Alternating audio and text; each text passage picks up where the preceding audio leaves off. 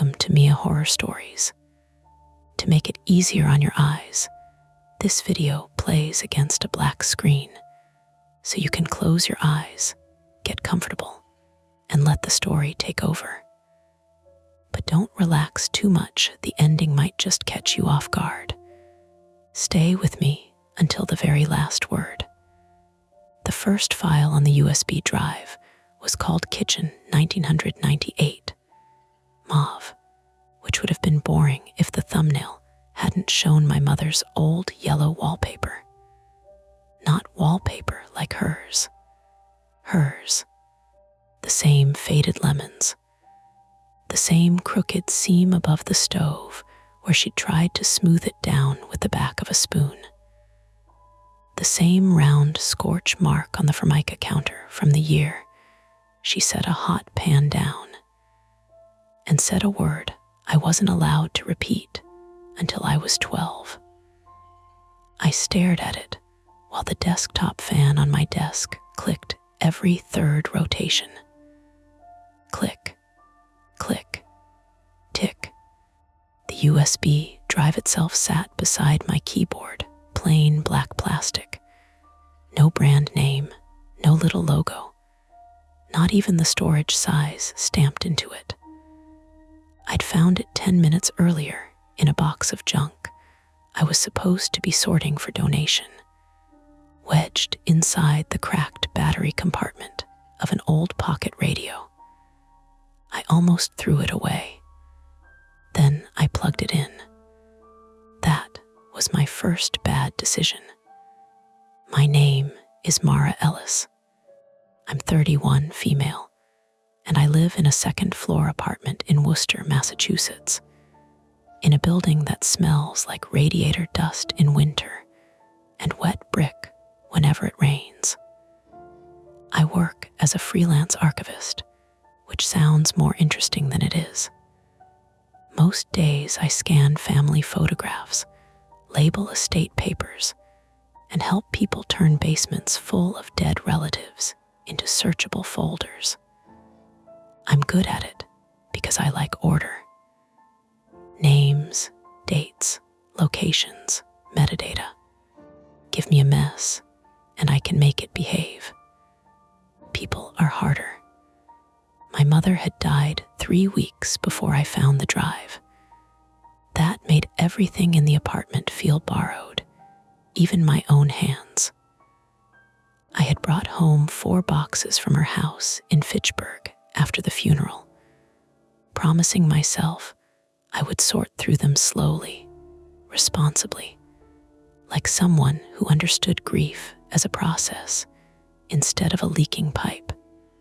But the boxes had sat near my front door until my landlord texted that the hallway couldn't be used for personal storage. And I dragged them inside, one by one, while the woman downstairs banged on her ceiling with what sounded like a broom handle. The box I opened that night was labeled MISC, kitchen/desk/radio, in my mother's careful block letters. It held takeout menus from places that had closed years ago. A dead flashlight, old batteries leaking chalky white crust, refrigerator magnets, a brass key with no tag, 3 birthday candles shaped like numbers, and the pocket radio. The radio was red, cheap, and scratched across the speaker grill. I remembered it from emergency kits during snowstorms. My mother used to keep it in the pantry with cans of soup and a manual can opener because she trusted very few things that needed Wi-Fi. I turned it over in my hands. Something rattled inside. At first, I thought it was a battery. When I pried the compartment open with a butter knife, the USB drive slid out and dropped onto my desk with a soft plastic tap. That should have been the end of it. A mystery for another day. I was tired, and there were still crumbs of packing paper in my hair. was doing that nighttime thing where every appliance seemed to find its own small voice. The refrigerator hum, the radiator knock, the old pipes ticking in the wall after someone upstairs ran hot water. Instead, I wiped the drive with a tissue and held it under my desk lamp. No label, no dust in the connector. That bothered me. Everything else in the box had the faint, tacky film of storage on it. Basement, air. Cardboard, years. The USB looked clean, almost recently handled. I'm not proud of what I did next. I know better. I have preached at clients about unknown drives. I've made jokes about malware with the kind of smugness that invites punishment. But my mother had hidden it in a radio. My mother, who labeled extension cords. My mother, who kept instruction manuals in plastic sleeves. So I shut off my Wi-Fi, opened an old laptop I used for questionable client media, and plugged the drive in. The laptop made its polite little chime. A window opened. One folder. Home videos. I sat there for a second, breathing through my mouth, because the room still smelled faintly of old batteries and the vinegar cleaner I'd sprayed on my desk. My first feeling wasn't fear. It was irritation. The kind you get when a dead person leaves one more thing for you to solve. I clicked. Inside were 13 video files, all named in the same plain format.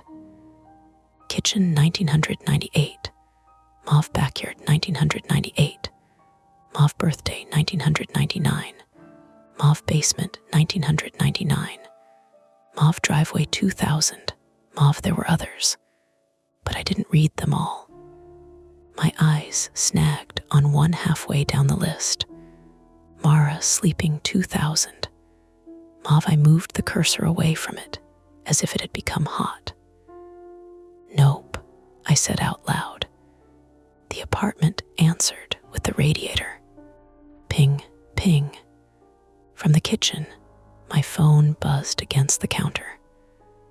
I flinched hard enough that my knee hit the underside of the desk. It was a text from Theo.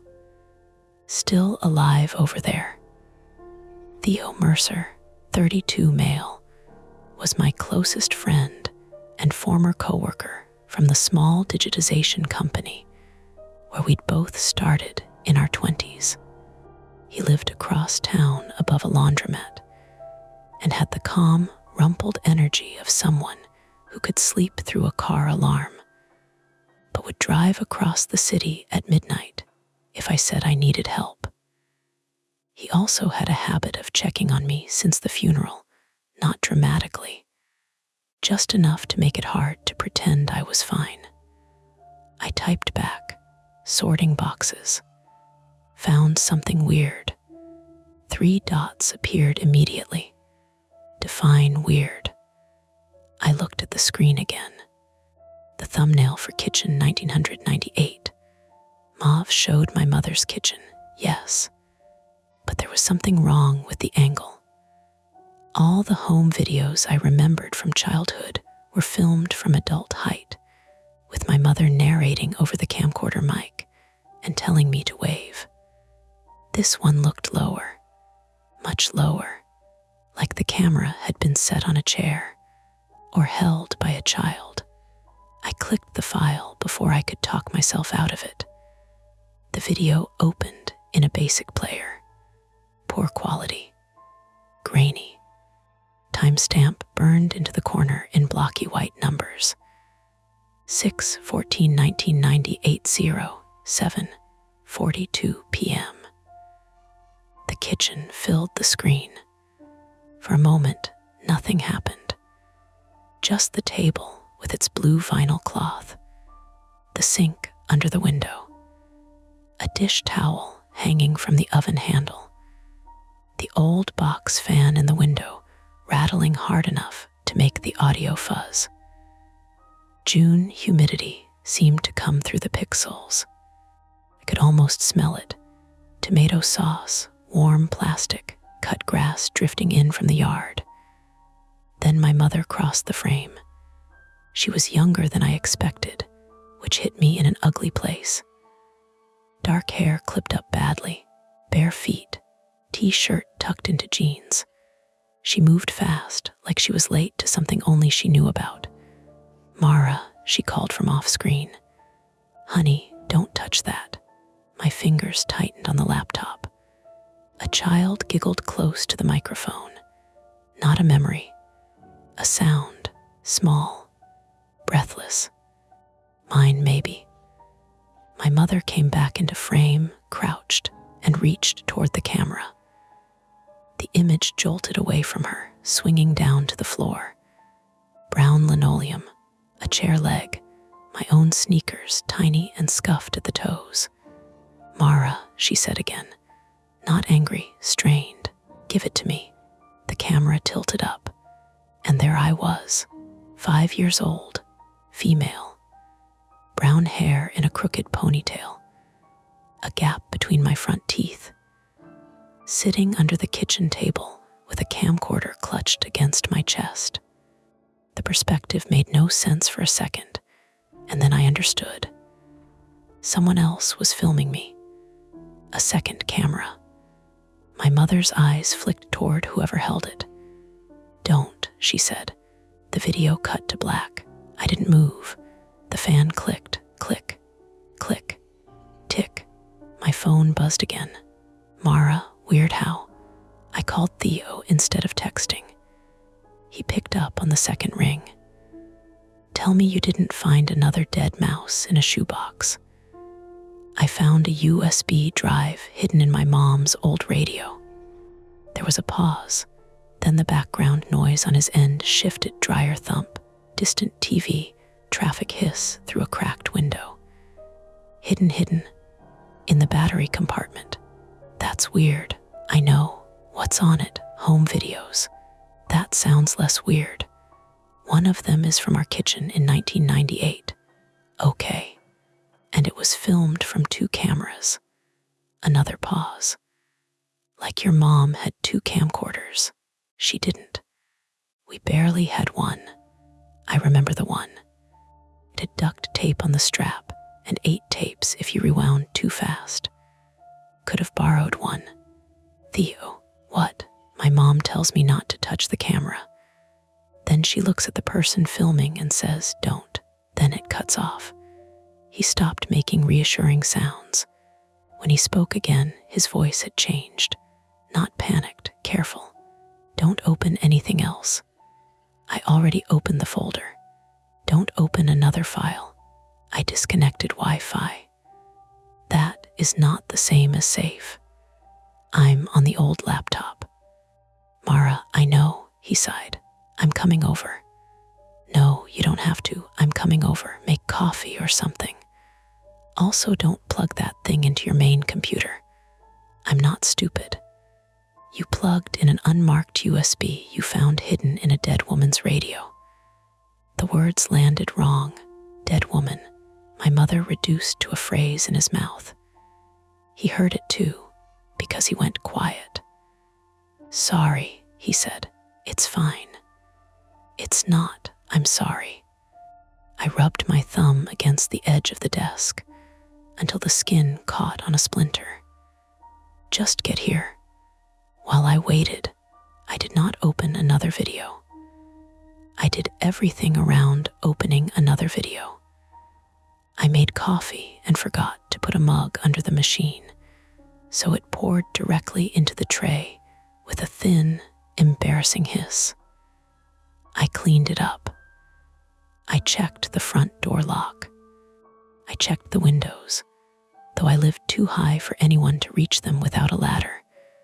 And the fire escape had rusted so badly, the city inspector once told our landlord it looked more decorative than functional. Outside, rain had started again. Not hard. A steady mist that made car tires whisper on the street below. The yellow streetlight on the corner smeared itself across the wet glass. I kept seeing my mother's face from the video. Not scared exactly. Caught. That was worse. At 9:18, my buzzer rasped. I pressed the intercom. "Yeah, it's me," Theo said, and I brought the fancy kind of anxiety. "What does that mean?" "Peppermint tea and a Faraday bag." Despite myself, I smiled for half a second. When he came in, his hair was damp and stuck to his forehead.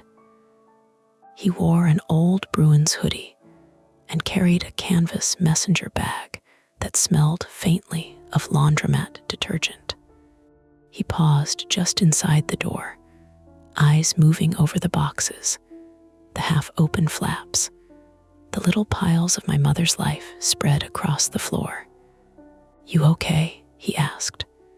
"No, fair," I pointed at the desk. "Laptop S there, drives still plugged in." He winced. "You left it plugged in. I didn't touch it." "Those are different things." Theo worked in corporate IT now, which meant he had become professionally annoying about risk. He washed his hands at my kitchen sink, dried them on a paper towel because he didn't trust the dish towel, then sat at my desk and looked at the laptop without touching the mouse. "You said Wi-Fi's off." "Yes." "Bluetooth?" I stared at him. He clicked settings, checked, then muttered, "Okay, good enough for triage, not good enough for pride." I stood behind him with my arms crossed. "Can malware jump out and stab me?" "No, but it can make this evening more expensive." He opened the file properties, careful and slow. I watched his face more than the screen. "Creation dates are weird," he said. "Weird how?" "Some say 2011. Some say 2023. That might be copy dates, not original recording dates. File sizes are small. Old footage compressed badly. No obvious auto-run stuff. That doesn't mean clean. Can you tell where they came from? Not from here." He looked at the folder list. His eyes stopped at Mara sleeping 2000, mauve. Not make a joke. That scared me more than if he had. "Did you watch that one?" he asked. "No." "Good." The room settled around us. Rain against the window, refrigerator cycling off. Somewhere upstairs, a chair dragged across the floor with a long wooden groan. Theo leaned back. "Why would your mom hide this?" "Maybe she forgot." "In a battery compartment. She hid cash in books." "Cash is normal. Creepy home videos are not cash." I moved past him and picked up the old radio from the desk. It felt lighter without the drive inside. Cheap plastic. Scratches around the tuning dial. My mother had written our old address on the back in black marker, probably in case we took it somewhere and lost it. 12 Ardmore Street, Fitchburg, MA. The letters were faded, but still sharp enough to read. "I don't remember this," I said. "The kitchen. I remember the kitchen. I don't remember being filmed like that. I don't remember anyone else being there." "You were 5. I remember plenty from 5. Not reliably. That irritated me because it was true. Memory was the whole rotten joke. I spent my working life preserving evidence for other people, while my own childhood had always been full of blanks. Normal blanks, I thought. Kid blanks. The year my parents separated was mostly a sequence of smells and weather, and sitting on carpet outside closed doors. My mother never talked about it, and my father had left when I was 6 and died of an overdose in New Hampshire before I was old enough to ask anything useful. Here was the private flaw I hated naming. I needed records, because I didn't trust myself without them. A photograph calmed me. A date steadied the floor. If something existed in a file folder, properly labeled, it could not change behind my back. But the video on that laptop had changed something.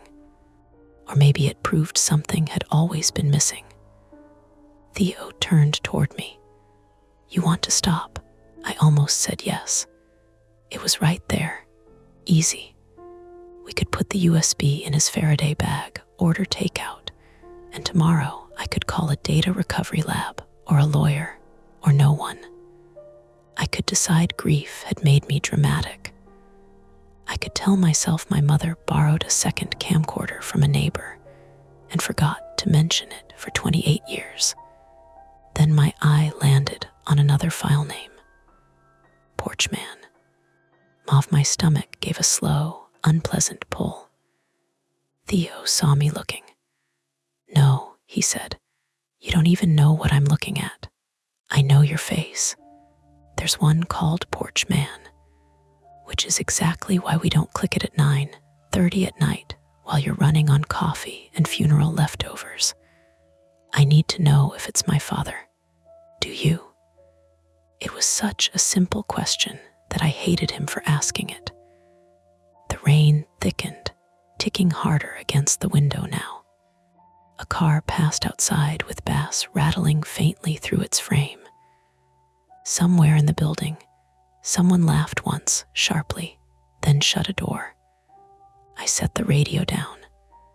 "My mom hid it," I said. "Not destroyed it, hid it. That could mean she wanted it found later. Or never, exactly." We stood there with that between us. On the laptop, the folder waited, 13 files, tiny thumbnails. My childhood reduced to rectangles and dates I didn't remember living.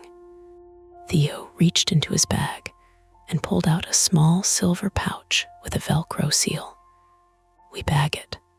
I take the laptop too if you want.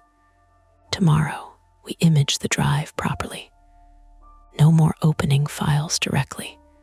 We do this like sane people. Tomorrow, I might lose my nerve. That might be your brain doing its job." I looked at him. His face was tired, kind, and stubborn. He was trying to keep me from stepping onto a rotten board just because I'd heard something underneath it. But the thing underneath had my name. I sat down at the desk. Theo didn't stop me, not physically. He just said quietly, "Mara." My hand hovered over the mouse. The cursor trembled slightly because my fingers did. I could click Porch Man 1998, mauve, and let the night split open a little more.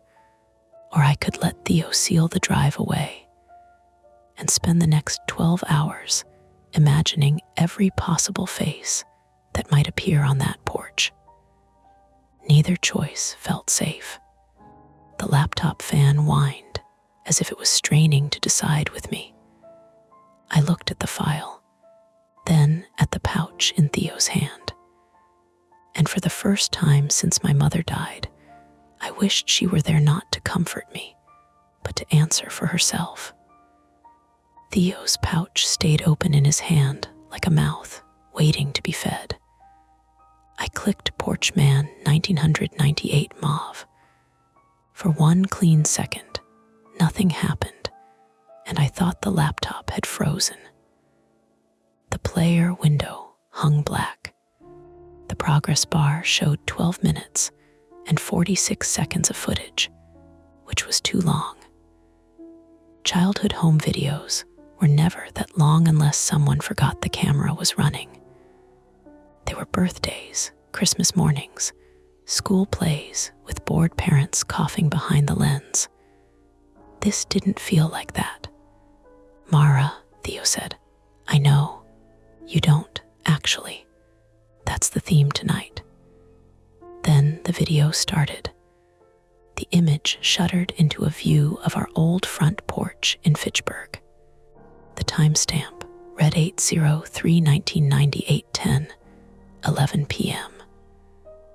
Night footage, poorly lit, grain in the dark like static crawling over everything. The camera looked out through the screen door. I recognized the porch railing. The white paint flaked down to gray in long strips, and the hanging plant hook my mother never used. The porch light was on, throwing a hard yellow cone over the steps. Beyond it, Ardmore Street sat damp and empty under summer trees. At first, I thought the camera had been placed on the hall table. Then the view shifted slightly. A careful movement and a breath brushed the microphone. Someone was holding it. Theo leaned closer despite himself. A man stood at the bottom of the porch steps. He was mostly in shadow, but he wasn't my father. My father had been narrow, twitchy, always holding himself like he expected bad news to come from behind. This man was broader. Late 30s or 40s maybe. Light shirt, dark trousers, cap pulled low. He held something in his left hand. A paper bag, I thought at first. Then he turned a little, and the bag caught the porch light with a dull, vinyl shine. Not paper, a small camera case. The audio hissed. Bugs ticked against the porch light. My mother's voice came from inside the house, close to the person filming. "Go away, Alan," Theo whispered. "Alan." I didn't answer. Anne at the bottom of the steps lifted one hand, palm out, friendly in a way that made the gesture ugly. "Just 5 minutes, Helen." My mother's name in his mouth made my shoulders tight. "We talked about this," she said. "No, you talked. You made decisions." The camera shifted down, and for a moment the frame caught the floorboards and a child's bare foot near the edge of the rug. Mine, I was there, standing behind the door or beside whoever was filming. "I'm calling police," my mother said. "No, you are." The man's voice stayed low. Local accent. Massachusetts vowels softened by habit. "Because then I tell them what you did." Theo inhaled through his nose. The video cut, not to black, to a different angle. Now the camera was higher, looking through an upstairs window. The same man stood on the sidewalk near a dark sedan. He opened the trunk. The porch light still showed part of him, just enough to see him pull something out and place it on the curb. A child's backpack. Pink. Small. My old backpack had been pink in kindergarten, with a plastic dolphin zipper, pull I used to chew until the tail snapped. I made a sound before I knew I was making one. Theo paused the video. The room jumped back around us. Desk lamp, rain, cardboard boxes, cold coffee smell. My own adult apartment felt like a set someone had built around me while I was looking away. "Don't pause it," I said. "Take a second. Don't pause it. You're shaking. Press play." He didn't. I reached for the trackpad, and he caught my wrist. Not hard, just enough. "Mara, listen to me. We've got a name, maybe a face. We don't keep free diving into mystery meat data because your brain is screaming at you. My brain is screaming because there's a video of a man on my porch with my childhood backpack. Yes, exactly. So we slow down." I looked at his hand around my wrist. He let go immediately. "Sorry," he said. "No, don't, just play it." He rubbed both hands over his face. "Fine. But we document what we see. We don't interpret. We don't invent the whole nightmare before we have facts." That was Theo trying to be useful. It was also Theo trying to put rails around me, because he knew if he didn't, I'd run straight toward the worst part just to end the suspense. He opened a note file and typed, Porch Man 1998 timestamp 8/03/1998 11 p.m. Man called Alan. Helen tells him to go away. Mentions police. Alan says he'll tell them what she did. Pink backpack placed near curb. The plain words looked ridiculous. Insufficient. He hit play. The upstairs angle continued. The man, Alan, closed his trunk. He looked up at the window, not vaguely, directly, as if he knew the camera was there. The footage lurched sideways. Whoever filmed ducked away. There was a muffled thump, a child's quick intake of breath, then my mother from somewhere below. Mara, get back. Again, the video cut. The rest of the file was corrupted or empty. Blocks of color, streaking sound, fragments of the porch railing repeating and folding into themselves.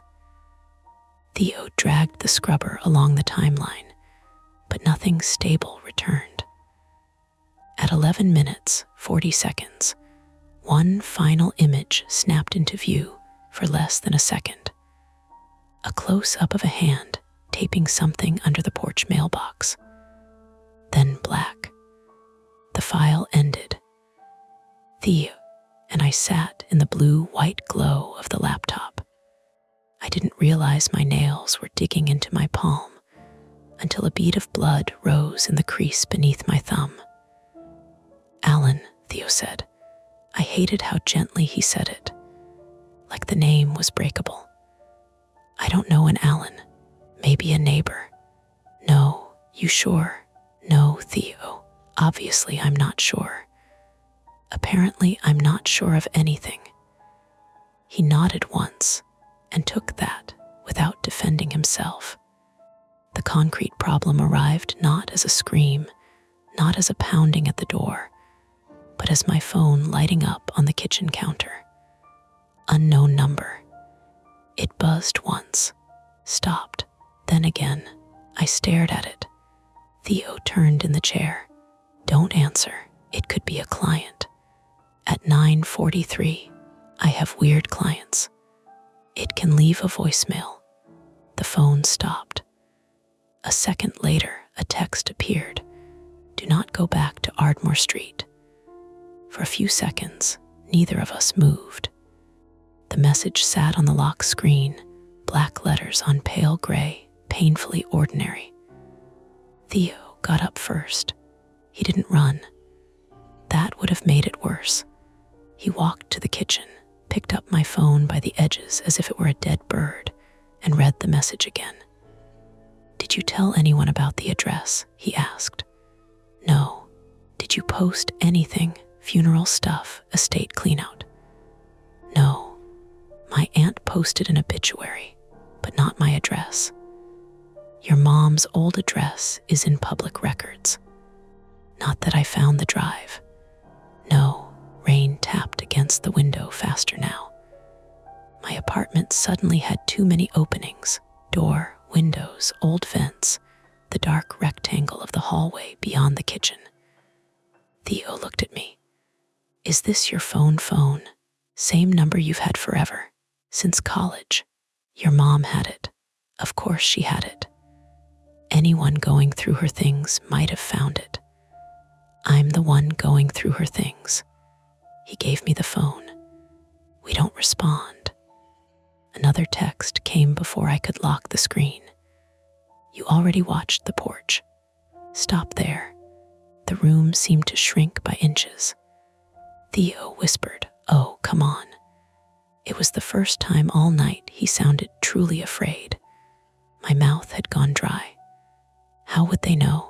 Could be malware on the USB phoning home. Wi-Fi is off. Your laptop's Wi-Fi is off. Your phone is. The drive could have had a hidden document with a tracking link if you opened it, but you didn't. The videos themselves, no. That doesn't make sense. Could someone see through the laptop camera? I covered it with tape 2 years ago. Could someone be outside? Theo looked toward the window. We both did. The glass reflected us more than the street, me standing pale and rigid in an oversized sweater, Theo beside the desk, the laptop open like an accusation. Beyond the reflection, the opposite building was a smear of brick and yellow-lit windows. A few cars lined the curb. Nothing moved except rain. "I'm calling the police," he said. That should have relieved me. It didn't. "Tell them what?" I asked. "That I found old home videos and got a creepy text." "Yes, they'll tell us to block the number. They'll make a report." "About what?" "A warning. About harassment, possible stalking." "And then what?" "They'll come tomorrow." He didn't answer quickly enough. That was the problem with grounded fear. It had office hours. It had dispatch priorities. It had someone on the other end of a non-emergency line deciding if your panic had enough paperwork attached to become real. Theo dialed anyway. While he spoke to the dispatcher, I walked to the boxes and pulled things out too fast. Old envelopes, recipe cards, expired coupons, my mother's address book with a cracked plastic cover. My hands had become stupid. I dropped a stack of photographs, and they slid across the floor. Me on a sled, me with missing teeth, my mother standing beside a birthday cake with her eyes half closed from the flash. Theo covered the phone with his hand. "They're sending someone when available. Could be a while." "Great." They said, "Don't engage, keep the texts, stay inside." "Fantastic." He frowned. "What are you doing?" "Finding Alan." "In a box of coupons." "You got a better database." I opened the address book. My mother had used it for decades, crossing out old numbers, taping new ones over the pages. A's first. Abbott, Adams, Allen. No Allen. No last name that made anything obvious. Theo came over, still holding his phone. "Mara, this is exactly what I mean by slow down. We have a name and an address." The text said, "Don't go back to Ardmore Street." So clearly the bad idea is going back to Ardmore Street. Something was taped under the mailbox. In 1998. Maybe not still there. Probably not still there. Then why warn me not to go? Because whoever texted wants you rattled. It's working. He lowered his voice. "Yes, so don't let them steer you." That stopped me for half a breath. Because that was the thing, wasn't it? I had spent my life terrified of not knowing what was real, of relying on my own memories and finding them full of soft spots.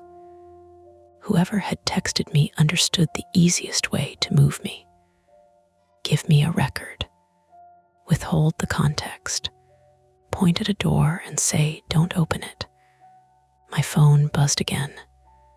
This time Theo and I both flinched. Police won't help with what she hid. Below it, another message came almost immediately. Ask about the blue room.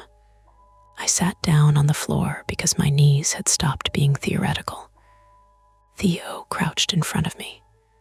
"Hey, look at me." "I don't know what that means." "Good. That means we don't chase it tonight."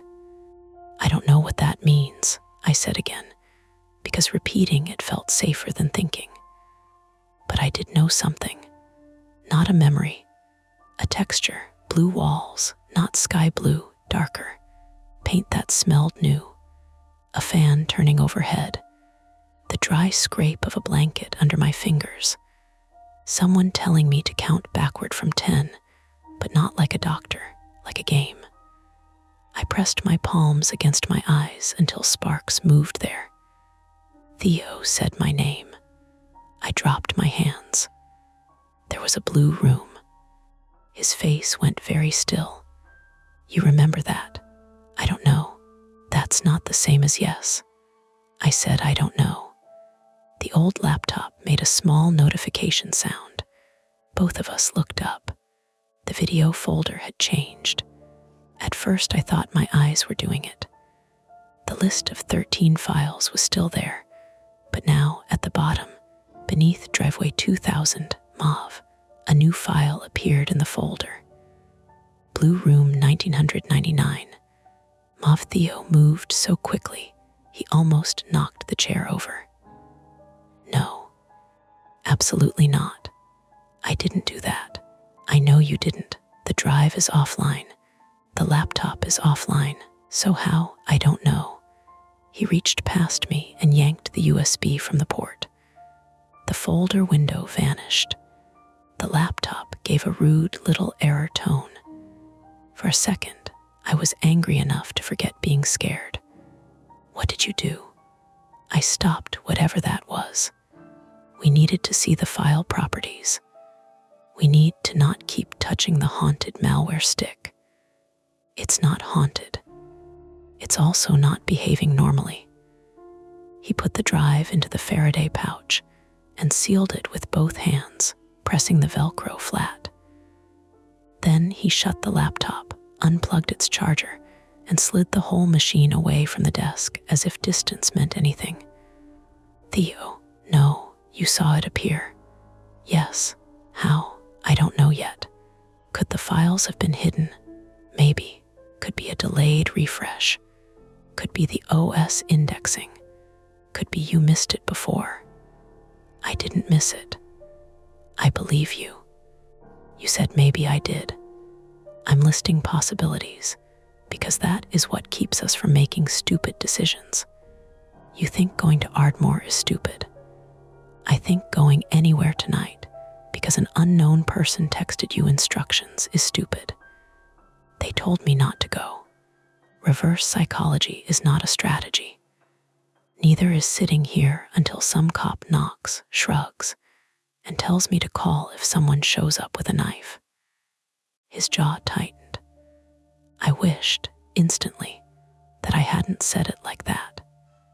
Theo's younger sister had been mugged outside a bar in Providence years ago, and the police had done exactly enough to make her feel foolish for reporting it. I knew that. I'd been there when he drove down to get her. I'd watched him pace her kitchen with a rage so quiet it frightened me. He stood up. That was cheap. I'm sorry. No, you're scared. You get mean when you're cornered. That stung because it was true. The buzzer rasped. Not a polite buzz. A long, grinding press from downstairs. Theo and I froze. The sound stopped. Started again. My intercom was old. The plastic speaker yellowed with age, and when someone held the button too long, it made a harsh electrical snarl that filled the apartment. Theo pointed at me, then at the bedroom. Stay back. He went to the intercom and pressed talk without saying anything.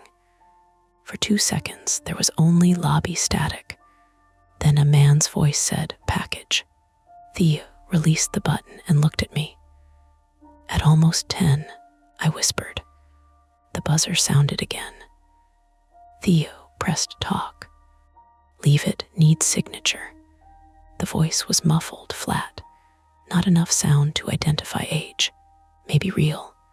Maybe someone with a hood up in the rain leaning into the panel downstairs. Theo said, "What carrier?" No answer. Then the voice came again, closer to the intercom mic this time, for Mara Ellis. My skin prickled under my sweater. Theo stepped away from the intercom. Bedroom, now. I'm not hiding in my bedroom. Fine. Stand away from the door. The buzzer stopped. A minute passed. Then another. Somewhere in the hallway outside my apartment, a floorboard creaked. Not downstairs. Not through the intercom. Outside my door. Theo's eyes widened just a fraction.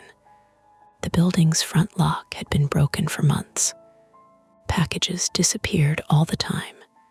People propped the door open with junk mail. My landlord promised repairs in texts full of thumbs-up emojis and did nothing. A soft sound came from the hallway, paper sliding over wood. Theo moved to the peephole. "Don't," I whispered. He looked anyway, his shoulders lifted and locked. "What?" He turned, pale in the desk lamp. "There's nobody there." Another scrape. Something had been pushed under the door. A padded mailer slid into my apartment inch by inch, damp at one corner from rain. Brown paper, no postage, no label, just my name written across the front in black marker. Mara, the handwriting was blocky and deliberate. Theo didn't touch it. He grabbed a kitchen knife instead, which would have been funny in another life, because he held it like someone who understood immediately that a knife was not a shield. My phone rang. Unknown number again. This time, before either of us could move, the caller left a voicemail. The notification appeared on my screen, then a text. "You have 10 minutes before he checks the porch." Theo stared at the mailer. I stared at the sealed Faraday pouch on the desk. The choice from earlier had been fake. Watch or don't watch. Know or don't know. This was the real one. The person who had my number knew what we'd opened, knew where I lived, knew my mother's secrets well enough to name a room I barely remembered. And now they had put something under my door while we were waiting for police who might arrive when available. Theo swallowed. "We're leaving, and going where?" "Somewhere public, police station." I looked at the mailer. What if it tells us what's at Ardmore? That's why we don't open it here. What if we have 10 minutes? To do what? To get there first? Mara, no. But the text had already started working on me. 10 minutes. A porch. A hidden thing under a mailbox. A man named Alan. My mother saying don't. A blue room opening somewhere in the back of my head like a bruise pressed too hard. Outside, in the hallway, the old floorboards creaked again. Slowly. Once. Then farther away. Whoever had delivered the package was walking toward the stairs. Theo moved toward the door, knife in one hand, phone in the other. I grabbed the Faraday pouch from the desk. He turned. "What are you doing, bringing it?" "No, we need the drive. We need to survive the night." Both can be true. For 1 second, we faced each other across the little apartment, him furious with fear, me ashamed and shaking, and still unable to let go of the thing that might contain the missing shape of my life. Then, from downstairs, came the heavy slam of the building's front door. Theo made the decision for both of us. He opened my apartment door. The hallway smelled of wet wool and old cooking oil. At the far end, the stairwell light flickered once, then steadied. The mailer lay between us on the floor. Theo bent, picked it up with the sleeve of his hoodie, and handed it to me like it might bite. "Car," he said. "Now." We stepped into the hallway. Behind us, my phone buzzed one more time on the kitchen counter where I'd left it. The screen lit up bright enough to see from the doorway. "Do not bring Theo." The hallway outside my apartment narrowed into a tunnel of peeling beige paint and bad light. Theo went first, still holding the kitchen knife low against his thigh, which would have looked absurd if I hadn't been clutching a damp, padded mailer to my chest like it contained a pulse. The Faraday pouch was shoved into my coat pocket. It made a flat, stiff rectangle against my hip every time I moved. Behind us, my phone buzzed again inside the apartment. Neither of us went back for it. That was our first mistake in a night that that kept offering them like loose nails. The stairs in my building turned twice before the lobby. Old wood, metal railing, a bulb above the first landing that flickered with a tiny insectal tick. Theo paused at every turn and looked down before stepping, his shoulders hunched as if he expected someone to rush up at us. Nobody did. All I heard was rain hitting the warped lobby windows and the bass thump of someone's television behind a door on the first floor. At the bottom, the front entrance stood shut, but not latched. The busted lock plate hung slightly proud from the frame.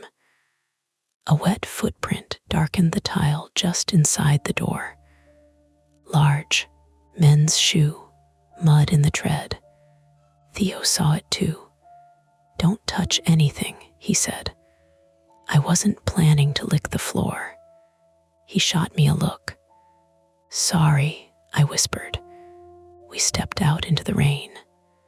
My apartment building sat on a narrow street off Chandler, 3 blocks from a convenience store with a flickering ATM sign and a laundromat that stayed open until midnight.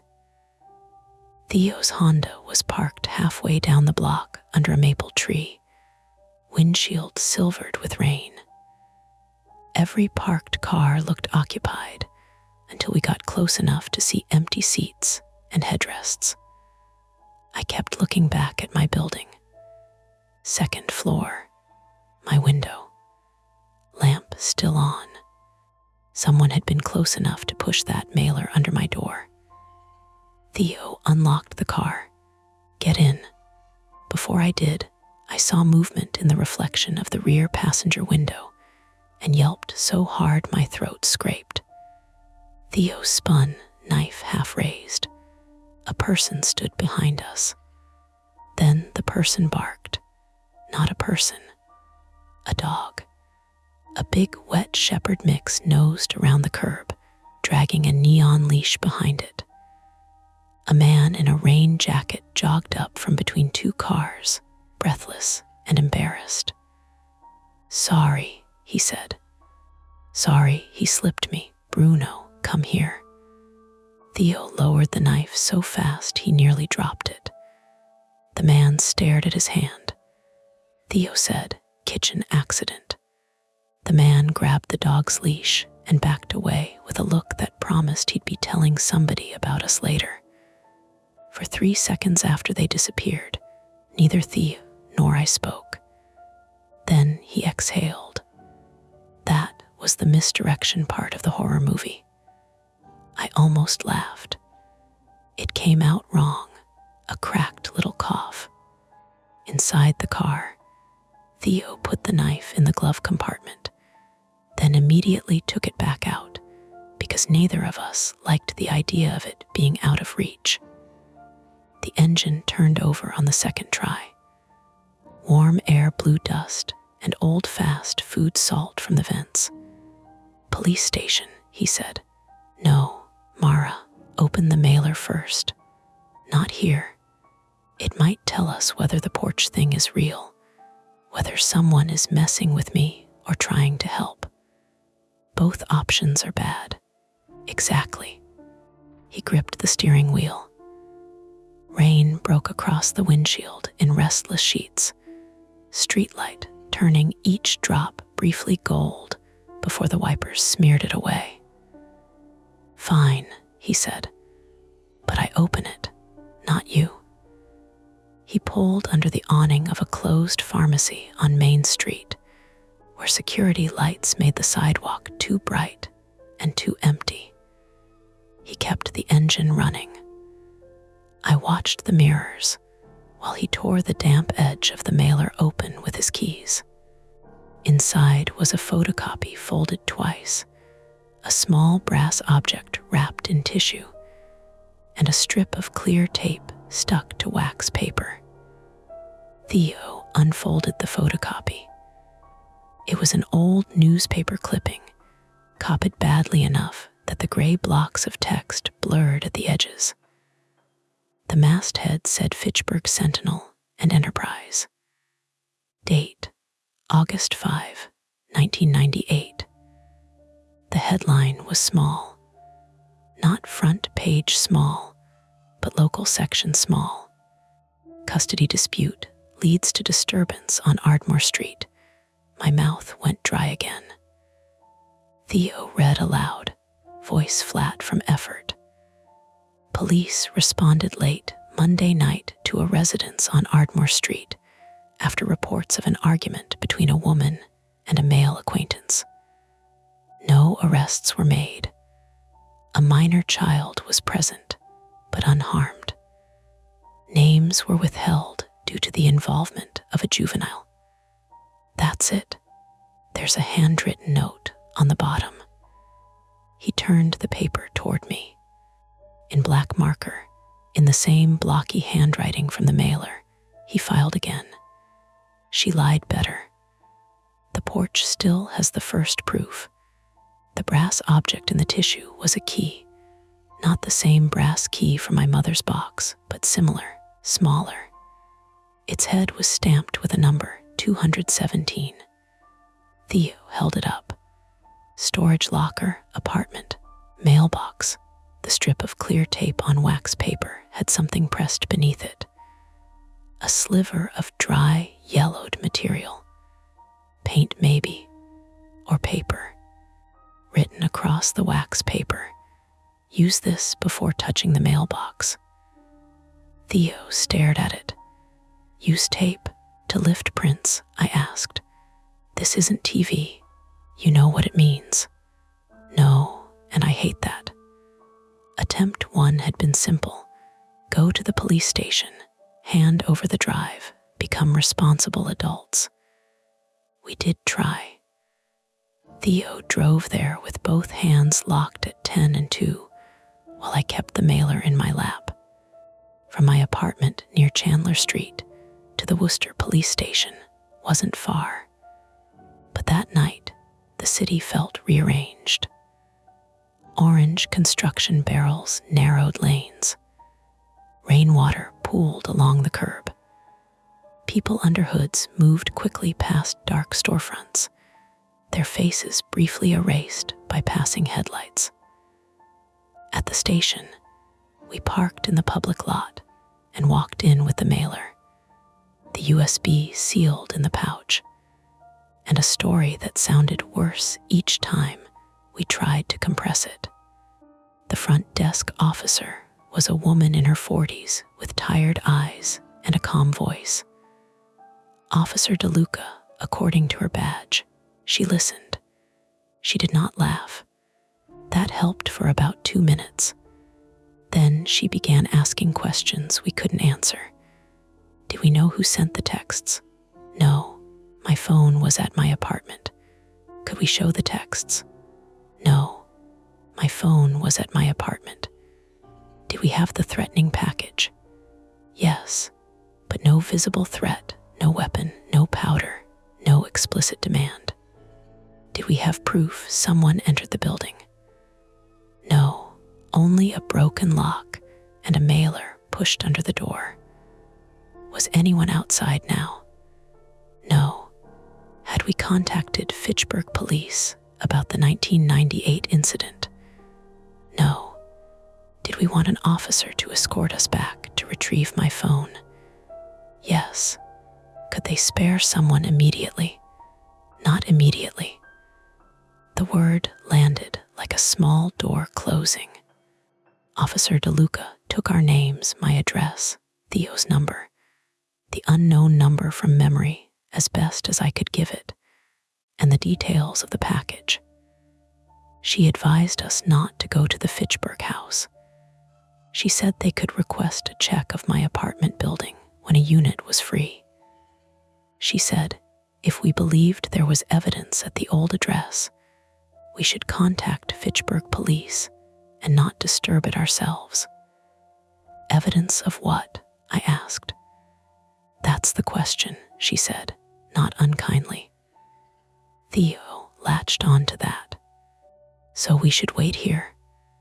You're welcome to stay in the lobby for a while, she said. But I can't detain you for your own safety, and I can't send Worcester officers to search a property in Fitchburg based on a 28-year-old clipping and anonymous texts. There's a live person delivering things to her door, Theo said. I understand that. No, you're hearing it. That's different. Her tired eyes sharpened slightly.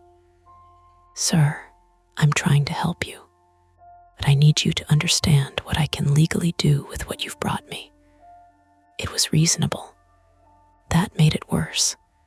We left with a case number written on a card and no officer following us. In the car, Theo hit the steering wheel once with the heel of his hand. Not hard enough to hurt the car, hard enough to hurt himself. Great, he said. Fantastic. Legal reality. My favorite wall. I looked at the card. My name was spelled correctly. The ink was already smearing from rain on my fingers. They said not to go. They also said they can't stop us from being idiots. So now you admit there's an us. He looked at me for a long second, and all the anger went out of his face, leaving something older and more exhausted. I'm not letting you go alone. Attempt 2 was supposed to be safer. Call someone who might know Alan. My mother's sister, Aunt Diane, lived in Leominster and kept a landline because she believed cell phones gave companies too much access to your pockets. I called her from Theo's phone while we sat in the police station parking lot with the heat blasting and our wet coats steaming faintly. Diane Ellis, 64, female, was my mother's older sister, a retired dental receptionist with a smoker's rasp despite having quit 15 years earlier. She had hugged me too hard at the funeral, then avoided being alone with me afterward. At the time, I thought grief had made her awkward. Now, I wondered what else she had been avoiding. She answered on the 6th ring. Theo, why are you calling me? It's Mara. A pause. Why are you on Theo's phone? My phone's at home. Aunt Diane, who was Alan. The line made tiny static clicks. Mara, it's late. Who was Alan? Another pause, longer. Where did you hear that name? On a video Mom hid. She breathed in. I heard it scrape through the phone. You need to put that away. Everyone keeps saying that. For once, listen. Was he my father? No. Was he Mom's boyfriend? No. Was he family? No. Theo leaned toward the speaker, eyes fixed on mine. Then who? Diane's voice lowered. He was a man from that church group your mother went to after your father left. My mother didn't go to church. She did for a little while. Not church exactly. Some community recovery thing. Families, addiction support, parenting classes, all mixed together. It got strange. Strange how? Mara, I'm not doing this over the phone. Then do it in person. No. Why? Because I told your mother I wouldn't. She's dead. The words came out crueler than I meant. Diane went quiet. When she spoke again, her voice had lost its softness. Your mother spent the rest of her life trying to keep you from that mess. What mess? Alan Prout, there. A full name. Theo wrote it on the back of the police card. Prout, I repeated. He ran things. Not officially. He had a way of making scared women feel like they owed him. Did he hurt me? Diane didn't answer. Windshield wipers thudded back and forth. Did he hurt me? I asked again. I don't know what happened in that blue house, she said. My hand tightened around the phone. Blue house? No, I said. You said blue house. I'm tired, I'm old. Don't pick apart my words. Aunt Diane, her voice broke, just once. Helen came to me with you one night. You were 6, maybe not even 6. You had no shoes. She said if anyone asked, we had been together all weekend. That's what I know. What weekend? I don't remember. You do. I remember enough to wish I didn't. Was it August 1998? No, later, 1999. Mara, stop. Was there a room painted blue? The line crackled. Diane whispered, "Don't go to Ardmore." The call ended. Theo took the phone from my hand because I had stopped holding it properly. Attempt 2 had given us Alan Prout and a community recovery group, and a night when my mother brought me to Diane without shoes. It also tightened the trap, because now there were too many old places in play. Ardmore Street, some blue room, maybe a blue house, a church group that wasn't a church. Each fact opened another door, and every door seemed to lead back to my missing memory. "We look him up," Theo said. He searched Alan Prout on his phone. The car filled with his screen glow and the hot plastic smell of the vents. Several results came up. Too many. An Alan R. Prout, age 71, last known address in Gardner, Massachusetts. An obituary for an Elaine Prout. A business registration from the early 2000s for Prout Family Media Services. Theo clicked that. My stomach sank. The old listing described video transfer, family documentary projects, VHS to DVD conversion, event recording. He had cameras, I said. Theo didn't answer.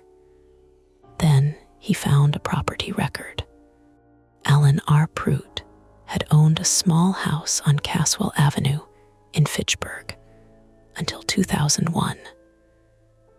The exterior had been pale blue in an old street view image from years later, paint peeling around the porch. Theo looked at me. Neither of us said blue house. We drove toward Fitchburg because we had already started falling and were calling it movement. The map from Worcester to my old neighborhood was simple enough. I-290 east for a short stretch, then Route 190 north, then local roads curling into Fitchburg. Theo knew the area. I knew it in the unreliable way childhood maps live in the body. The hill that made my ears pop, the gas station that used to sell frozen lemonades, the cemetery wall along the road looking endless when I was small. By then, it was after 11. Rain had become a hard, slanting thing that made the highway lanes shine black. Theo's wipers began to squeal on every return stroke. Halfway up 190, his low tire warning light came on. "Please tell me that's old," I said. "It's not." He checked the mirrors and pulled onto the shoulder near an exit ramp. Trucks passed with wet roars that rocked the car. The right rear tire was soft, not fully flat, a dark screw head visible near the outer tread. Theo crouched in the rain with his phone flashlight, cursing steadily under his breath. "Can we make it?" I asked. "To Fitchburg, maybe, back. No idea, police station." Same answer. He looked soaked already, hair plastered down, hoodie dark across the shoulders. The physical toll of the night had crept in without asking. My head throbbed behind my eyes. My injured palm stung where rain had touched the tiny cuts, and Theo's hands shook with cold as he dug an air compressor from the trunk. The compressor whined like an angry insect while he filled the tire enough to limp off the highway. "This is stupid," he said over the noise. "Yes, we are being stupid. I know." He looked up at me. Rain ran down his face like sweat. "Do you? Because sometimes knowing and stopping are neighbors, Mara." The compressor gauge climbed slowly. My coat pocket buzzed. For one impossible second, I thought my phone had come with us after all. Then I realized it was Theo's phone, sitting on the passenger seat inside the car. The screen lit with an unknown number text forwarded somehow. No, not forwarded. A new message to Theo. She needs to remember alone. He saw it through the window at the same time I did. His face changed. Not fear first, betrayal. How did they get my number? He said. I didn't have an answer. Diane, I said. No, she saw your number on caller ID. Diane doesn't text unknown threats while we're standing on a highway shoulder. The tire hissed softly around the screw. Theo turned off the compressor. For a moment, the only sounds were highway rain and passing cars. Then his phone rang. Unknown number. He let it ring. The voicemail notification came 20 seconds later. He played it on speaker before I could stop him. A man breathed close to the mic. Not old, not young. Voice flattened, maybe deliberately. Ardmore first, then Caswell. If you go to police again, she gets only pieces. Click. The message ended. Theo replayed it once. Only pieces, he said. My mother? No. His voice was hoarse. You. The trap tightened again. Whoever this was knew our route, knew Theo's number, knew Diane had named something she shouldn't have, and was now giving us an itinerary like a leash. Ardmore first, then Caswell. We could still turn back. That was the lie I told myself. The tire was damaged. My phone was gone. The police had no urgent mechanism. Theo's number was compromised. Someone had physically reached my apartment, and everything we learned pointed north, toward a house I hadn't entered since childhood and a porch where someone might come looking before us. Theo finished inflating the tire. We got back into the car wet, cold, and quieter than before. At Ardmore Street, the neighborhood looked smaller than memory and more hostile for being ordinary. My childhood house sat halfway down the block on the left, a narrow two-story with beige siding that had replaced the old white paint. The porch was still there, though the railing was newer. The mailbox hung beside the front door under a shallow overhang. A porch light glowed above it. There were curtains in the windows. Someone lived there now. Theo parked 2 houses down, lights off. We are not breaking in, he said. I know. We are not touching someone's mailbox. The note said use tape before touching it. The note was sent by a stalker, or someone trying to preserve prints, from 1998, on an outdoor mailbox that has survived 28 New England winters. Put like that, it sounded insane. Then a light came on inside the house, not the porch light.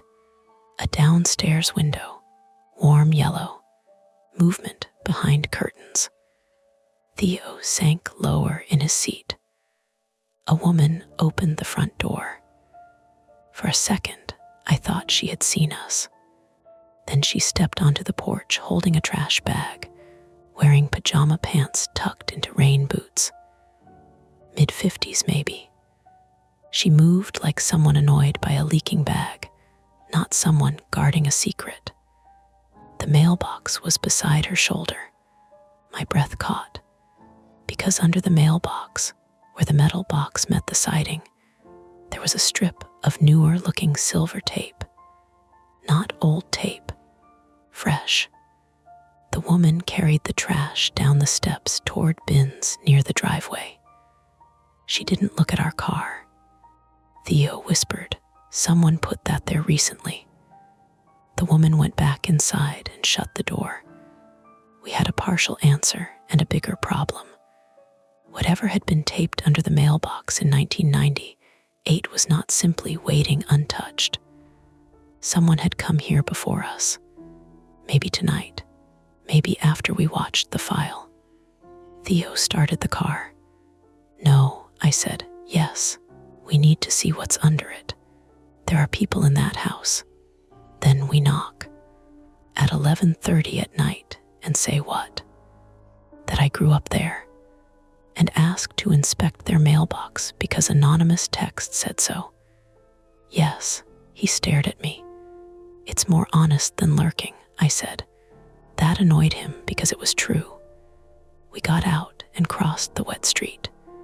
The neighborhood smelled like soaked leaves and car exhaust. My shoes filled at the seams. Every window seemed awake. Theo stayed half a step behind me as I climbed the porch stairs. I knocked. Nothing. I knocked again. A man's voice from inside. Who is it? My name is Mara Ellis, I called, trying to keep my voice steady. I'm sorry. I used to live here as a kid. There may be something under your mailbox. I know how that sounds. Silence. Then the door opened on its chain. The woman with the trash bag peered out, eyes narrowed. Behind her stood a gray-haired man in a bathrobe, holding a phone ready to dial. I gave them the shortest version possible. Childhood house. Mother died. Old video. Mailbox. I did not say stalker. I did not say blue room. I did not say a man named Alan might be connected to whatever had cracked open inside me. The woman's suspicions softened into discomfort. I'm Linda, she said. Linda Carver. This is my husband, Paul. Linda Carver, 56, female, and Paul Carver, 59, male, were the current owners of the Ardmore Street house. They looked like people dragged from sleep into someone else's trauma and trying not to be cruel about it. Paul stepped onto the porch and shined his phone light under the mailbox. His face tightened. Well, he said, there is something. Theo muttered, of course there is. Paul peeled off the fresh silver tape using the edge of a screwdriver Linda brought from inside. Behind it, pressed flat against the underside of the mailbox, was a small plastic sleeve, the kind used for baseball cards. It had been taped there recently to protect whatever was inside. Paul handed it to me reluctantly. Inside was a photograph. Not old, a recent print of an old image. It showed me as a little girl sitting on a narrow bed in a room with dark blue walls. My feet were bare. On the back, someone had written, CASWELL basement. 11:50, door locks from outside. Theo read it over my shoulder. No, he said. From down the street came the sound of an engine turning over. We all looked. A dark sedan sat at the corner with its headlights off. For a second, it was only a shape in rain. Then the headlights snapped on. Bright white, aimed straight at us. Linda gasped. Paul lifted his phone. The sedan lurched forward, not fast enough to be cinematic, fast enough to make Theo grab my sleeve and yank me off the porch steps. My ankle twisted on the wet bottom stair, pain flashing up my leg. The car surged past the house, horn blaring once, close enough that water sprayed across my coat and face. It didn't hit us. It didn't need to. By the time Paul shouted and tried to read the plate, the sedan had turned hard at the next intersection and vanished. The porch light hummed above us. My ankle throbbed. Theo's hand was still locked around my arm. Linda was crying quietly into one hand. Paul said, I'm calling police. Theo looked at me. Rain dripped from his chin. His expression had gone beyond argument. "We're done," he said, but the photograph in my hand was already wet at the edges, and the time written on the back was not a memory. It was a deadline. 11:50. Theo checked his phone. 11:38 p.m. Caswell Avenue was 6 minutes away. The police might come, or not. The sedan might already be going there. Someone had placed the photo under the mailbox and then watched to see if we came. Someone wanted us moving, frightened, and late. That should have made us refuse. Instead, it made retreat feel like leaving a door locked with a child inside it. Maybe that was the point. I tried to stand and almost fell. Theo caught me. "You can't run on that ankle," he said. "Then don't make me run. Mara, the door locks from outside. That could be bait. It probably is. And if there's something in that basement that explains this, or if someone else is going there to remove it, we don't get another chance." Paul was on the phone behind us, giving the address, voice rising. Linda kept saying, "What is happening? What is happening?" Theo looked from me to the street, then down at the photograph. His fear had become practical. That was the worst version of it, because it meant he had accepted the shape of the night. "Car," he said. "Now, but we call 911 on the way and leave the line open." We limped across Ardmore Street together, no longer pretending this was investigation instead of pursuit. Behind us, the Carver's porch light flickered in the rain. Ahead, Theo's wounded tire waited at the curb, softening again around the screw. And somewhere across Fitchburg, on Caswell Avenue, a basement door that locked from the outside had become the only place left to go. Theo drove with the hazard lights off because he said flashing lights would make us easier to follow. That was the kind of sentence that belonged to a different life. A movie life. A life where people had time to argue about whether they were being paranoid. We didn't. The right rear tire thumped softly every few seconds, a damp rubber heartbeat under the car. My ankle had swollen against the inside of my shoe, and each turn made pain climb from the bone into my calf. I held the photograph in one hand and Theo's phone in the other. 911 already dialed, but not yet called, because he wanted to be closer to Caswell first, wanted an address, wanted something more useful than two terrified adults saying they were chasing an old basement because a stranger told them to. "We call now," I said, "in 30 seconds. You said that 30 seconds ago. I'm trying to see the house number." Caswell Avenue sloped upward from a main road into a neighborhood of old two families, chain-link fences, narrow driveways, and porches crowded with plastic chairs. Rain silvered every roofline. Trash bins stood at the curb like dark, hunched figures. The houses were close together, their windows mostly black at this hour, with occasional blue TV flicker moving behind curtains. Theo slowed. There, the house sat on the right, pale blue. Not bright now, not in the rain, but blue enough for my body to recognize before my mind accepted it. The paint had been redone at some point, and then neglected again. The porch sagged slightly at one corner. A narrow driveway ran along the left side toward the back. One upstairs window glowed with a weak bulb, The rest of the house looked asleep. My breath turned shallow. "That's it," I said. Theo stopped one house short and killed the headlights. For a moment, the only sound was the tire's final soft settling and the rain tapping on the roof. "Call," he said. I hit the button. The dispatcher answered. I gave the address too quickly and had to repeat it. I said we were being threatened. I said there might be evidence in the basement.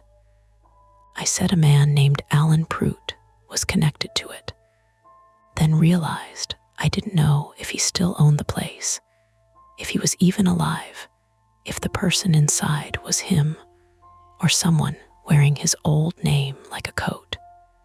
Theo leaned close to the phone. "We are outside the address now. We are not entering unless someone approaches us." That was the plan as spoken. Plans are often just lies told in complete sentences. The dispatcher told us to remain in the vehicle if safe. Units were being sent. She asked if we saw weapons. Theo looked at the dark house. "No," he said. Then a light came on at the back of the property. Not inside, outside. A small rectangle of yellow near ground level behind the house, as if a basement door had opened. A figure crossed through it. I stopped speaking. The dispatcher said, "Ma'am," Theo took the phone from me. "We have movement at the rear. One person, maybe two. Basement entrance." From the driveway came a scraping sound, metal against concrete. Then a low cough of an engine, not a car engine. Smaller. A portable generator. Theo's face went blank with concentration. "Someone's removing something." The dispatcher told us again to stay put. I opened the car door. Theo grabbed my sleeve. "No, they're taking it. We wait." "For what?" "Another when available, Mara." The generator coughed again, then steadied into a rough, pulsing growl. A cord of yellow light spilled along the driveway. And then I heard it. A child's voice, not from the house, not real in the present. Memory. Count backward from 10. My stomach folded around itself. I nearly sat back down from the force of it. Theo saw my face and misunderstood. "Are you going to pass out?" "No, Mara, I know that basement." His hand loosened. I got out. The rain hit me cold and immediate. My ankle screamed when I put weight on it, and I bit the inside of my cheek hard enough to taste metal. Theo swore, then came around the car after me, still holding his phone with the dispatcher talking thinly through the speaker. "We're approaching only to observe," he said into it, which was such a Theo phrase that I almost hated him less for following me. We moved along the sidewalk, then cut between the blue house and its neighbor. The driveway was narrow, bordered by a low retaining wall slick with moss. A rusted bulkhead door sat at the back of the house, one side propped open with a cinder block. Below it, concrete steps descended into yellow work light. The generator sat near the garage, running hard, exhaust mingling with wet earth and gasoline.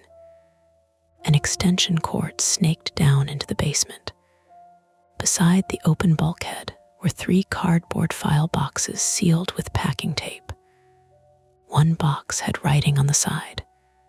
"Prout Family Media Services," Theo whispered. "We've got enough. We go back." A man's voice came from below. "Where's the key?" Another voice answered, younger, female maybe. "I told you it wasn't there. You were supposed to check the radio." My chest tightened. The radio. My mother's red emergency radio. Theo heard it too. His eyes flicked to my coat pocket, where the Faraday pouch pressed against my hip. The dispatcher's tiny voice asked, "Can you describe the individuals?" Theo whispered into the phone, 2 voices in basement. 1 male, 1 female, boxes outside, generator, possible evidence removal. Then his foot slipped. Not much. A wet leaf under his shoe. But his shoulder hit the retaining wall, and loose gravel scattered down the driveway. The voices stopped. The generator kept grinding. A shadow moved at the bottom of the steps. Theo pulled me back against the side of the house. My shoulder struck wet siding. Pain flashed dull and broad. A woman came up first. Late 20s or early 30s, female, rain hood pulled tight around her face, carrying a plastic storage tote. She had a flashlight in one hand. Her eyes swept the driveway. I held my breath until my lungs hurt. Then Theo's phone betrayed us. The dispatcher, still on speaker, said, "Sir, are you able to retreat safely?" The woman's head snapped toward us. Theo slapped the volume button, too late. "Hey," she shouted. The man below said, "Who's there?" Everything broke at once. Theo shoved me toward the backyard. "Run, I can't. Move anyway." The woman dropped the tote and lunged for us. Theo stepped between, slipping again on the moss. She swung the flashlight. It hit him across the cheek with a hard plastic crack. He went sideways into the wall. I grabbed the strip of clear tape from my pocket without thinking, wrong object, stupid object, and threw it at her face. It didn't hurt her. It startled her. The wax paper slapped wetly against her cheek and stuck for half a second. She cursed, clawed at it, and that half second was enough. Theo recovered and pushed her back, not hard enough to throw her down, but enough that she stumbled against the bulkhead door. The metal rang. The man came up the steps. Older, heavyset, 70s maybe. No cap, white hair plastered to his scalp. He held a crowbar in one hand, not Alan from 1998 exactly. Time had softened and thickened him, but the shape was there. The shoulders, the set of his mouth, the way he looked at me not with surprise, but recognition. "Mara," he said. My name sounded stored. Theo wiped blood from his cheek. "Back up." Alan Prout smiled faintly. "You brought him." The woman ripped the wax paper away from her face. "Police are coming," Theo said. "Then you shouldn't be here," Alan said. His voice had aged, but the porch video lived inside it. That same mildness, that same ugly patience. He lifted the crowbar and pointed it toward me. "You were told to come alone." The woman glanced at him. "Alan, we need to go." So that was her place in this.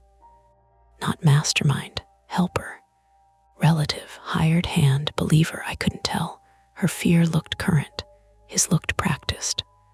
"What is this?" I asked. "What's in the basement?" Alan's eyes moved to my coat pocket. "The only things your mother didn't manage to steal," he said. The USB felt heavier. Theo heard sirens then, or thought he did. We all froze, listening past the generator. There was nothing, only rain and engine. Alan smiled again. "No one is close enough." The woman grabbed one of the boxes and dragged it toward the driveway. "We have to leave." Theo stepped forward to block her. Alan moved faster than he should have.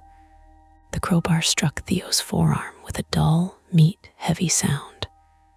Theo shouted and dropped the phone. The dispatcher's voice skittered across the wet pavement. "Hello, sir, sir." I bent for it, but the woman kicked it under the parked car beside the driveway. Theo clutched his arm against his chest. His face had gone gray. Cost. Real and immediate. No clean heroics. I took one step back and my ankle buckled. I hit the ground on one knee, rain splashing up grit against my palms. The Faraday pouch slid halfway out of my pocket. Alan saw it. He came toward me, not running. He didn't need to run. "Mara," he said softly, "give me the drive." The world narrowed to his shoes on wet concrete. I pulled the pouch free and held it behind me. His expression changed. Irritation finally breaking through the performance. "You have no idea what she did," he said.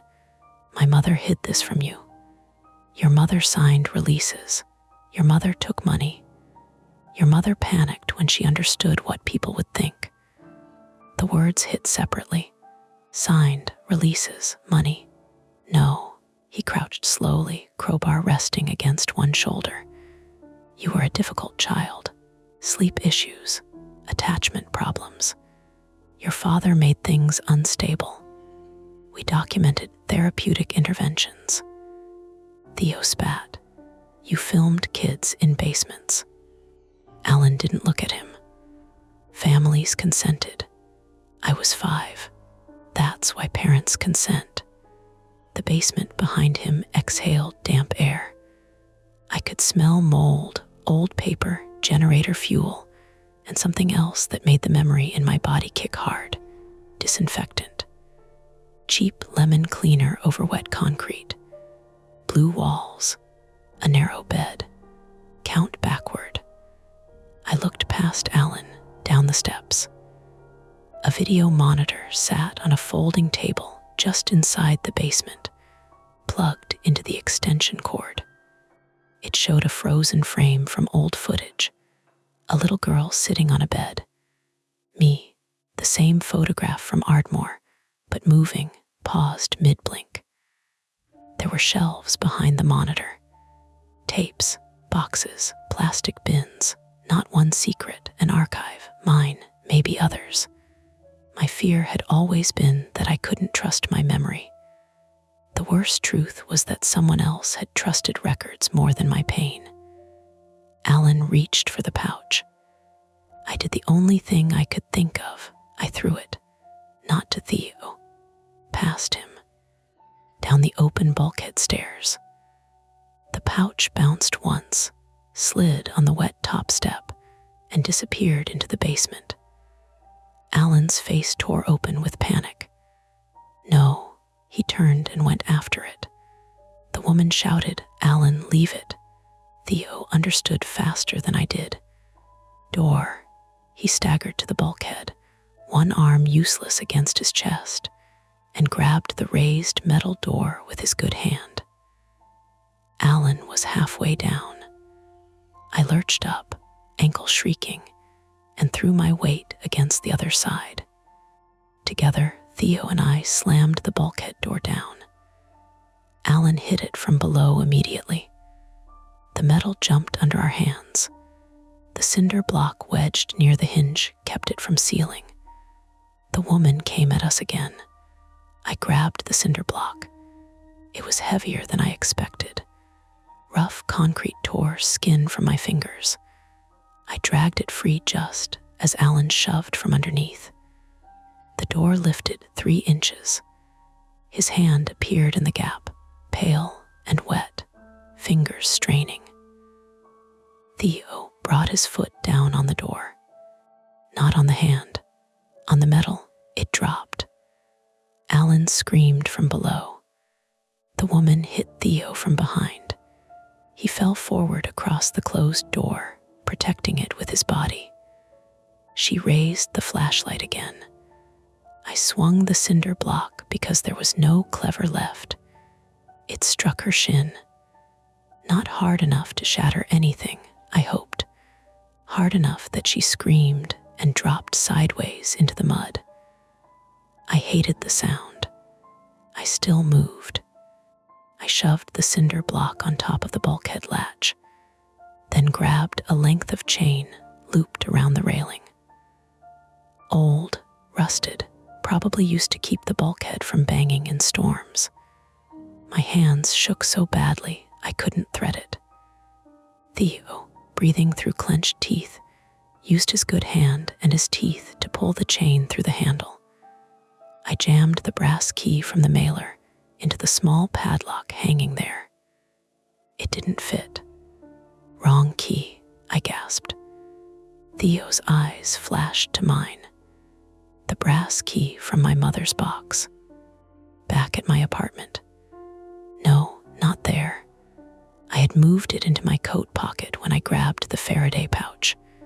A nervous habit, a meaningless object, seated, stupidly, blessedly seated. I dug into my pocket. My fingers were numb. I found the key by touch, slick with rain. The door bucked again. Alan slammed something metal from below. The crowbar. Theo groaned as the impact jolted through his injured arm. I shoved the old brass key into the padlock. It turned. The lock clicked shut. For one breath, nobody moved. Then Alan began hammering from below.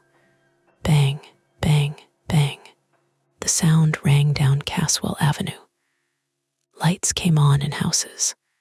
The woman on the ground sobbed and clutched her leg. He said nobody would get hurt.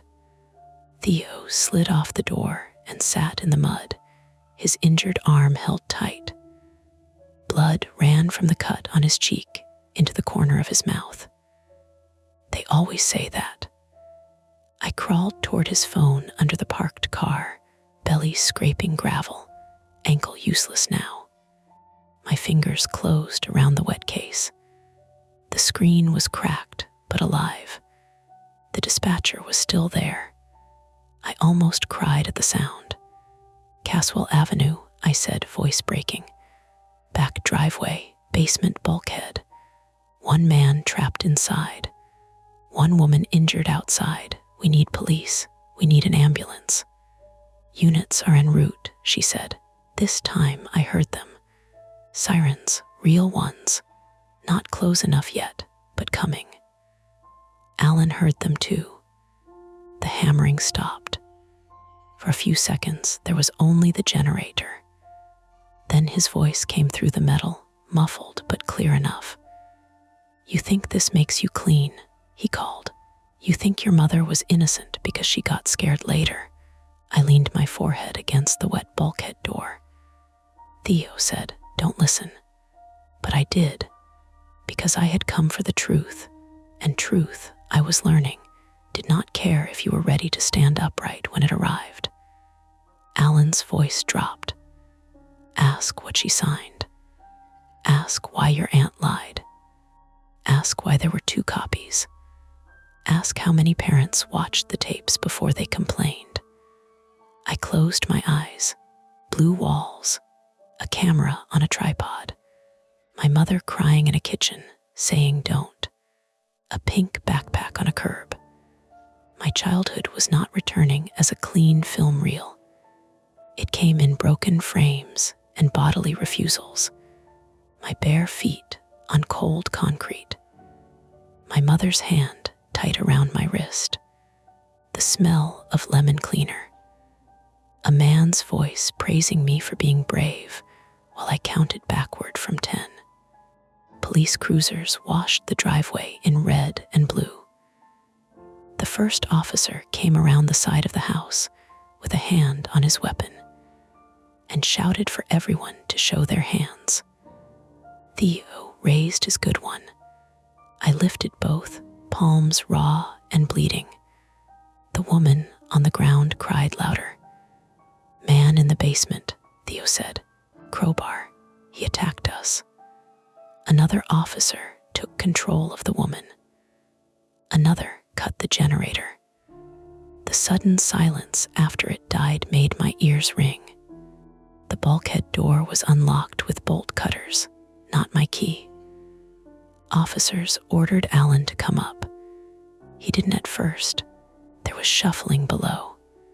A crash. One officer went down 2 steps and shouted again. Alan emerged slowly, crowbar dropped somewhere behind him, hands raised, face no longer mild, just old, wet, furious. As they cuffed him, he looked at me. Not sorry, not afraid, almost disappointed. "You were better when you didn't remember," he said. Theo tried to stand, failed, and swore. I crawled to him before anyone told me not to move. His arm was swelling badly, the wrist already misshapen beneath the soaked sleeve. "I'm sorry," I said. He gave a thin, pained laugh.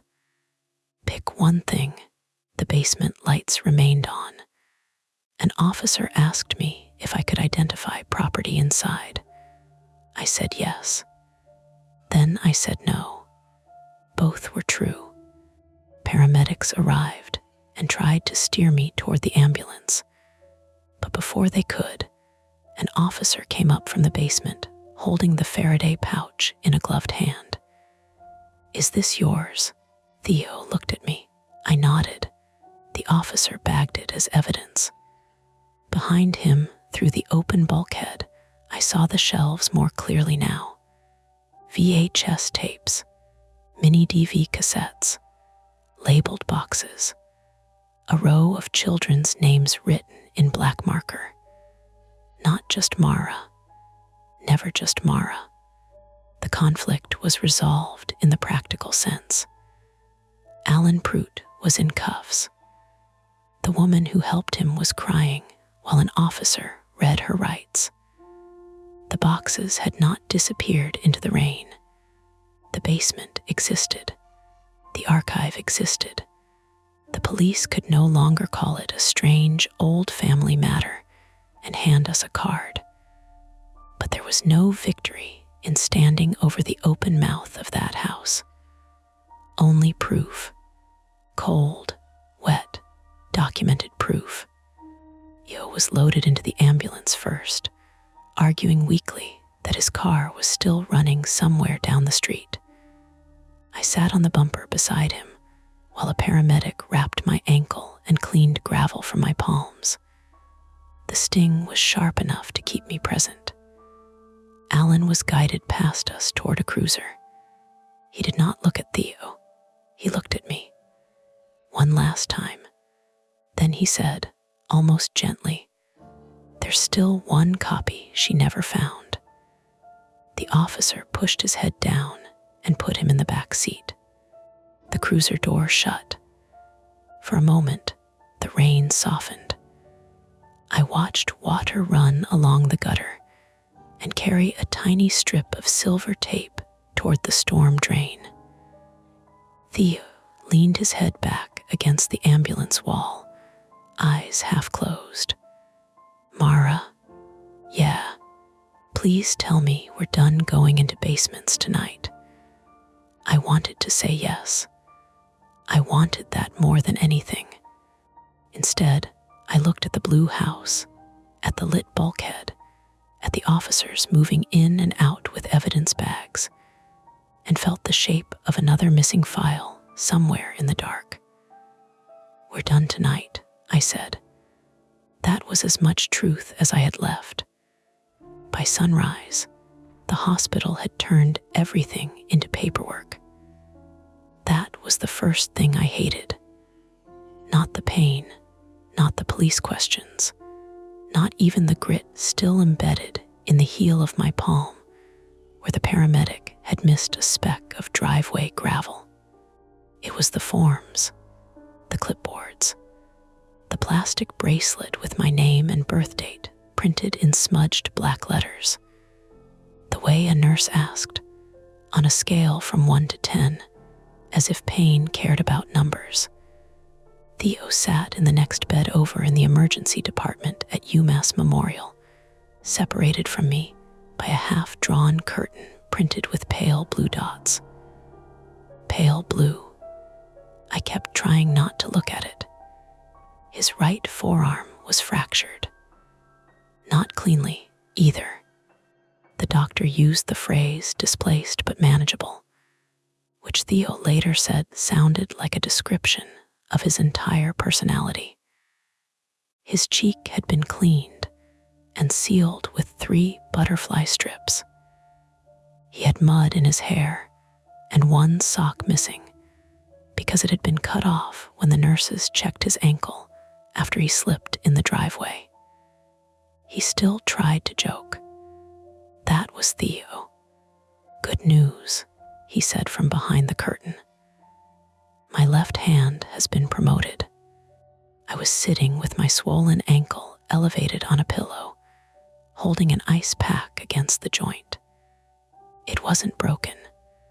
Bad sprain, torn skin, bruising that would darken beautifully over the next few days. My palms were bandaged. My throat hurt from breathing too fast for too long. "You're not allowed to make jokes until they give you real pain meds," I said. They did. Then better jokes. He made a wounded sound, then went quiet.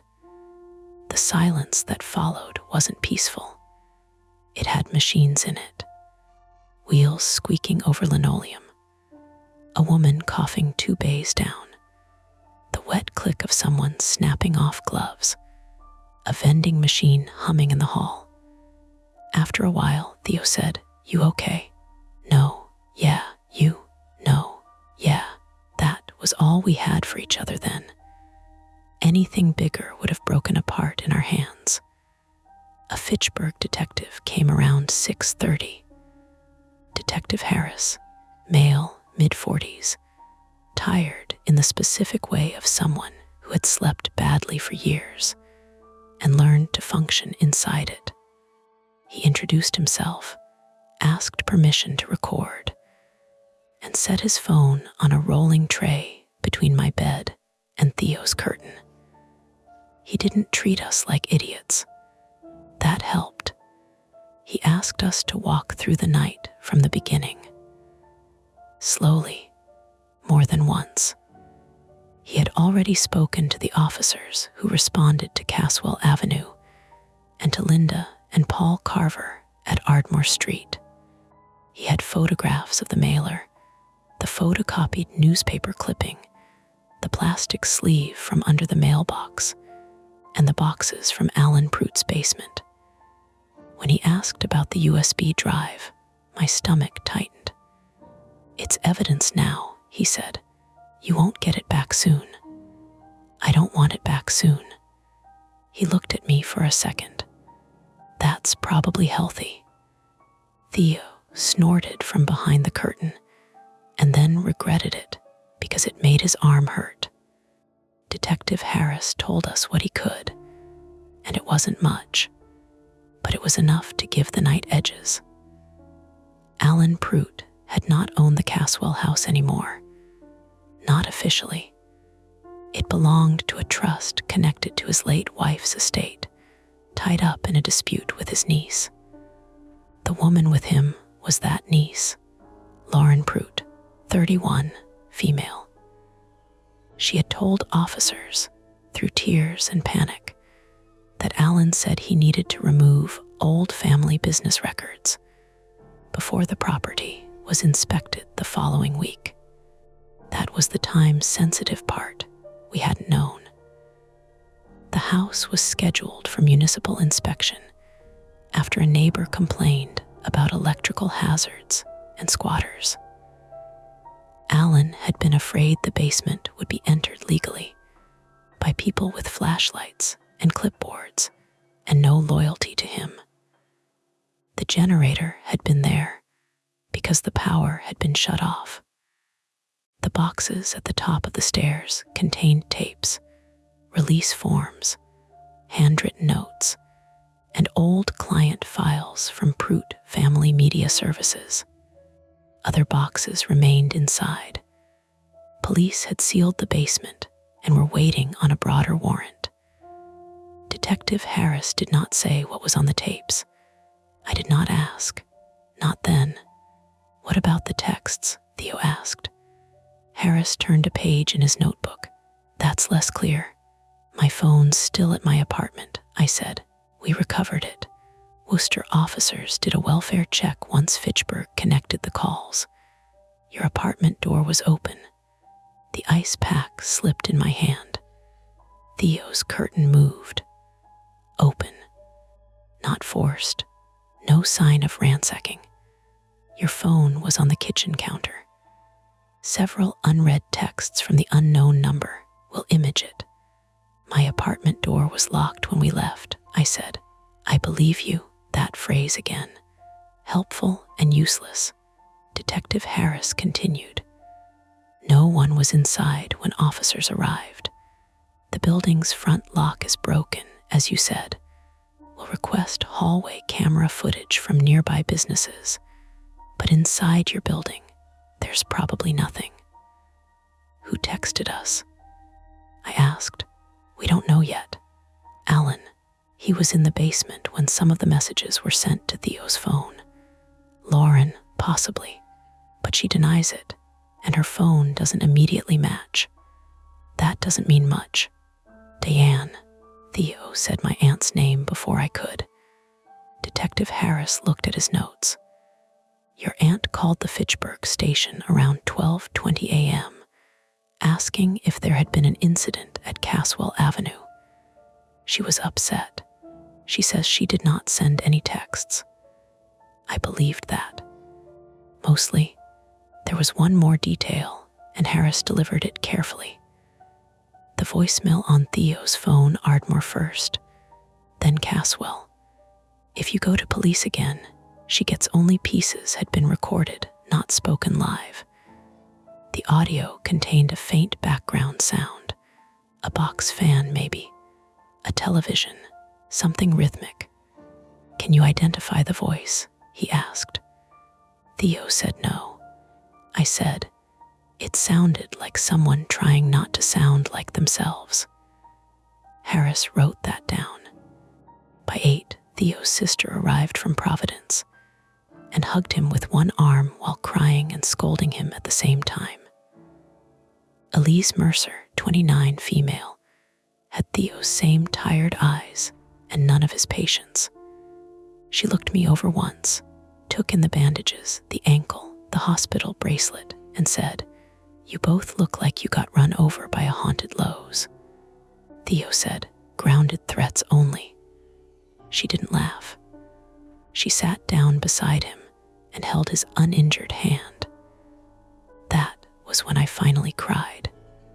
Quietly, annoyingly, without any dignity. Not because Alan was arrested, not because I was safe, because watching Elise hold Theo's hand made me understand that I had dragged someone living into something my dead mother had buried, and his bones had paid for it. Theo saw my face through the curtain gap. Don't, he said. I didn't say anything. You were about to think something dramatic and incorrect. You broke your arm. Alan broke my arm. I clicked the file. And I came over. Then I stayed. Then I kept making decisions with my adult brain, which, for the record, was fully installed at the time. Elise looked between us. Are you two always like this? Yes, Theo and I said together. That made her smile a little. They discharged me before Theo. I didn't want to leave, but the hospital wanted the bed, and Theo wanted me to go somewhere with a lock that worked. Since my apartment was still technically a crime scene, Elise drove me to Aunt Diane's house in Leominster. Diane opened the door in slippers and a cardigan, her face gray with no makeup and no sleep. For a few seconds, neither of us moved. Then she said, You look like Helen. It was the worst possible thing she could have said. I stepped past her into the living room. Diane's house smelled like coffee, dust, and the lavender plug in she used too aggressively. Family photos crowded every surface. My mother and Diane as children in matching Easter dresses. Me at 12 with braces. My mother at a cookout, squinting at smoke. Ordinary life, framed and dusted. Cracks beneath glass. Diane made me tea I didn't drink. Then she sat across from me and told me what she had avoided saying for 25 years. Not all of it, maybe not even most of it, but enough. Helen had met Alan Prout through a family recovery program after my father's addiction worsened. The group promised structure, accountability, help for difficult family systems. Alan wasn't a licensed therapist. He wasn't much of anything official. He had a camera, a rented office, and the gift of sounding certain around frightened people. He filmed sessions. At first, Diane said, it seemed harmless. Parenting exercises, interviews, children drawing pictures while parents talked off camera. Alan told families video helped document progress. He offered reduced cost services if they signed media releases for training materials. My sister was broke, Diane said.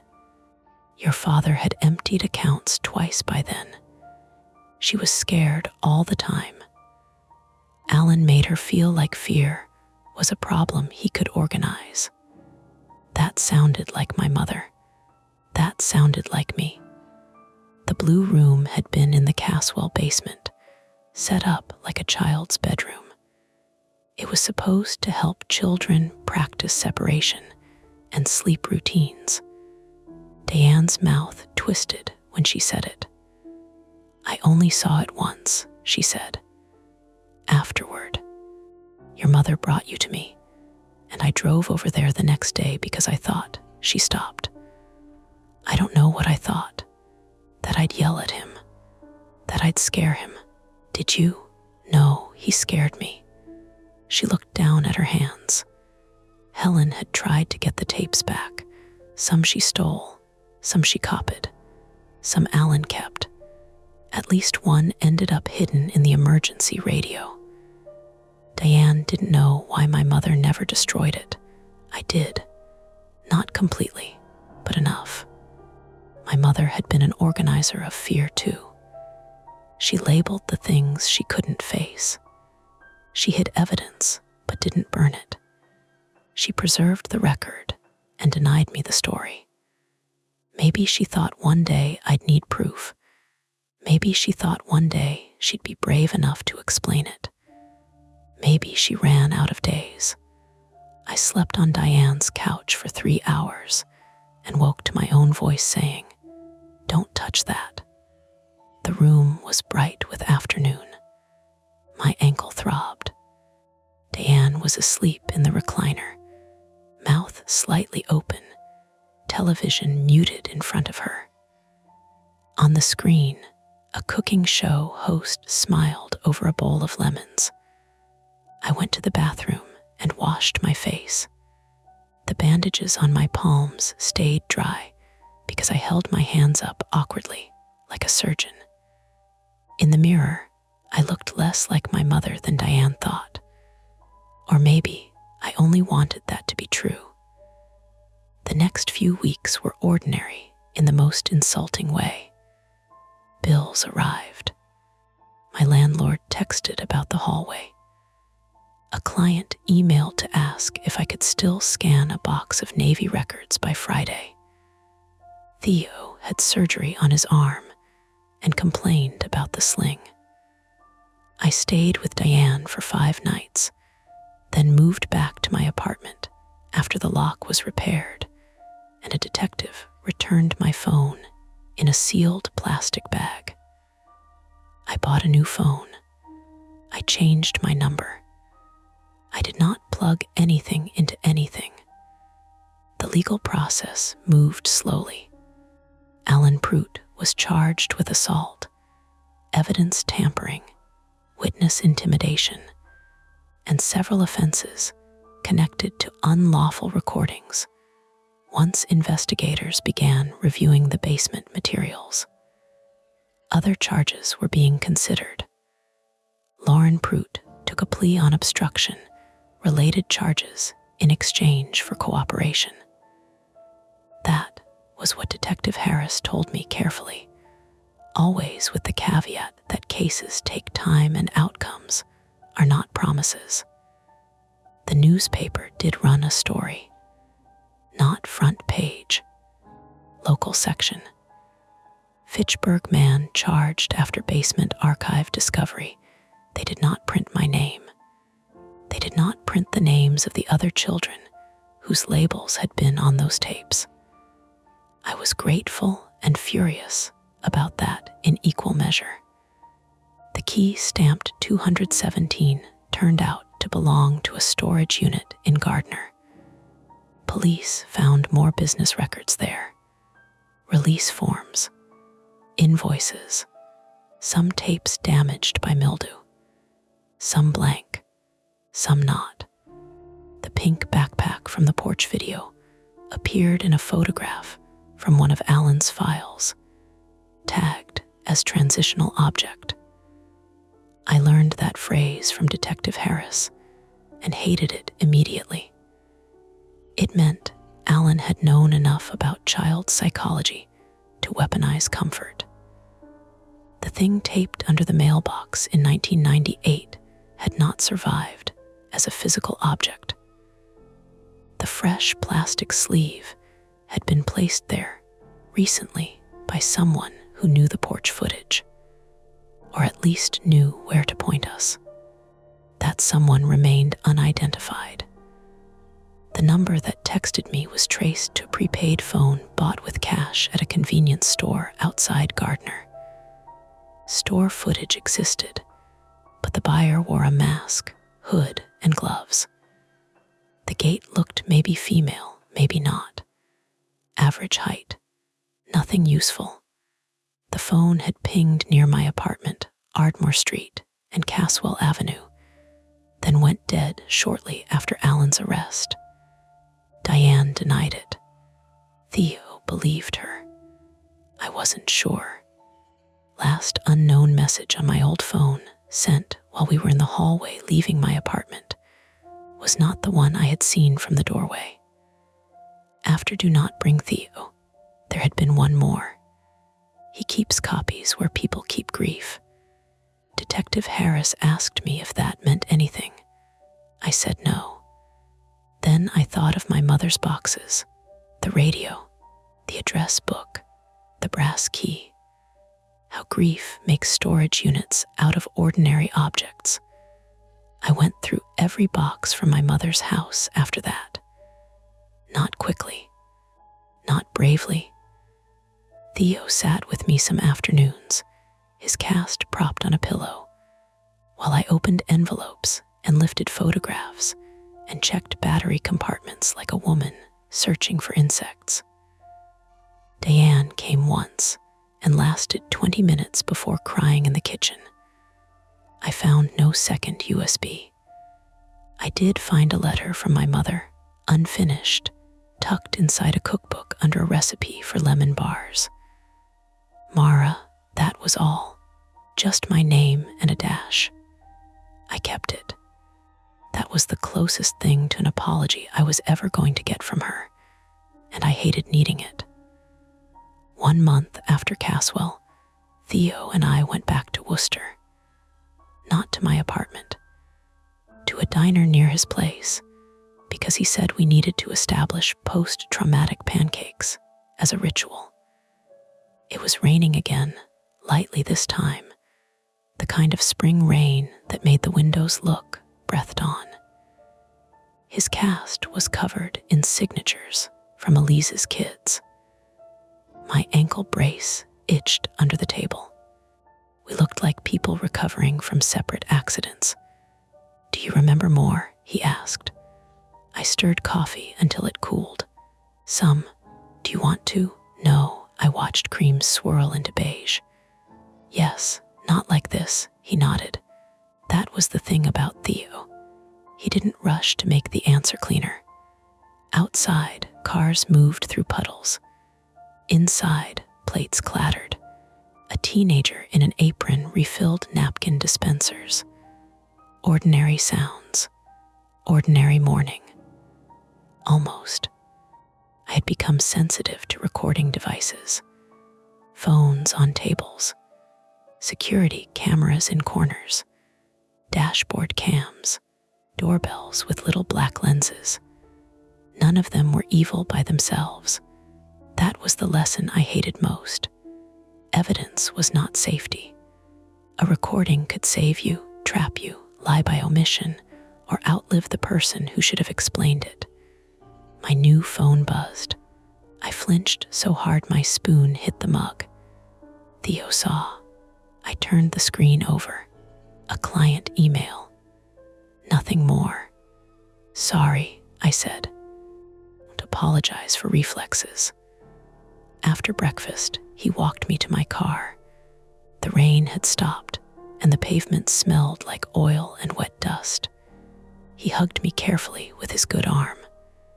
Neither of us mentioned that the last time we had stood in rain together, we were deciding whether to enter the mouth of a basement. You going home? He asked. Yeah, you want company. I think I need to try alone. He didn't like that. I could see it. But he nodded. At my apartment, the new lock turned smoothly. The hallway smelled like curry from downstairs and someone's dryer sheets. My landlord had finally repaired the front door too. It clicked shut behind me with a firm, ordinary sound. Inside, everything was where the police and I had left it. Desk, boxes, laptop gone to evidence, lamp. The red emergency radio sat on the shelf near the window because I hadn't known where else to put it. I stood there for a while. Then I made tea. I opened the windows. Traffic hissed below. A dog barked. Somewhere in the building, a child laughed and then was told to put something down. My body reacted before my mind did. Shoulders tight, breath caught, hands braced on the counter. Then the moment passed. No file opened. No voice came through a speaker. No one pushed anything under the door. I took my tea to the desk and sat. There were still boxes to sort. I pulled the nearest one close and opened it carefully. On top was my mother's old address book. I had already checked A through Z, but a corner of the back cover had lifted. The cardboard there was soft, split along the seam. I slid a butter knife under it. Something thin moved inside. Not a USB drive, a photograph, small, glossy, water damaged at the edges. It showed the front of a storage facility. Rows of orange doors, my mother's handwriting on the back, not 217. Ask D, I sat very still. Outside, a bus sighed at the curb. For a long time, I did nothing. Then I put the photograph in an envelope, wrote Detective Harris's name on it, and set it by the door for morning. I did not call Theo. Not yet. I turned off the desk lamp before sunset for the first time in weeks, and let the apartment dim naturally, room by room, until the windows held only the gray shape of Worcester and my own reflection. Older than the girl on the tapes, younger than my mother had been when she started hiding things. The radio on the shelf stayed quiet. So did I. The shadows fade for now, but the stories never end. Don't forget to hit like, subscribe to Mia Horror Stories, and join our community of horror lovers. If you're hungry for more, check out the next video. Just remember, the scariest part is often the one you don't see coming. Hey friends, it's your girl Mia. This is Mia Horror Stories. And tonight's story, I took a shortcut through an empty mall. The music is slowing down, is told in darkness. The screen will stay black, so you can simply listen, imagine, and feel every moment without distraction. trust me, the build-up matters, and the ending is where the real chill hides. So don't look away, and don't leave early. The first thing that went wrong was the music. Not wrong enough to make anyone stop walking. Not wrong enough to make you say, out loud, something is wrong with the music. It was still the same harmless dentist office version of an old pop song drifting from speakers hidden in the ceiling tiles. A little saxophone, a little keyboard, no lyrics, no personality. The kind of song designed to make you forget you were hearing it. But as we passed the shuttered pretzel stand, the tempo sagged, just slightly. The melody stretched at the edges, like a cassette getting chewed up in a tape deck. One note held too long. Then the next one came in late. The whole thing seemed to take a breath it shouldn't have needed. Lena noticed it first. She stopped beside the dark glass of a jewelry kiosk, one hand on the strap of her tote bag, and tilted her head toward the ceiling. "Do you hear that?" I did. I just didn't want to admit it yet. My name is Elliot Marsh, 32, male, and at the time I was an assistant manager at a bookstore in Albany, New York, which sounds softer than it was. It meant I spent most of my days being polite to people who treated paperbacks like fast food wrappers, and most of my nights counting money under fluorescent lights, while wondering whether my life had somehow narrowed into receipt paper and apology emails. I was not brave in any useful way. I could handle an angry customer, sure. I could tell a man twice my size that he couldn't return a coffee-stained workbook from 2019. But actual trouble, the kind that moved fast, the kind where you had to decide before you understood, made me freeze. I hated that about myself. I had hated it since I was a kid hiding behind my mother's coat during a house fire that never reached our unit, but filled the hallway with smoke. Everyone else seemed to know where to go. I just stood there and waited for someone to pull me. That night, we were only supposed to cut through Colony Center because it was faster than walking the outer lot in the rain. It was a Tuesday in late November, not quite 10 o'clock. That miserable stretch of upstate weather where the snow hasn't committed yet and the rain feels personal. The mall had technically closed at 9, but the movie theater stayed open later, and one of the restaurant entrances on the west side was still unlocked until the last screenings let out.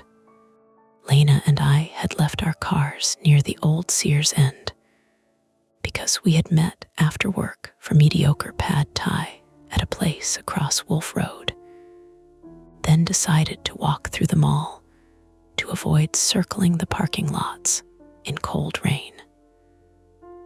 Lena Ortiz, 31, female, was my coworker, and depending on the week, either my closest friend or the person I was most afraid of disappointing. She ran events at the bookstore, author signings, kids' readings, the sad little poetry nights where 3 people clapped too loudly. She was from Utica, with a laugh that arrived before she did, and a talent for making strangers feel like they'd been expected. That night, she wore a green wool coat with one missing button and white sneakers already damp at the toes. She had been quiet through dinner. Not angry, exactly. Just sealed up. Her younger brother had relapsed 2 weeks earlier, and she had that raw, efficient, calm people get when they've been carrying a family emergency too long. She pointed up. There, it did it again. The music dragged. A soft brass note warped downward, then steadied. Old sound system, I said. Sure, she said, but she kept listening. Farther down the concourse, the mall looked emptied rather than closed. That was the difference. Closed places still have a sense of order. Empty places feel like something was interrupted. The metal security gates were pulled across storefronts in long silver grids. A mannequin in a cream sweater stood half-lit behind the glass of a women's clothing store, head tilted as if eavesdropping. The tile floor shone with that over-mopped gloss that smelled faintly of lemon cleaner and damp dust.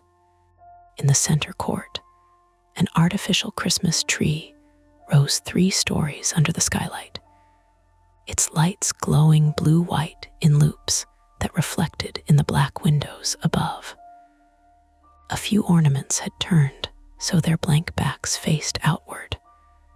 The rain ticked against the skylight like fingernails on plastic. Behind us, somewhere near the restaurant entrance, a gate rattled as an employee pulled it down. The noise jumped through the corridor and then died. Lena gave me a look. You're sure we can get out the other side? I've done it before. That's not the same as being sure. The theater doors should be open, I said. Worst case, we walk back. She made a face. Worst case, I get murdered in front of a Build-A bear. There isn't a Build-A bear here anymore. Okay, worse. I get murdered in front of whatever depressing local tax office replaced it. I laughed because she wanted me to, and for a few seconds, the mall became only a mall again. We walked past the dark food court, past chairs flipped onto tables, past a Chinese buffet counter with its heat lamps off and its sneeze guard reflecting our stretched shapes. A soda machine hummed behind a locked gate. Somewhere in the ceiling, a vent clicked and exhaled cool air that smelled like wet carpet. Then the music slowed again. This time, there was no missing it. The cheerful keyboard lines stretched until the song became almost unrecognizable. The notes did not drop lower exactly, but they spaced themselves out, each one arriving a little too late, like someone walking carefully downstairs in the dark. Lena stopped. I kept going 2 more steps before guilt pulled me back. Elliot, I heard it, thank you. It's probably automated. Power issue, maybe. Does power do that? I don't know. I sell books. She smiled, but it didn't last. A cleaning cart sat abandoned near the entrance to a department store that had been converted into a furniture outlet. The cart had a yellow mop bucket, a roll of black trash bags, and one of those gray plastic bins full of paper towels and spray bottles. Water had pooled beneath it in a thin crescent. Not much, enough to catch the light. Lena looked around. Where's the cleaner bathroom? Then, why leave the cart in the middle? I wanted to tell her she was doing the thing she did after bad calls from home, where every loose thread became evidence that the world was worse than it looked. But I had done the same thing after the hallway fire.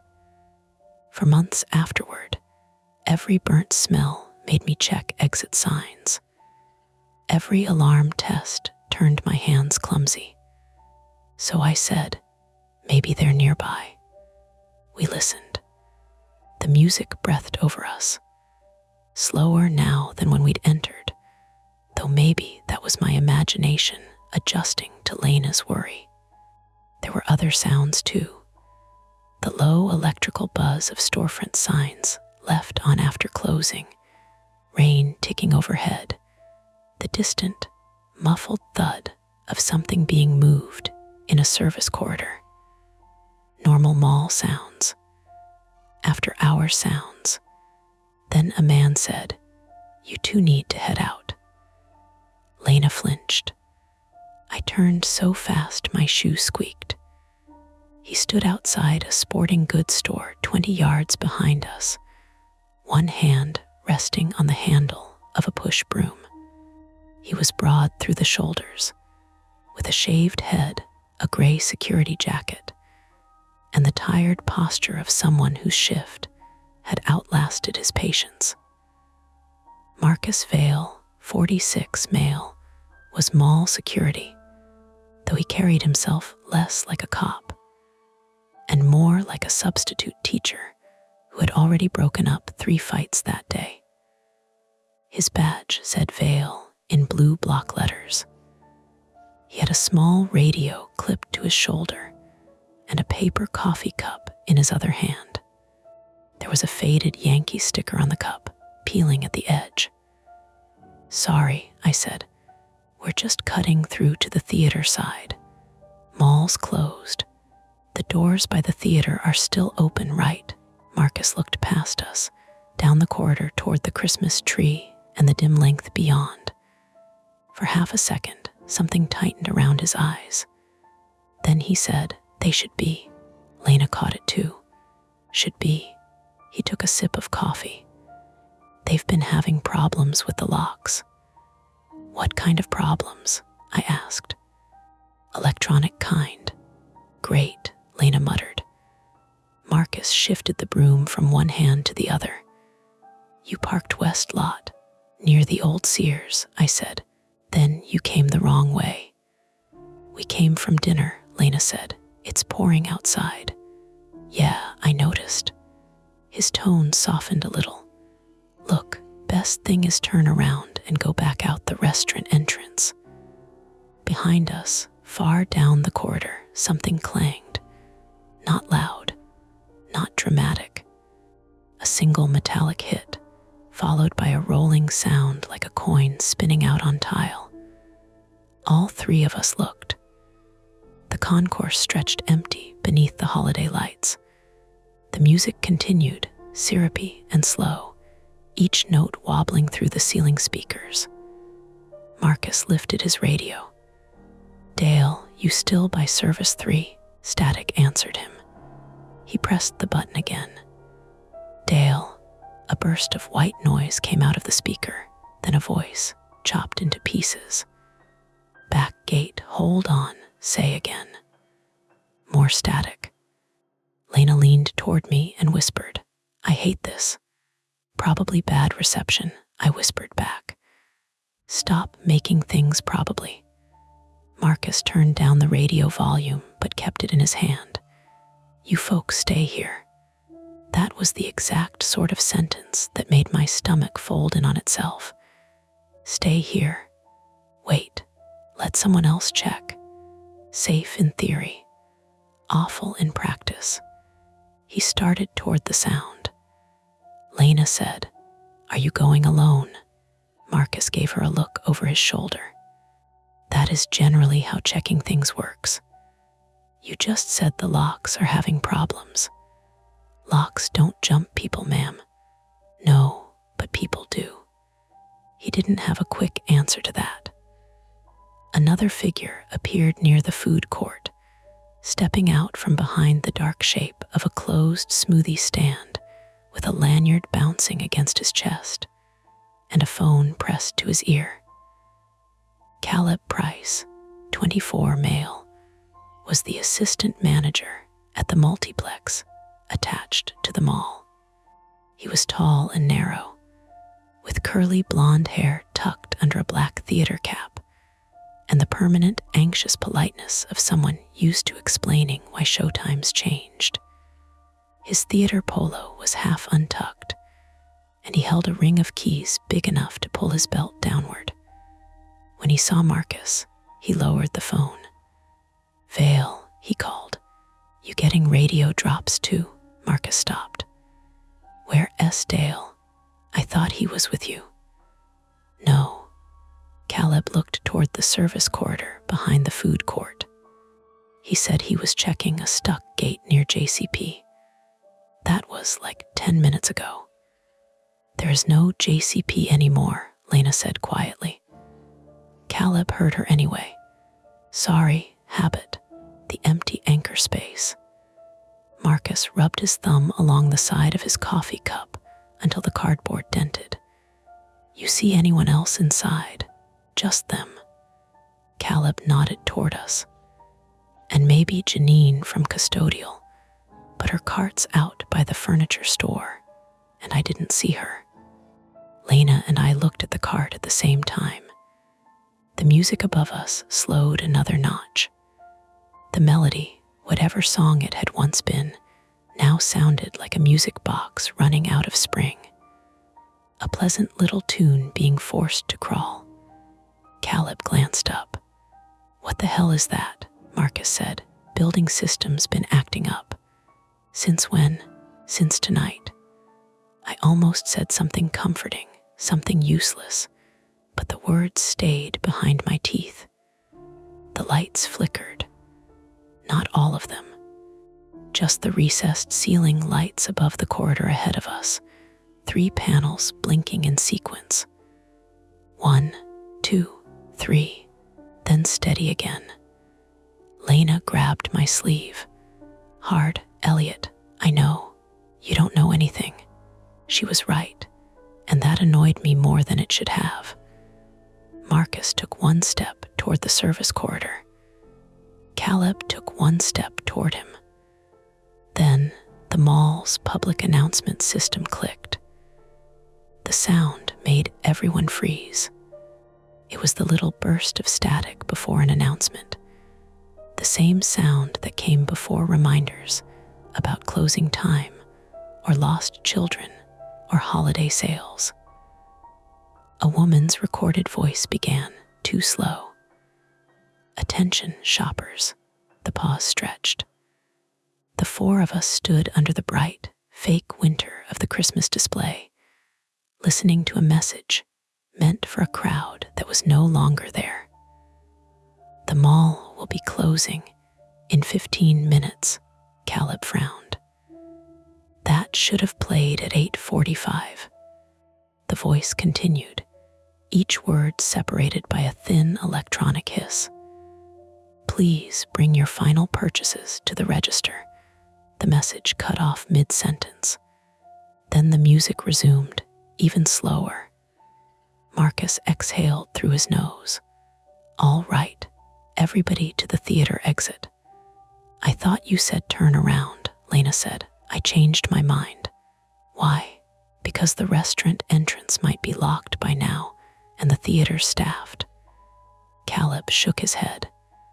Barely. I sent 2 ushers home. There's 1 concession kid and a projection tech. Still more than here, Marcus said. A scraping sound came from the direction of the service corridor. This one was longer, metal against tile. Then a soft thump. Caleb whispered, "Was that from the corridor?" Marcus held up a hand, telling him to shut up without saying it. His eyes stayed fixed on the dark rectangular mouth of the service hall beside the food court bathrooms. The corridor had 1 light working inside it, a dull greenish tube that made the cinder block wall look damp. A red exit sign glowed at the far end, too far away to be helpful. The sound came again. Scrape, pause, scrape. It could have been a trash bin being dragged. It could have been the cleaning cart's bucket shifting. It could have been a person moving something heavy while trying not to be heard. All explainable. That was the worst part. Nothing had crossed into impossible. Nothing had given us permission to panic. Marcus raised the radio. Dale, answer me now. Static. Then Dale's voice, closer this time but distorted. "Don't," the radio popped. Marcus stared at it. "Dale, nothing." Lena whispered, "We should leave." Marcus nodded once. "Theater exit. Now, stay together." I wanted to move. My legs didn't catch the instruction right away. I had the ugly, childhood sensation of waiting for the grown-ups to decide which smoke-filled hallway was safe. Lena tugged my sleeve again, but this time not out of fear, out of impatience. "Elliot," she said, "walk." So I did. We moved past the food court in a tight little group, Marcus in front, Caleb beside him with his keys clenched in his fist, Lena and me behind them. The Christmas tree lights blinked softly, indifferent. The floor squeaked under our shoes, where the mop water had been tracked thin across the tiles. Overhead, the music crawled through another bar of melody, each note bending at the end like it was losing voltage. Halfway to the center court, Caleb's phone rang. He nearly dropped it. The ringtone sounded obscene in that empty space, bright and fast and alive. He fumbled it up, looked at the screen, and said, "It's the booth." "Answer it," Marcus said. Caleb put it on speaker. A young woman's voice burst out, breathless and too loud. "Caleb, are you still inside?" "Yeah, I'm with Vale. What's wrong?" "I'm in projection. The cameras are glitching." "What do you mean, glitching?"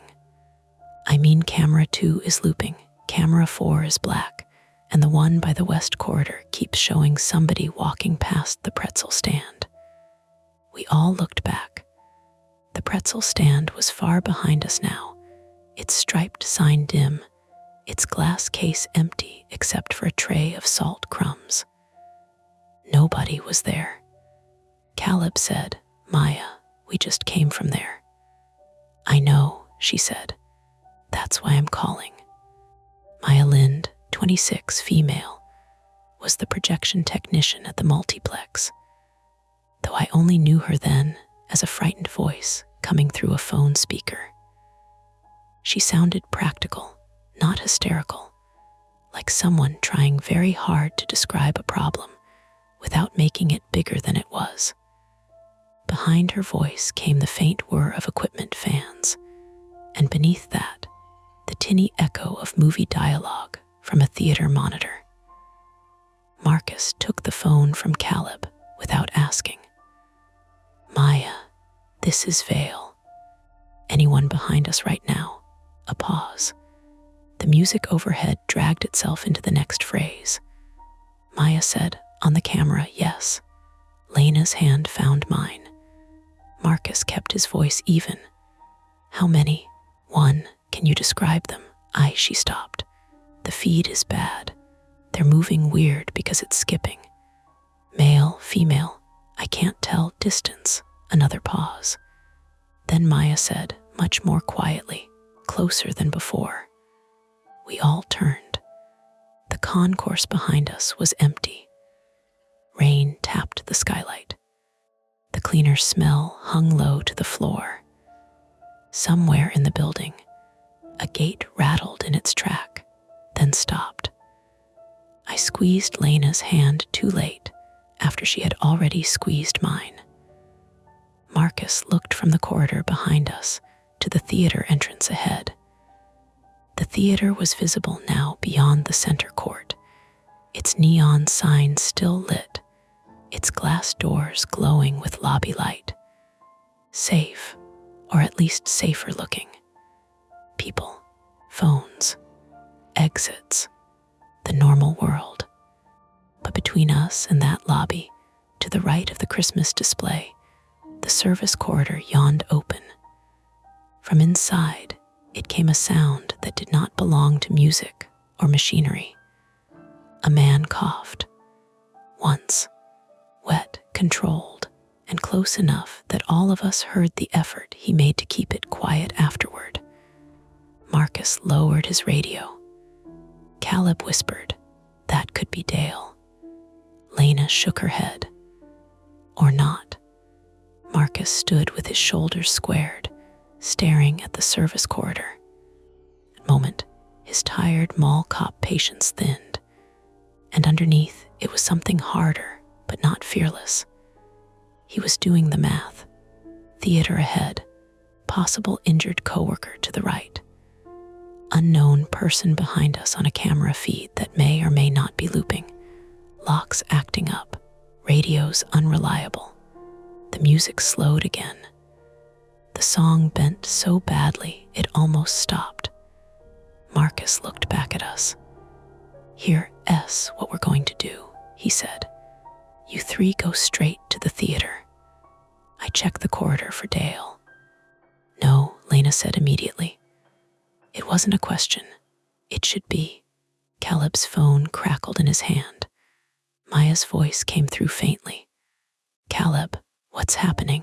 I stared at the theater doors.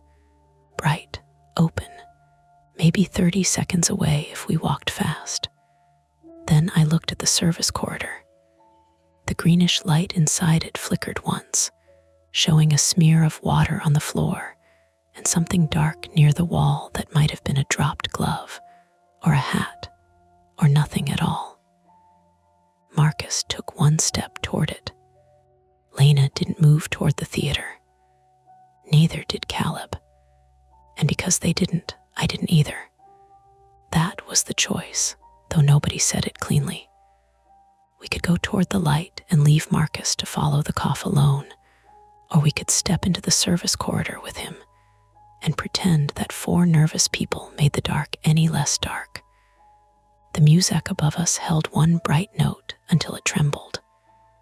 Then, from the corridor, the man coughed again.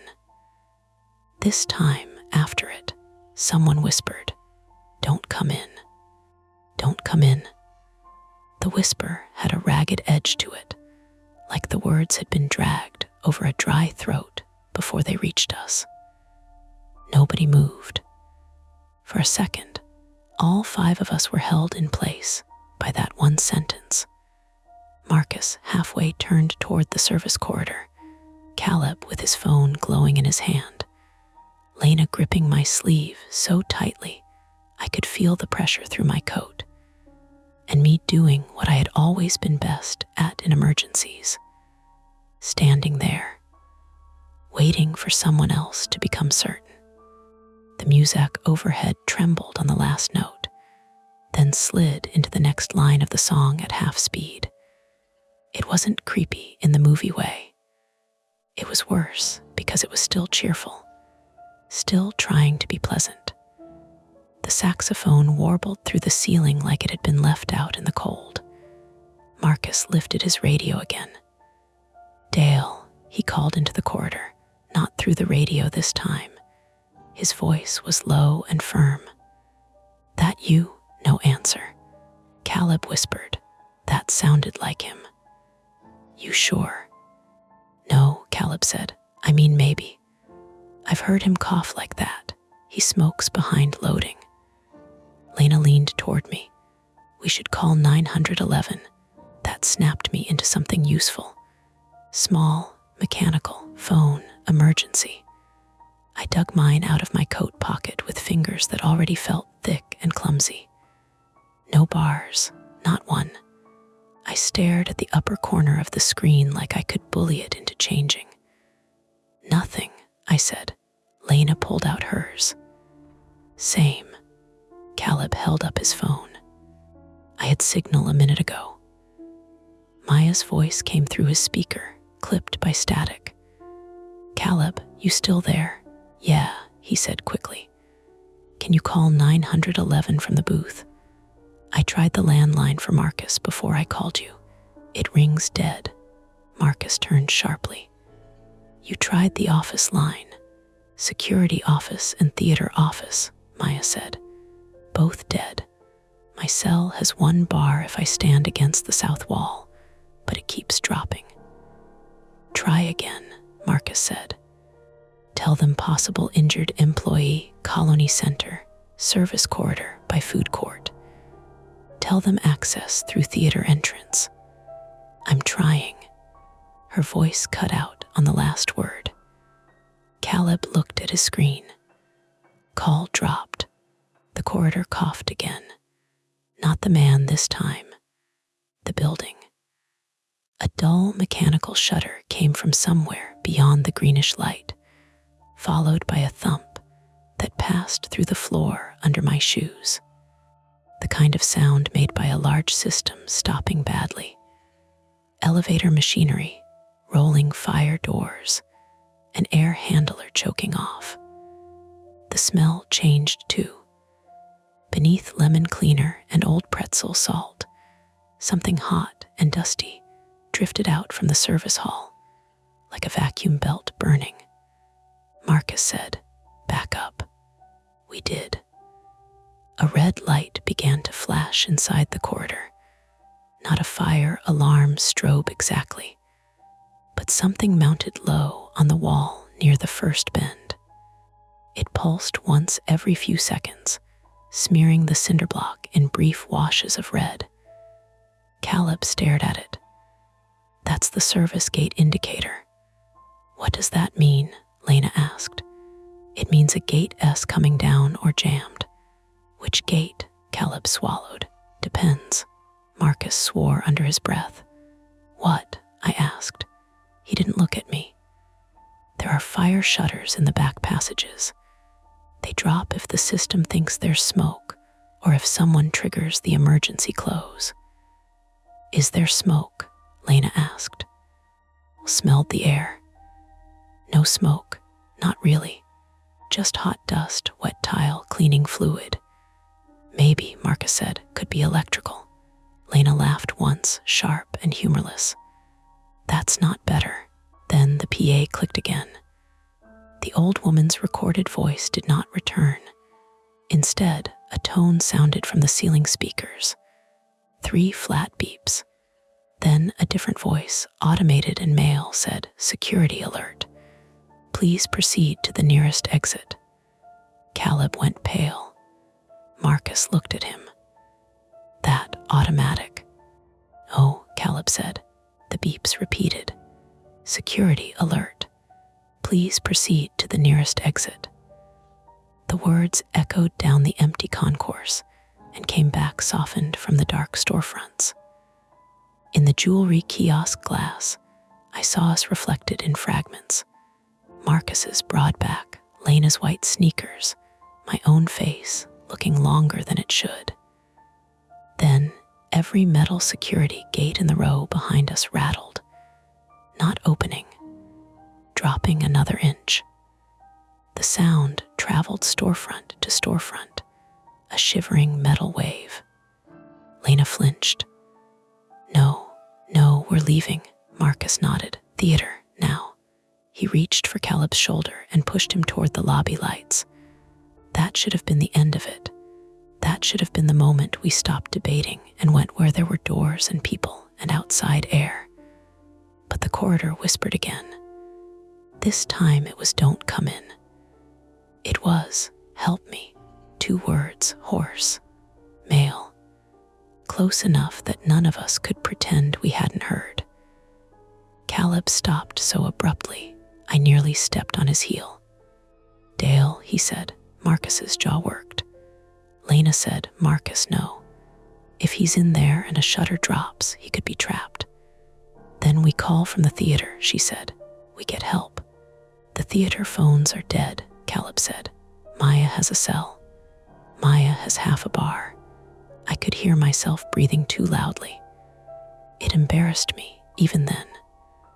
I hated that everyone else seemed to be making calculations, while my body was stuck deciding whether it wanted to run or shut down. Marcus pointed at Caleb. "You have keys for service doors." "Some." "Do they work on the back corridor?" "Some." "Stop saying some," Lena snapped. Caleb's face tightened. "I don't know, okay? The mall's a patchwork. Half the locks are old cores, half are electronic, and nobody tells the theater staff anything until it breaks." Marcus looked down the corridor again. "Dale," a scrape answered him. Then a faint clink, metal on tile. I pictured someone dragging a belt buckle, a radio, keys. Something caught under a body. Marcus made the decision with his shoulders before he said it. I'm going in 10 feet, just to the bend. That's how people die in stupid workplace safety videos, Lena said. He gave her a flat look. You watch a lot of those. My store makes us do quarterly training. Then you know I'm supposed to check on a downed coworker. You're supposed to not become a second downed coworker. That landed. Marcus's eyes flicked away. For a moment, he looked less like security and more like a man in a cheap jacket with bad coffee cooling in his hand, stuck between procedure and fear. Caleb's phone buzzed. He jerked it up. Maya, her voice came through broken but understandable. I got through for maybe 20 seconds. Dispatcher heard Mall, possible injury, then it dropped. I don't know if they got the location. Call back, Marcus said. I am. Also listen. Camera by the theater entrance just went black. Caleb turned toward the lobby. The neon sign still glowed. The glass doors still showed warm light inside. But beyond them, the concession counter looked oddly dim, like only the emergency lighting was on. What about the kid at concessions? Caleb asked. I sent Bri to lock Auditorium 7. She hasn't come back yet. Marcus closed his eyes for half a second. How many people inside the theater? Maybe 12 customers in the late show. Bri, me, that's it. Can they get out? I think so. East exit from the auditoriums should open to the outer lot. But if the panic bar alarm is tied into whatever this is, check it. I can't leave the booth and keep cameras up. Caleb said, I'll go. Marcus stopped him. No, you're not splitting off alone. We need to get people out. And I need Dale out of that hallway. And Janine, Lena said. Everyone looked at her. She pointed at the abandoned cart. You all keep saying Dale because you know him. What about the woman whose cart is sitting there? Marcus's expression changed in a way I didn't like. Not surprise, not realization, guilt. Janine usually clocks out by 9:30, he said. Usually, Lena said. The automated voice repeated overhead. Security alert. Please proceed to the nearest exit. But the nearest exit was suddenly an idea, not a place.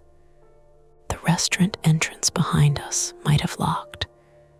The theater doors ahead might still work, or not. The service corridor might hold Dale, or Janine, or someone pretending to be either one. The PA system might be responding to a real emergency, or to some malfunction nobody understood. The time-sensitive problem hardened right there. Someone was possibly hurt inside the service corridor. Phones were unreliable, doors were failing, and the theater still had civilians inside who might not know the mall was locking itself down. Marcus spoke quickly. We do this together. We move to the theater entrance first, confirm people can exit, call 911 from outside if possible. Then I come back with whoever responds. From the corridor, please. That single word bent the plan. Caleb looked sick. That is Dale.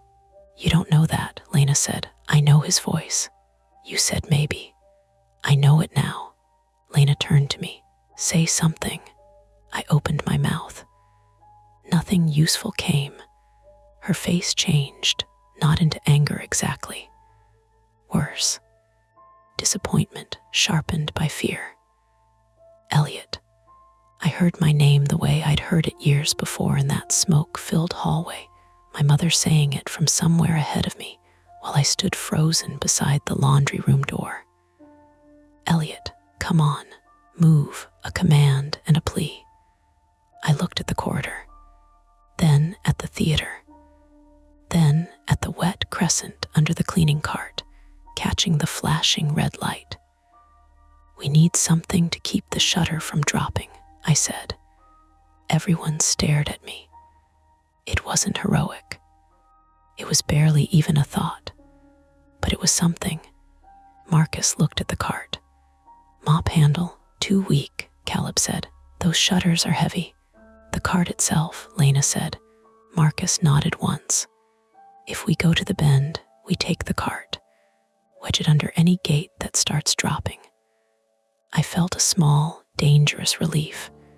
I had contributed. I had not frozen completely. That relief lasted about 3 seconds. Then we heard footsteps behind us, not from the corridor, from the concourse back toward the pretzel stand. Slow, measured, the 4 of us turned as one. The long stretch of mall behind us was empty beneath the dim ceiling lights. The shuttered storefronts reflected nothing moving, but the footsteps continued, soft rubber soles on tile, stopping when we stopped listening too hard, starting again when the music dragged into another warped phrase. Marcus pulled a small flashlight from his belt and aimed it down the concourse. Beam traveled over kiosks, benches, glossy tile, fake potted plants, a trash can with a domed lid. Nothing. Caleb whispered. Maya said someone was behind us. The flashlight beam shook just slightly. Marcus said, could be audio from maintenance, could be echoes. Lena whispered, you don't believe that? No, he said, I don't. That honesty scared me more than reassurance would have. Caleb's phone crackled again. Maya's voice burst through, quieter now. Caleb, I need you to listen carefully. Go. The security camera at the food court just came back. Okay. It shows you all standing by the Christmas tree. Caleb looked around. We are. No, she said. It shows you standing there, but it's not live. Marcus stepped closer to the phone. How do you know? Because on the feed, the music is normal. We all went quiet. The slowing music pressed down from the ceiling, syrupy and tired. Maya continued. The timestamp says 9:12. That's before they entered, Caleb said. I know. The cameras are looping different times. Some of them are black. Some are old. Some are, she cut off. Maya, Caleb said. No answer. His call screen went dark. Then the theater lights ahead flickered. Once. Twice. The neon sign over the multiplex entrance went out. The lobby beyond the glass doors dropped into emergency red. A small sound came from Lena. Not a scream, just air leaving her body too fast. Caleb took off toward the theater. Marcus grabbed the back of his shirt and hauled him back so hard Caleb's shoes slid on the tile. Don't run. My staff is in there. And if the floor is wet or the doors are locked, you crack your head open and help nobody. Caleb spun on him. You don't get to tell me to stand here while Bry's inside. Marcus shoved him back by the shoulders. I'm telling you to think. Like you're thinking about Dale. For 1 second, I thought Marcus might hit him. Instead, Marcus let go. The argument hung there, ugly and human. Exactly the kind of small fracture that fear widens. Lena stepped between them. Stop, both of you. We have 2 problems, people in the theater, people in the corridor. We can't split up unless we know the doors work. I said, the cart. She looked at me. We take the cart to the theater doors first, I said. My voice sounded thin, but it held. If the doors work, we send whoever's inside out. If not, we use Caleb's keys, or Marcus's radio, or we break something. Then we come back for the corridor. Marcus studied me, maybe surprised I had finished a sentence. Caleb shook his head. That wastes time. So does getting dragged into the dark one by one, Lena said. From behind us, the footsteps resumed. Closer this time, not fast, not hiding exactly, just coming. Marcus aimed the flashlight again. This time, the beam caught movement. A figure slipped behind the kiosk near the pretzel stand. Only a slice of it, dark pants, a pale hand, the edge of a hood or cap. Then gone. Caleb whispered, "Jesus." Marcus raised his voice. "Mall security, come out where I can see you." Nothing. The music slowed until the melody seemed to separate into individual notes, each one dangling too long before the next arrived. Marcus stepped backward toward us, keeping the flashlight forward. Move. We moved. Lena and I grabbed the custodial cart first. Its wheels resisted, one of them squealing as it turned. The bucket sloshed, gray water licking over the rim and splashing onto the tile. The smell of bleach rose sharp enough to sting my nose. Caleb took the front corner and pulled. Marcus walked backward beside us, flashlight aimed down the concourse. The figure did not reappear. That almost made it worse. We pushed the cart past the Christmas tree. Blue-white lights reflected in the puddled mop water and made the floor look deeper than it was. The theater entrance was 30 feet away. 20. Then the glass doors clicked, a lock engaging. Caleb lunged forward and grabbed the handle. It didn't move. "No," he said. "No, no, no." He yanked again. The doors rattled in their frame. Inside the lobby, emergency lights painted the concession counter red. A popcorn warmer glowed weakly. No one stood behind it. "Bry," Caleb shouted through the glass. His voice bounced back at us. Marcus tried the next door. Locked. Caleb fumbled with his key ring. There were too many keys. His hands shook so badly they clattered against one another like wind chimes.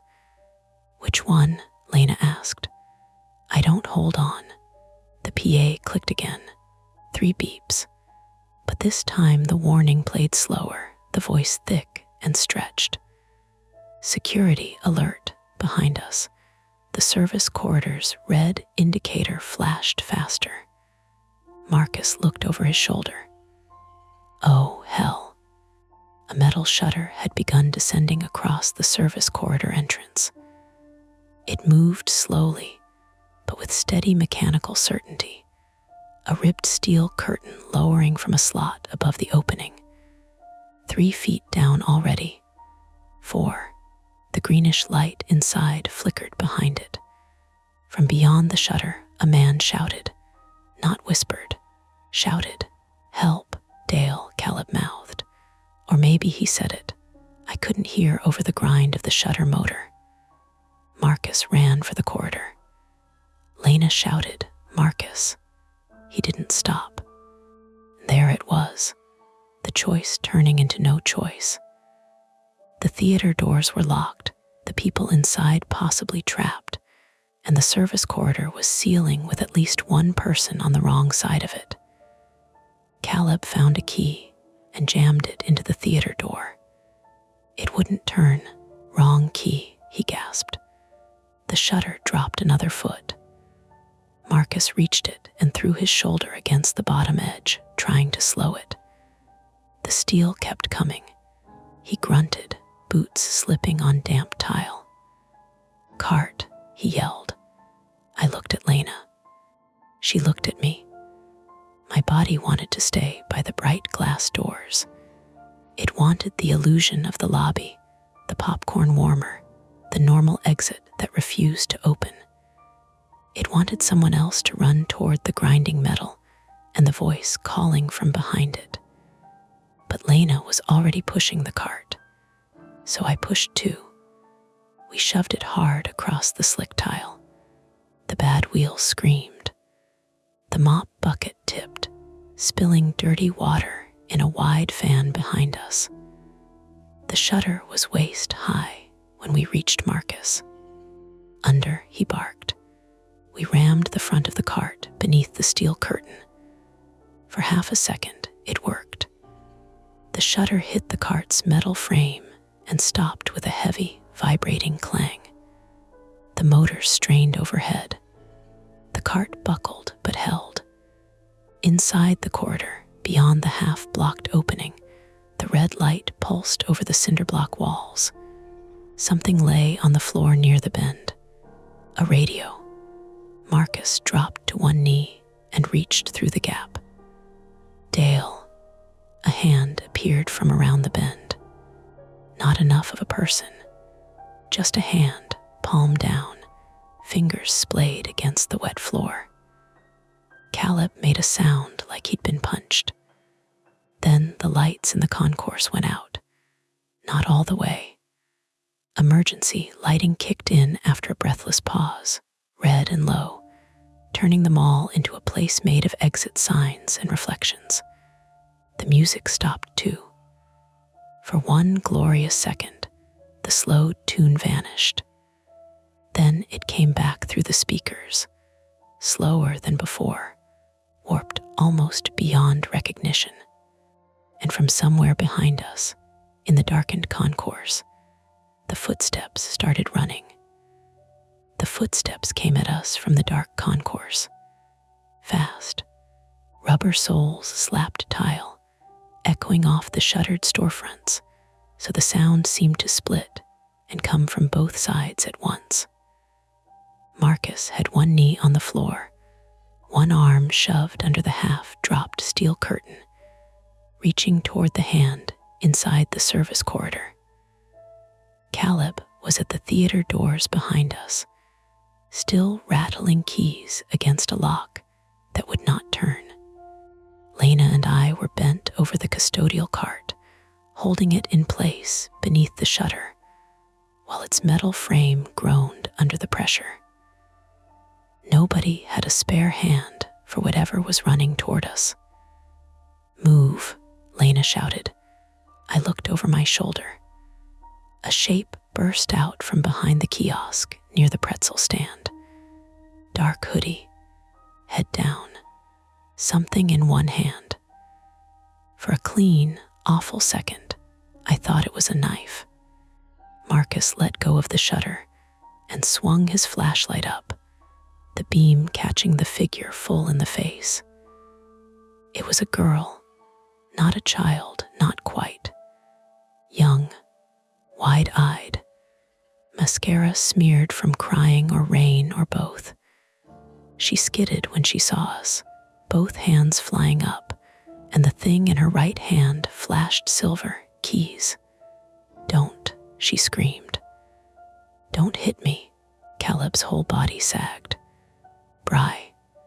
Brianna Bry Kessler, 19, female, was the concession worker from the multiplex, though in that moment she looked more like someone who had crawled out of a car wreck than someone who sold popcorn.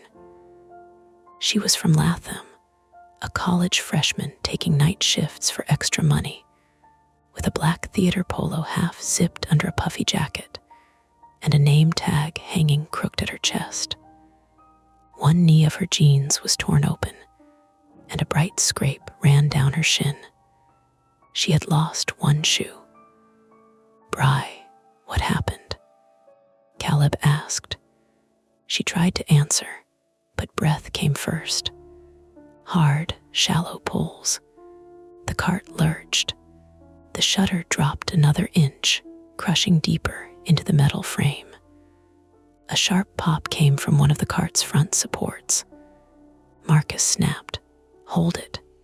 Lena and I threw our weight into the cart.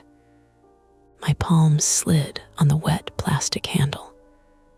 The mop bucket had had spilled almost completely now, gray water spreading across the tile toward the Christmas tree and toward the theater doors. My shoulders screamed from the angle. Inside the corridor, the hand on the floor twitched. "Dale," Marcus shouted. The hand dragged back around the bend and vanished. "No, no, stay there," Marcus said, and tried to get his arm farther under the shutter, but the gap was narrowing around the cart. Bry pointed back toward the theater. Auditorium 7, exit jammed. I tried to take people out that way, but the crash bar wouldn't open. Then the lights cut, and somebody started banging on the side door from outside. "Customers," Caleb said. "I don't know, I couldn't see, they were yelling." "How many people are in there?" 10, maybe 11. One guy left through the lobby earlier, I think. I don't know." The automated PA voice crawled overhead, distorted through the slowed speakers. "Security alert."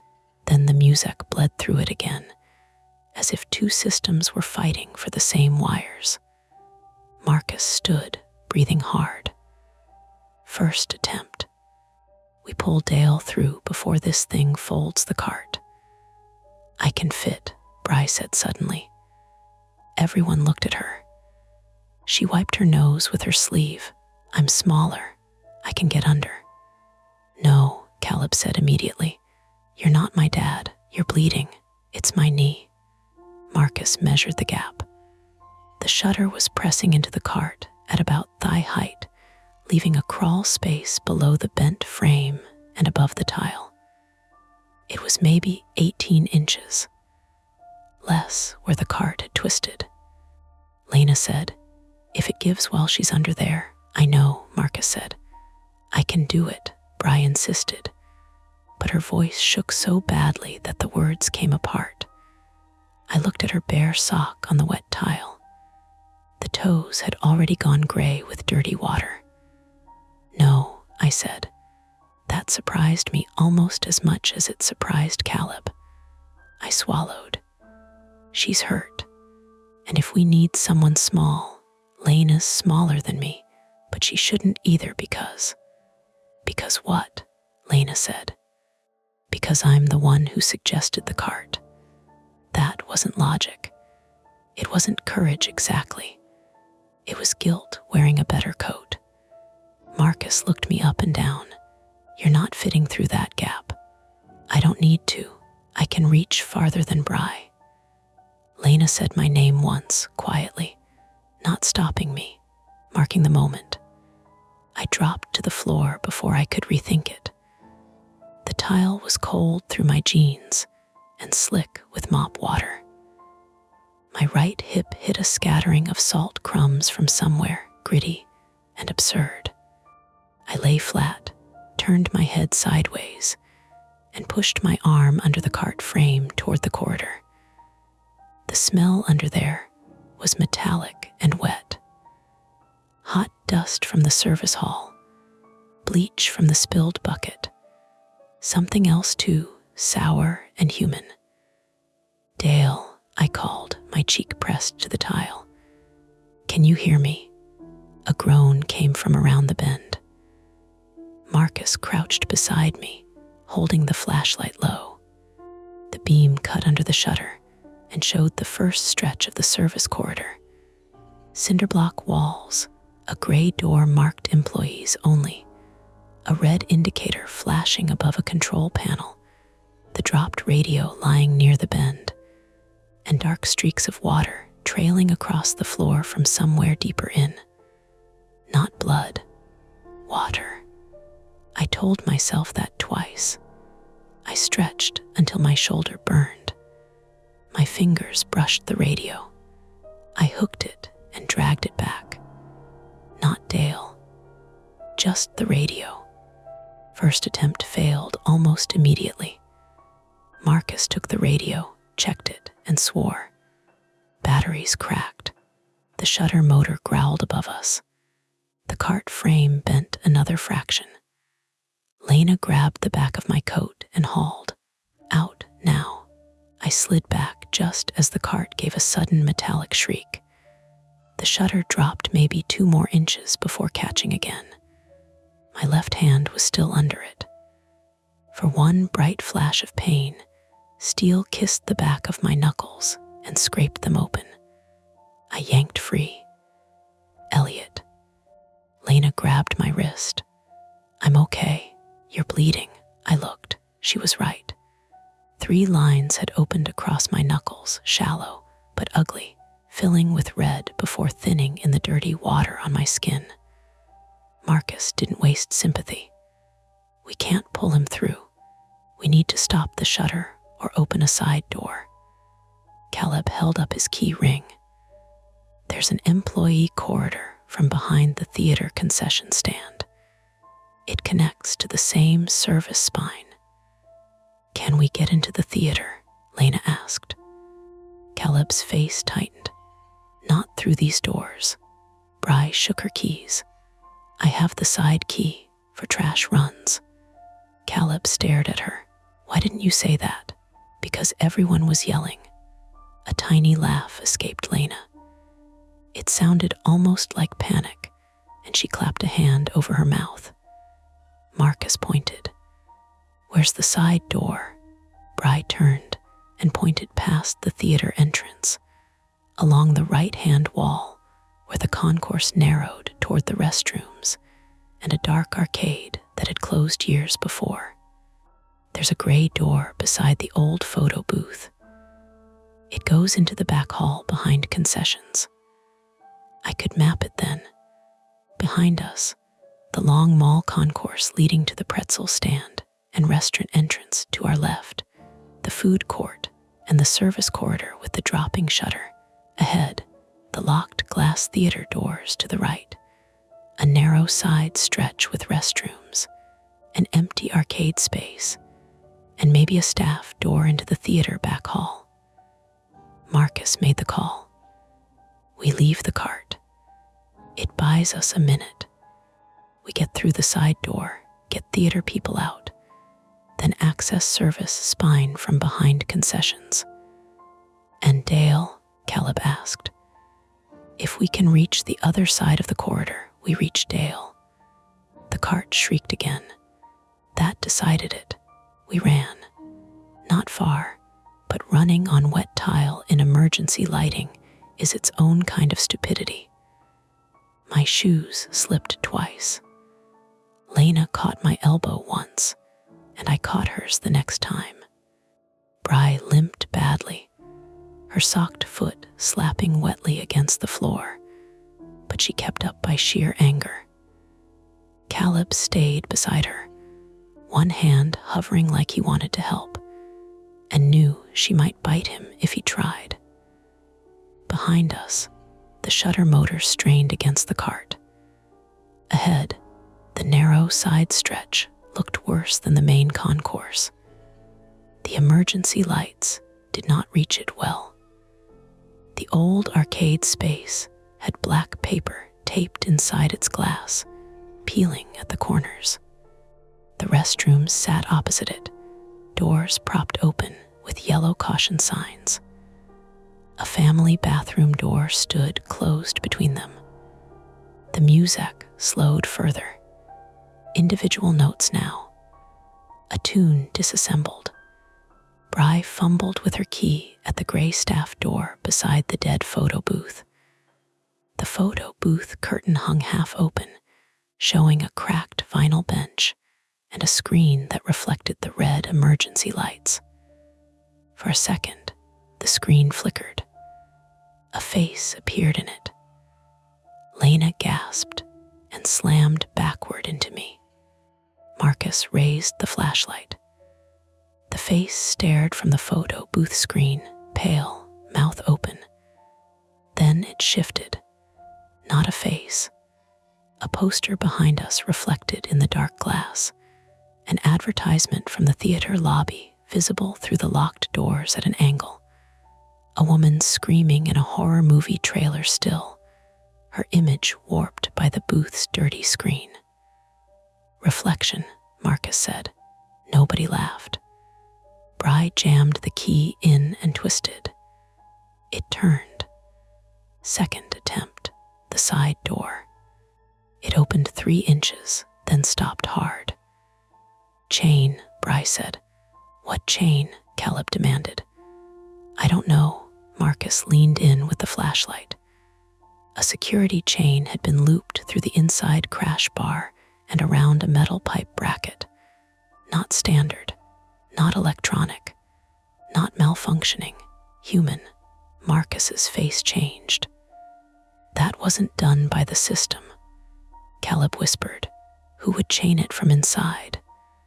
Someone who didn't want people coming through, Lena said. Or leaving, I said. Bri pulled on the door with both hands. The chain snapped taut and rattled. There are people in there. Marcus shoved his flashlight through the gap and angled it. Can you reach? Caleb tried. His fingers brushed the chain but couldn't lift it. I tried next, ignoring my bleeding hand.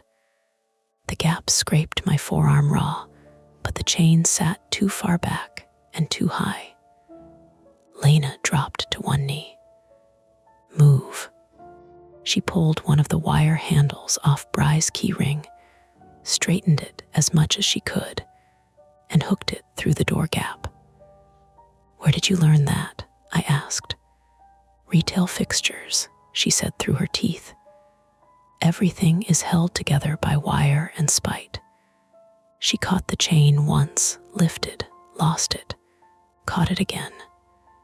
The wire bent. Behind us, from the main concourse, came a crash. The custodial cart had finally failed. The shutter slammed down the rest of the way with a thunderous metal impact that rolled through the floor and up my bones. Dale screamed once. Then the scream cut off. Not because he died. I told myself that immediately, because the shutter blocked the sound, because sound changes around metal, because there were still reasonable explanations. Caleb turned away from the door. We have to go back. Marcus grabbed him. No, this door first. My employee is inside. Your guy is trapped, and you're holding me here. I am keeping you from sprinting into a locked mall with someone stalking us. That word landed. Stalking. None of us had said it yet. From the concourse behind us came a single, deliberate tap. Metal on glass. We all looked. Far back near the dark jewelry kiosk, a figure stood under the red emergency lights. Not close enough for details. Hood up. One arm hanging down. Something in their hand. Tap. They struck the glass again. Not rushing now. Watching. Bri whispered. That's who was at the exit. Marcus aimed the flashlight. The figure stepped backward into the edge of a storefront shadow and vanished. Lena's wire hook slipped. The chain clattered but did not fall. Again, I said. My hands are shaking, she snapped. So are mine. She shot me a look, then tried again. This time the chain lifted just enough to slide over the bracket. It dropped with a heavy clink inside the door. The staff door opened. For half a second, it felt like winning. Then the smell hit us. Popcorn oil, hot dust, and smoke. Not thick black smoke. Not a burning building plume. A dry electrical haze that scratched the back of my throat and made Bri cough. The hallway behind the theater was narrow, painted beige, with storage shelves on one side and doors leading to concession, bathrooms, and the back of auditoriums. Red emergency lights ran along the baseboards. Somewhere ahead, people were shouting. Caleb pushed in first. Bri, with me. Marcus followed. Lena and I came after, and I pulled the door shut behind us without knowing why. The theater hallway turned left after the concession storage room. On the right was a door labeled Auditorium 7. Beyond it, muffled voices. Panicked but contained. Caleb hammered on it. "Everyone stay calm. We're getting you out." A man shouted from inside. "The exit won't open." "I know." Bri leaned against the wall, breathing hard. Her scraped knee had started bleeding down her shin into her sock. Lena noticed and tore a strip from the bottom of a promotional theater poster that had fallen from a frame. "Sit," Lena told her. "I'm fine. You're leaving footprints in blood and mop water." "Sit." Bri sat. Marcus tried the auditorium door. It opened into the back row. Inside, a group of late-show customers huddled in red emergency light. A couple in winter coats, 2 teenagers, an older man with a cane, and several others standing between seats. The movie screen was blank except for a pale rectangle of projector light. Caleb shouted instructions with surprising steadiness. "Single file. Stay together. We're taking you through the staff door." A woman said, "Is there a fire?" "We don't know," he said, honest but not comforting. Third attempt. Evacuate the theater customers. It only half worked. We got them into the back hallway, all of them frightened and talking over one another. But when Marcus led the first 2 toward the side door we had entered through, he stopped. The door was closed. The handle turned. The door did not open. Marcus threw his shoulder into it. Once, twice. On the third hit, something outside rattled. He looked through the narrow wire glass pane. "Chains back on," he said. Lena stared at him. From outside, "No." His voice was flat. "This door chains from inside." Caleb went white, but we came through. There was no one behind us.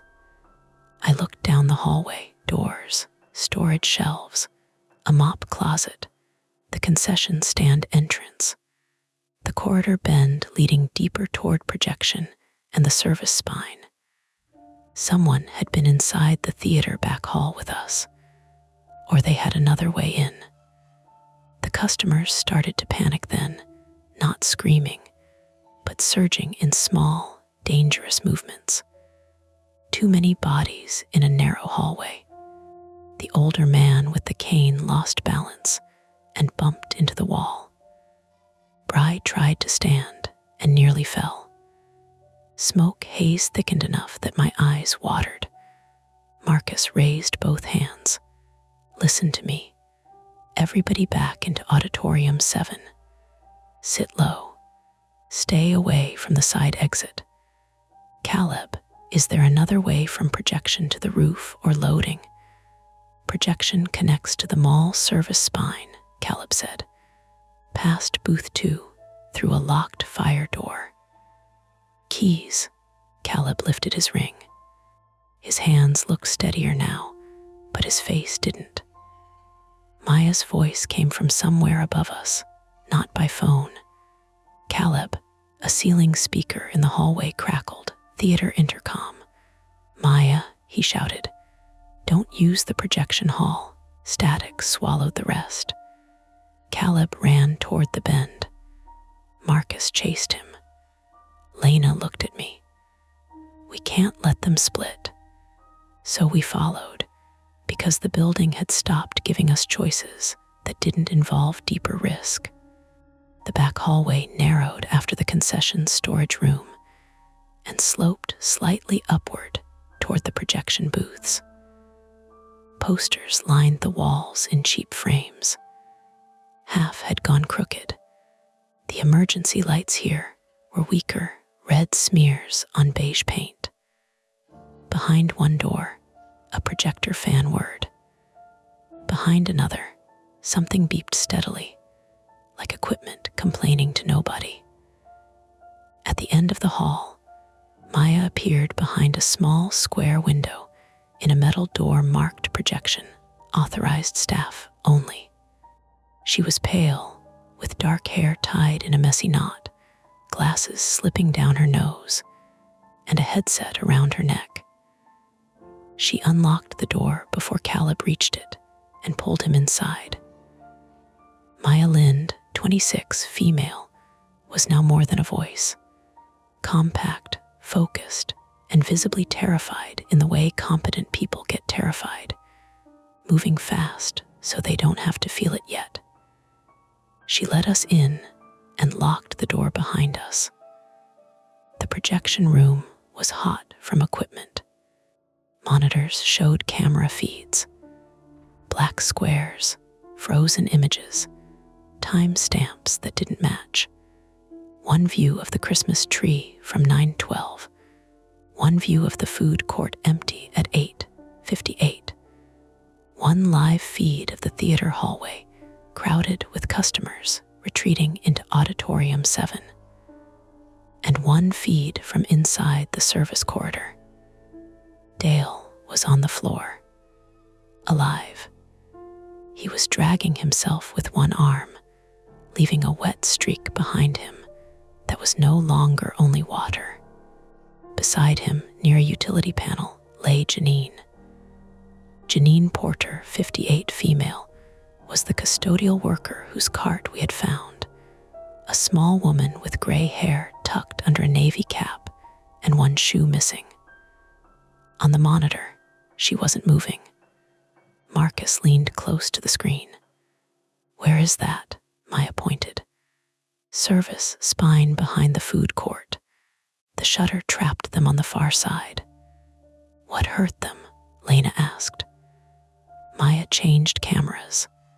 The next feed showed a utility panel hanging open. Sparks flickered inside it every few seconds. Water dripped steadily from a ceiling pipe onto the floor beneath. Electrical hazard. Grounded. Real. Terrible. "Pipe leak hit the panel," Maya said. "System started dropping shutters. Then someone manually overrode doors for maintenance." "Someone," Marcus said. Maya clicked to another feed.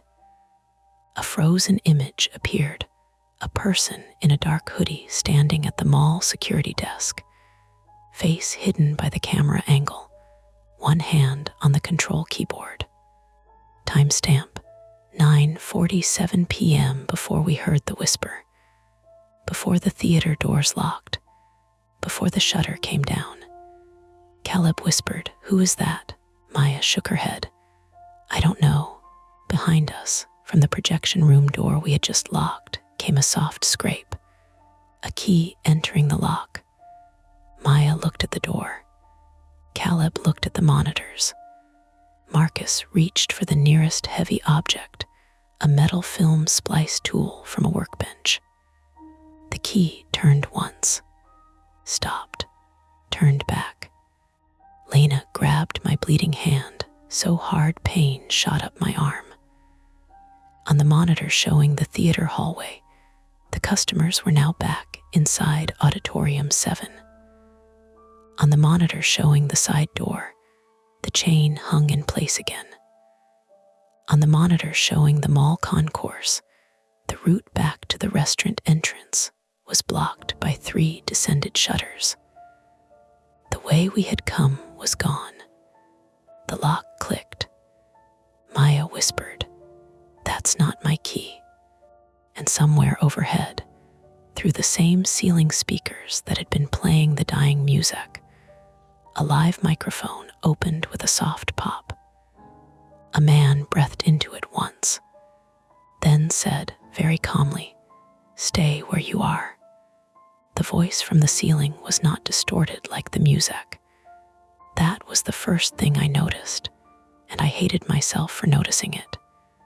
The music had been stretched and warped until every note sounded wounded, but the man speaking through the mall's PA system came through clean. Calm. Close. Stay where you are. Maya's hand hovered over the projection room control board. Caleb stood beside her, one arm half raised, as if he could block the door with his body. Marcus held the metal film splice tool low at his side. The way you hold something when you have decided it might have to become a weapon, and you're trying not to admit that yet. The lock on the projection room door clicked again. Not opening. Testing. Lena squeezed my injured hand by accident. Pain jumped up my arm and cleared some of the fog from my head. On the monitors, the mall existed in broken pieces. Auditorium 7, red lit and packed with frightened people sitting low between rows. The center court, empty except for the Christmas tree and the steel shutters that had dropped across the concourse. The service corridor, where Dale dragged himself a few inches at a time, and Janine lay still near the sparking utility panel. The security desk, frozen at 9:47 with that hooded figure leaning over the controls. The live microphone popped again. "You don't need to make this worse," the man said. Marcus stepped toward the ceiling speaker. "Who is this?" No answer. "Mall security," Marcus said. "You've got injured people in a service corridor. You need to lift the shutters now." A soft laugh came through the speaker. Not theatrical, not wild, more exhausted than amused. "You people never listen." Maya whispered, "I can trace which mic he's using." "Do it," Marcus said. Her fingers moved across the console, fast despite how hard she was shaking. The projection room door handle turned. Caleb grabbed a rolling equipment rack and shoved it in front of the door. The rack held cables, a dead monitor, and 2 metal cases labeled lens cleaning. It hit the door with a clatter. The handle stopped. From the speaker, the man said, "That won't hold." Lena leaned close to me. "We can't stay in here." She was right. The room was hot, cramped, and full of equipment we didn't understand. One locked door. No windows big enough to crawl through. The theater customers depended on us. Dale and Janine were losing time, and someone was outside the door with keys. Maya looked up from the console. "He's not in security now. He's using a service handset." "Where?" Marcus asked. "There are handsets in maintenance, loading, security, and," she swallowed, "projection hallway." The door slammed inward against the rack. Once, the rack jumped. Bry, sitting on the floor with Lena's torn poster strip tied around her knee, flinched so hard her heels skidded on the concrete. Caleb shouted at the door, "Who are you?" Another slam. The rack shifted 2 inches. Marcus looked at Maya. "Is there another way out of this room?" She pointed to the back wall. "Booth crawl through.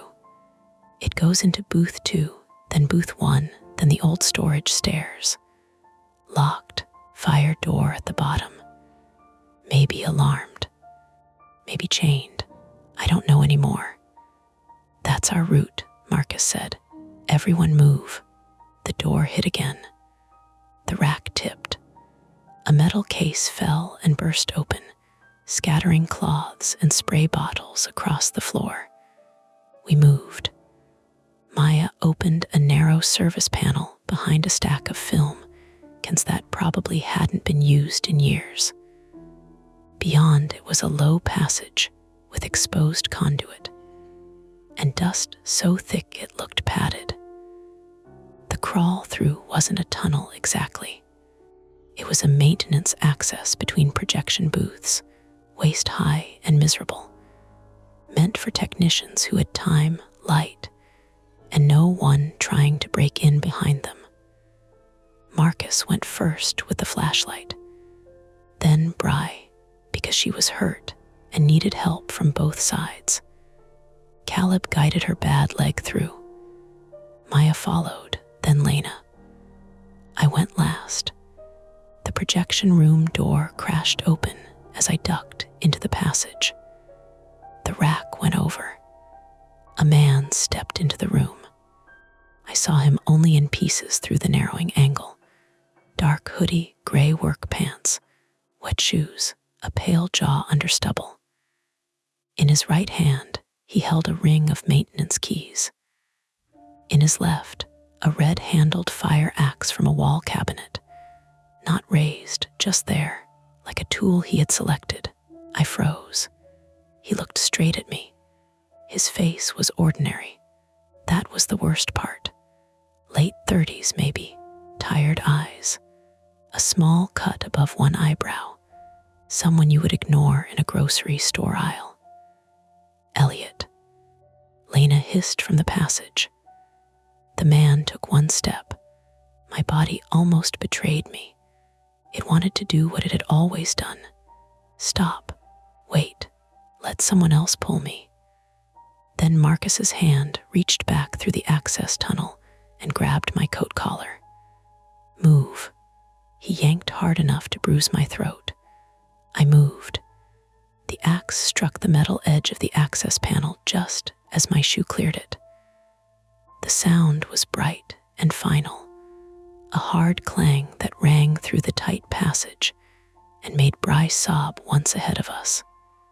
Keep going, Marcus shouted. The passage opened into booth 2.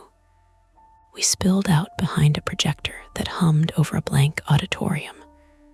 The room smelled like hot plastic and dust. Maya slammed the access panel shut behind me and jammed a screwdriver through the latch loop. That won't hold, Caleb said. Nothing holds, she snapped. Another speaker popped overhead. The man's voice followed us into booth 2. Stop running. The more you run, the more doors I close. Marcus looked up. On the handset system. Can he control locks from there? Maya shook her head. Not from the handset, but from maintenance, yes. Security desk, yes. Then he's got access. He had access before tonight, Caleb said. Bry whispered, I know him. Everyone stopped. She was sitting against the wall, both hands on her bandaged knee, face gray from pain. Caleb crouched. Who? Neil, she said. Neil Voss. He used to do overnight maintenance. Marcus's expression hardened. He was fired. For what? Lena asked. Stealing copper. Threatening Janine when she reported him. I heard he got banned from property. Maya looked at the monitors through the booth window, though these didn't show cameras. If he knows the systems, he knows enough to hurt people with them, Marcus said. Neil's voice came over the speaker again. Vale, you there? You remember me now? Marcus didn't answer. Neil continued, calm as a man reading a shopping list. They took my job. They took my insurance. Janine smiled while she did it. Bryce started crying silently. Caleb put a hand on her shoulder. Marcus's jaw tightened. He's going after Janine. He already did, Lena said. That made the room go still. On the camera in the previous booth, Janine had not moved. Dale was still trying. The concrete problem narrowed to a point. Get to the service spine. Shut off power to the flooded panel. Lift or bypass the shutter. And get Dale and Janine out before Neil reached them again, or the electrical fault started a real fire. Maya wiped her nose with the back of her hand. Booth 1 connects to the old storage stairs. Those stairs come down near the loading corridor. Loading corridor connects to maintenance, then service spine behind food court. Can we reach the panel from the far side? Marcus asked. Yes, but the floor is wet. If that panel is live, main cutoff, maintenance room, that's where he may be, Caleb said. Marcus nodded. Then we do not go straight into maintenance. Lena looked around the booth. What can we use? It was strange, the way fear can become inventory. My hand throbbed. Bry's breathing hitched. Caleb's face had gone flat with concentration. Maya was scanning shelves. Marcus was already opening cabinets. We found a fire extinguisher, 2 heavy extension cords, a roll of gaffer tape, a fiberglass ladder hook, a box cutter, a plastic bucket full of old 3D glasses.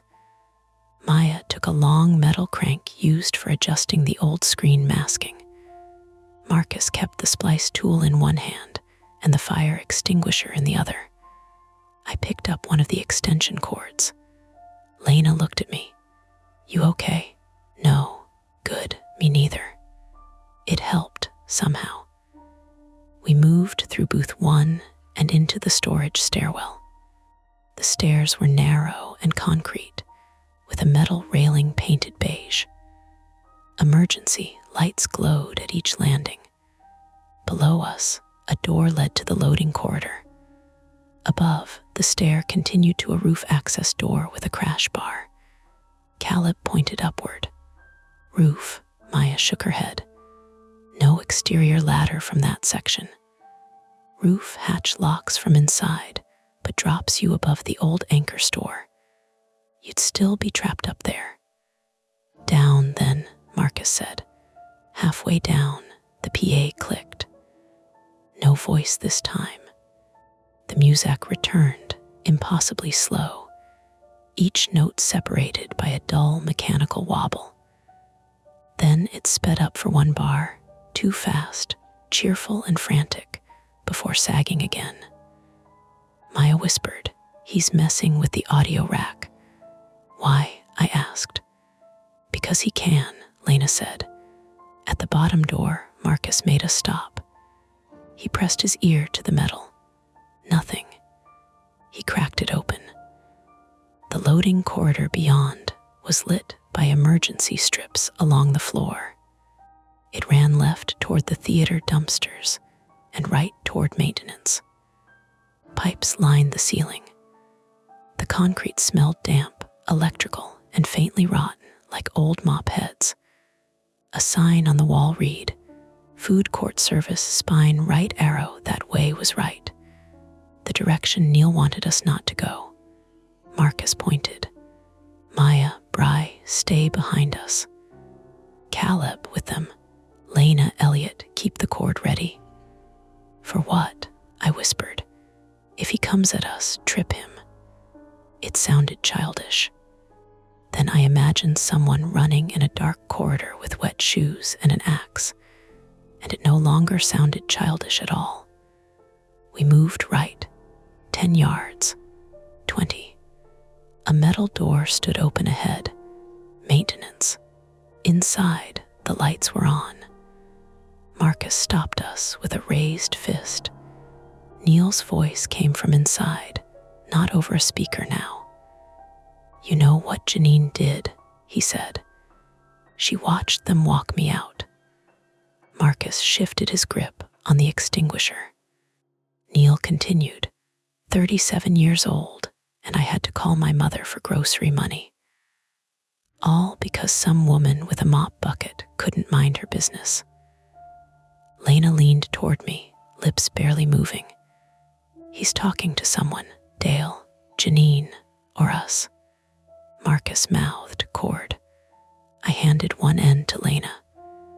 We stretched it low across the corridor, just above ankle height, each of us pressed to opposite walls, hands tight around rubber insulation. My injured knuckles screamed. I wrapped the cord once around my wrist anyway. Marcus stepped into the doorway enough to be seen. Neil, a silence. Then Neil laughed softly. There he is. You need medical help in here, Marcus said. You've got a live panel taking water. You want this whole place burning. The sprinklers work. Not if you cut pressure. I didn't cut pressure. Pipe burst on its own. Neil sounded offended. Building's junk. always was. That mattered. The leak wasn't staged, or at least he claimed it was. He had used the failure, not caused all of it. Marcus kept him talking. Let us shut off the main. And then what? Police come. I go back inside. You attacked 2 people. I scared people. You hurt Dale and Janine. Dale slipped. Marcus's voice hardened. I saw the camera. Another pause. Then Neil appeared. He stepped out of maintenance with the axe hanging at his side. His hoodie was unzipped now, showing a faded mall maintenance shirt underneath. His face was damp with sweat. One of his pupils looked larger than the other. Maybe drugs. Maybe a head injury. Maybe rage had its own anatomy. In his other hand was a black handheld radio. Marcus lifted the extinguisher, put the axe down. Neil smiled without humor. That thing won't stop me. No, Marcus said, but it'll blind you. Neil moved fast. Lena and I lifted the cord. He saw it too late. His front foot caught, and his body pitched forward. The axe clanged off the concrete. He slammed shoulder first into the wall, hard enough to knock a framed evacuation map loose. But he didn't go down all the way. He twisted, grabbed the cord, and yanked. Lena lost her grip and hit the wall. I didn't let go. That was stupid. Neil pulled again, and I went with it, sliding across the damp concrete. He swung the radio at my face. It caught me above the cheekbone. A white flash popped in my vision. I dropped. Marcus discharged the fire extinguisher into Neil's face.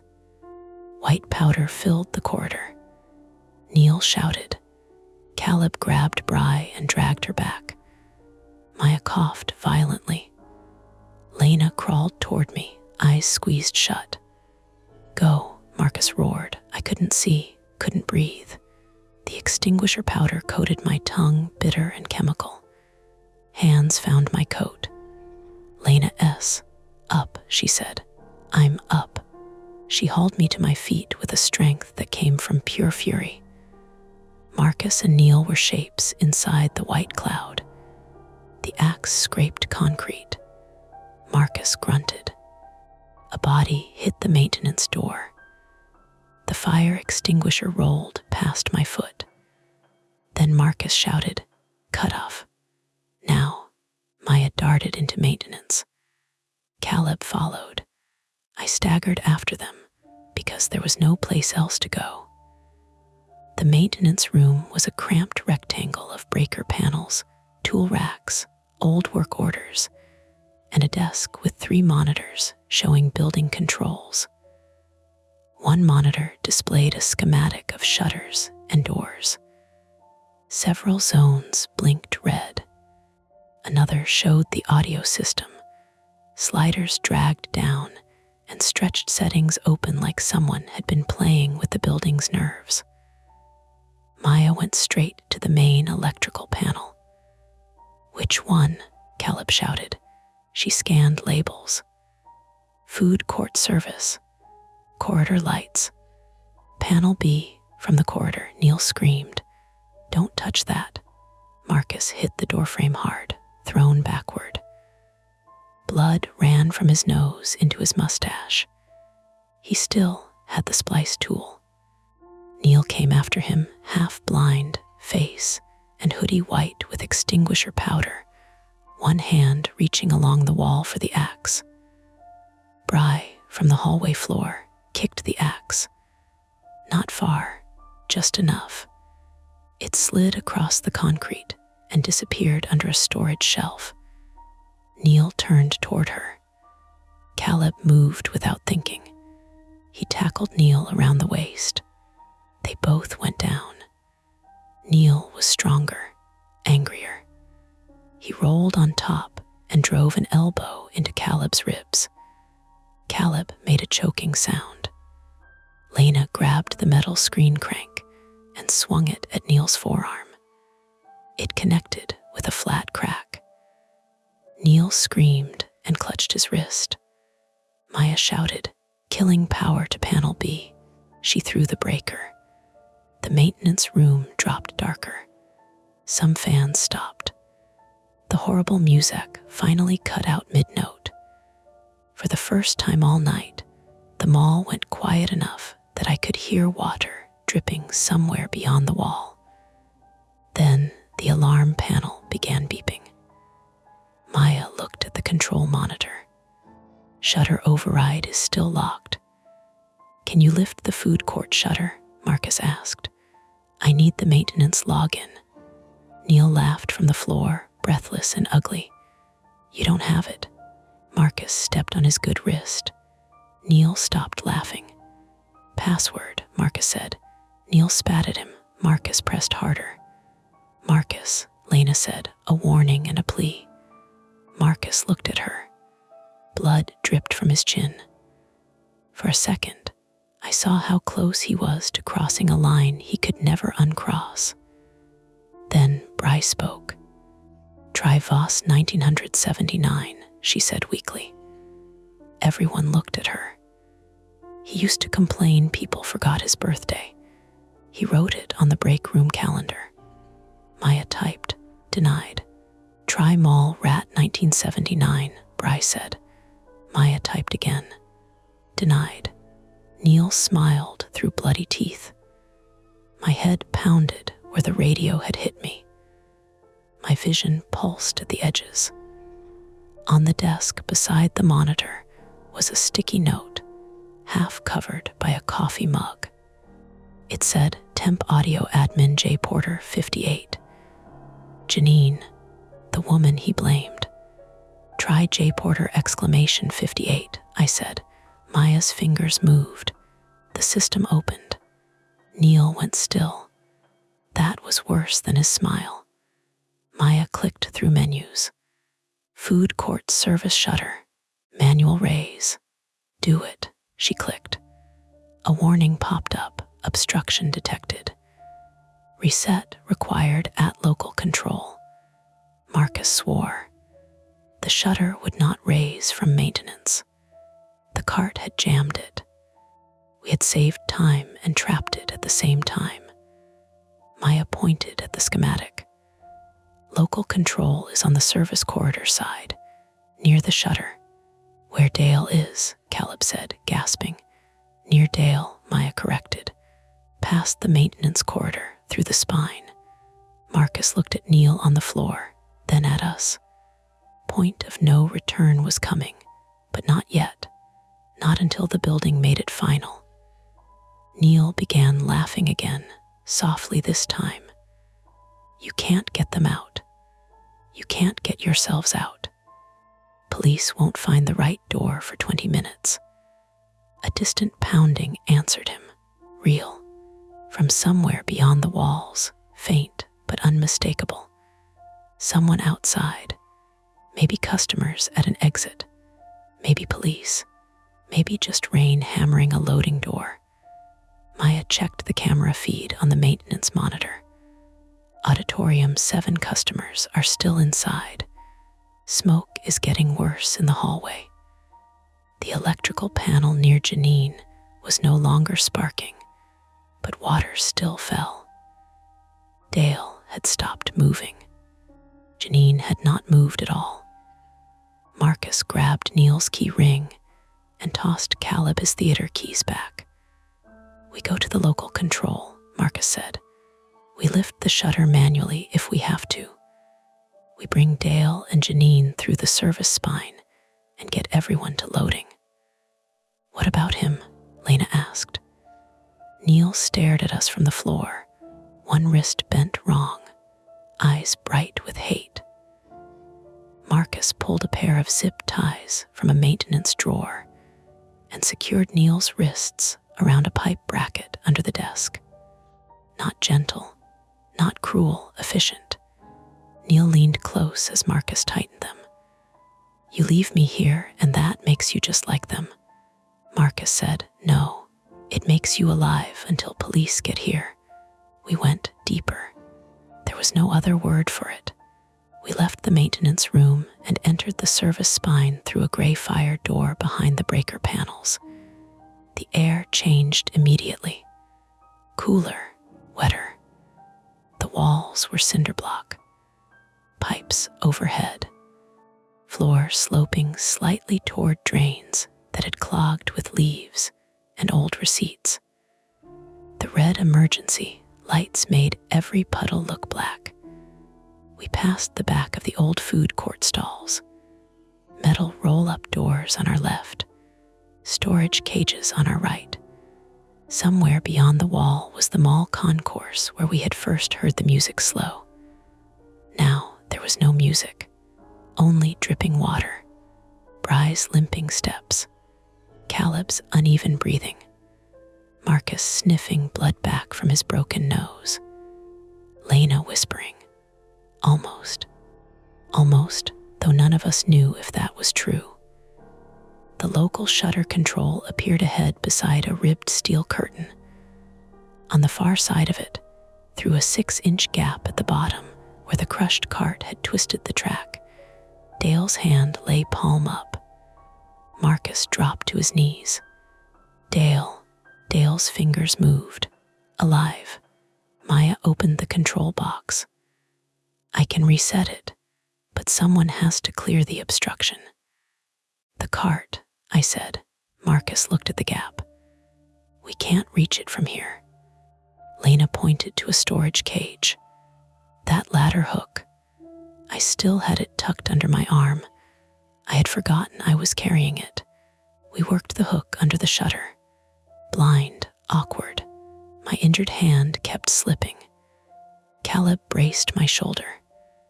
Lena guided the angle from the floor.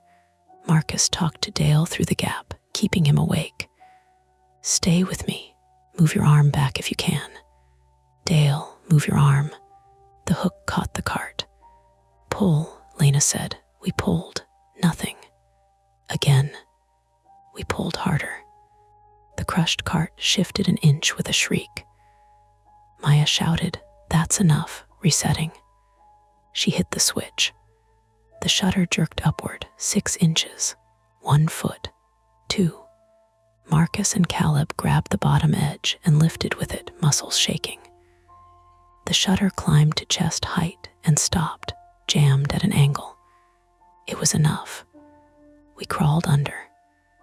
Dale lay just inside the corridor, face gray, one leg bent unnaturally below the knee. He was conscious, but not making much sense. Janine lay farther in, near the wall, her missing shoe beside the flooded panel. Her chest moved. Barely. Janine's breathing, Lena said. The words hit harder than any scream. We had them. Not safe, not out, but real. Alive. Then the fire alarm finally started, full volume. White strobes flashed along the corridor. The sound drilled through my skull, obliterating thought. Somewhere in the building, a sprinkler head coughed and began spraying in the food court. Maya looked back toward maintenance. A steel shutter dropped behind us. The root back slammed closed with a force that shook dust from the ceiling. We all stared. The local panel sparked once, not from the dead food court panel, but from the control box Maya had just used. The reset light went dark. Behind us was blocked. Ahead was the flooded service corridor, Dale and Janine on the floor, and the only possible way out through the food court side, where the first shutter had trapped them. Marcus wiped blood from his mouth and looked at me, then Lena, then the others. No one said the obvious thing. Retreat was gone. We had to go forward. The shutter behind us had closed with the kind of finality that makes people stop pretending. For a few seconds, nobody spoke. The alarm took the room from us anyway, pulsed in the red-lit service corridor. bright white strobes snapping across Dale's face, across Janine's gray hair, across the puddled floor, and the crushed front end of the custodial cart still wedged near the track behind us. Every flash rearranged the scene into separate photographs. Marcus bent over Dale, Caleb with one hand braced on the wall, Bri trying not to put weight on her socked foot, Maya staring at the dead control box, Lena kneeling beside Janine with 2 fingers pressed to her neck. Then Lena shouted, "She has a pulse." That did it. Not hope exactly. Hope was too clean a word for what moved through us. It was more like the snap of a rubber band. We were still trapped. Dale's leg was still bent wrong. Janine still had a bleeding cut at her temple and a breath so shallow I kept thinking it had stopped. But she had a pulse, and a pulse meant there was a next thing to do. Marcus pointed down the corridor ahead toward the food court side. Forward, we move them to the concourse. How? Caleb shouted over the alarm. We drag if we have to. We can't drag Janine through water, Lena said. Not if anything's still live. Maya wiped rainwater or sweat from her upper lip. Food court panel is cut. This control box sparked, but it's dead now. I don't love the phrase probably safe, but that's what we have. Probably safe, Bri repeated, voice thin. That's comforting. No one laughed. We made stretchers out of things that were not stretchers. Marcus and Caleb used the fiberglass ladder hook and 2 maintenance jackets to splint Dale's leg as best they could. He came awake once while they tightened the tape and made a sound I still hear sometimes if I'm startled out of sleep. Not a scream, not even loud. A bitten-off animal noise, followed by Marcus saying, I know, stay with me," like he could hold Dale there by repeating it. Lena and I got Janine onto a flat plastic storage lid from one of the back cages. It's too short for her whole body. Her feet dragged, one shoe missing, one shoe squeaking faintly every time we pulled. Lena kept apologizing to her under her breath. I'm sorry. We're almost there." We were not almost there. The service corridor seemed longer once we had injured people to move. It ran behind the food court stalls in a straight line for maybe 70 yards before bending left toward a set of double doors that, according to Maya, opened near the dark Chinese buffet counter. On our right were storage cages and gray utility doors. On our left, the backs of restaurants, some smelling faintly of fryer oil, one giving off the sour stink of old milk. Water ran in shallow threads along the floor and gathered around drain covers clogged with receipt paper and a single red straw. The fire alarm kept flashing. No music now. That should have made me feel better. It didn't. The absence left too much room for other sounds. Dale's wet breathing, Bri's limp, the plastic lid scraping under Janine, Marcus grunting with every few steps, the distant thud of something heavy being struck from outside. Maybe firefighters, maybe police, maybe just the building shifting and closing itself in sections, the way sick buildings do when all their systems start talking over each other. Halfway down the corridor, Janine coughed. Lena stopped so fast, I nearly fell backward. Janine. The older woman's eyes opened halfway. The strobes made her pupils appear and disappear. "Cart," she whispered. "We've got you," Lena said. "Your cart's back there." Janine swallowed. Her voice was almost nothing. "Kneel." Marcus leaned close without letting go of Dale. He's secured. Janine's eyes moved, slow and unfocused. Keys. We took them. She shook her head once, barely. Not all. Then she was gone again. Not dead, unconscious. But the words stayed with us, small and ugly. Not all. Marcus looked back the way we had come, though the shutter behind us hid everything. Caleb said, "We need to move." So we moved. The double doors at the end of the corridor had panic bars. For 1 sick second, neither opened.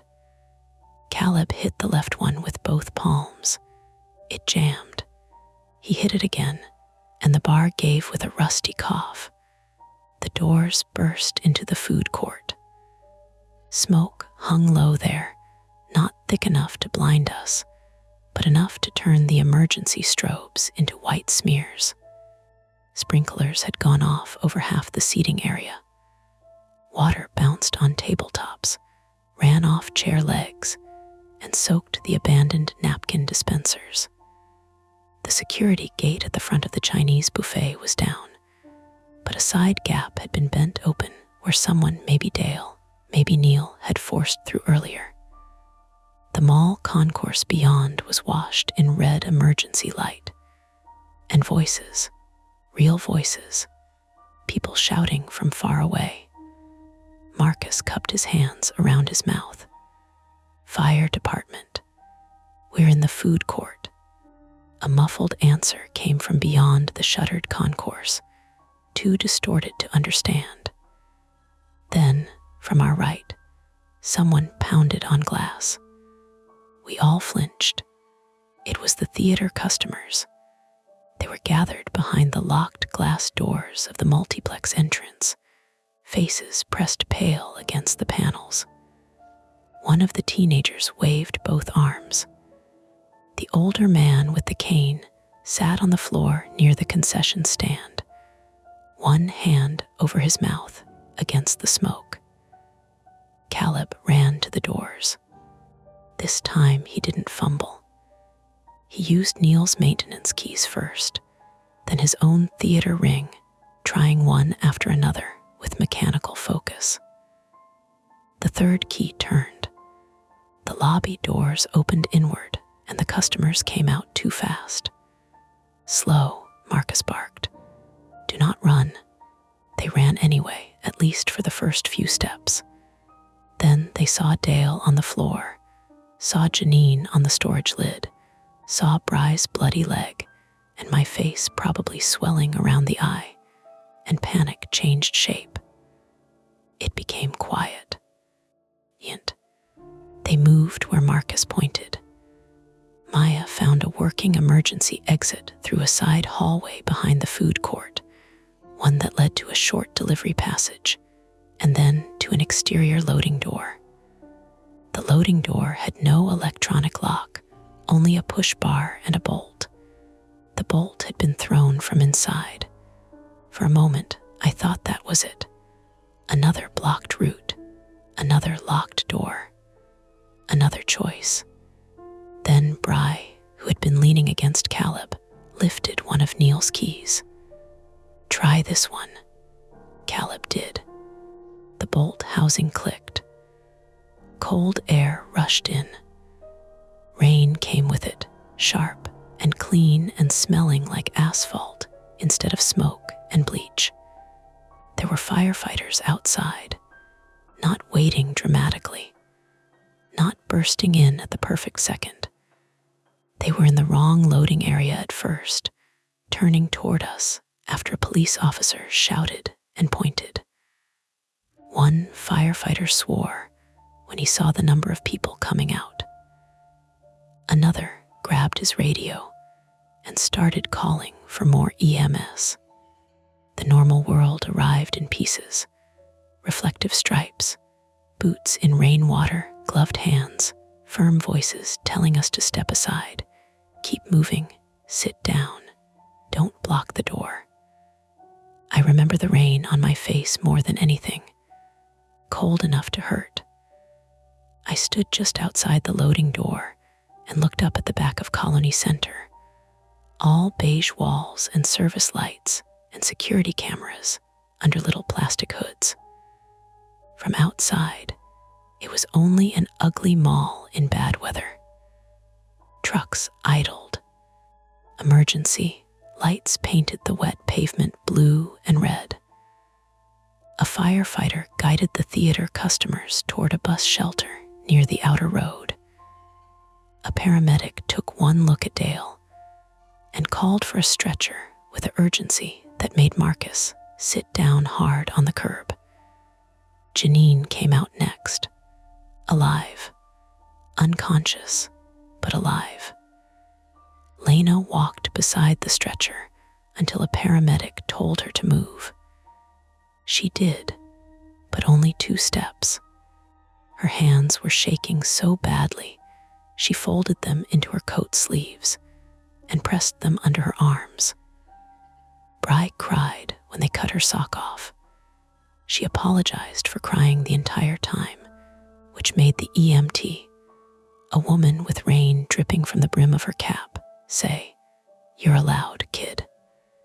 Caleb sat next to her on the wet curb and didn't touch her, not until she leaned sideways into him.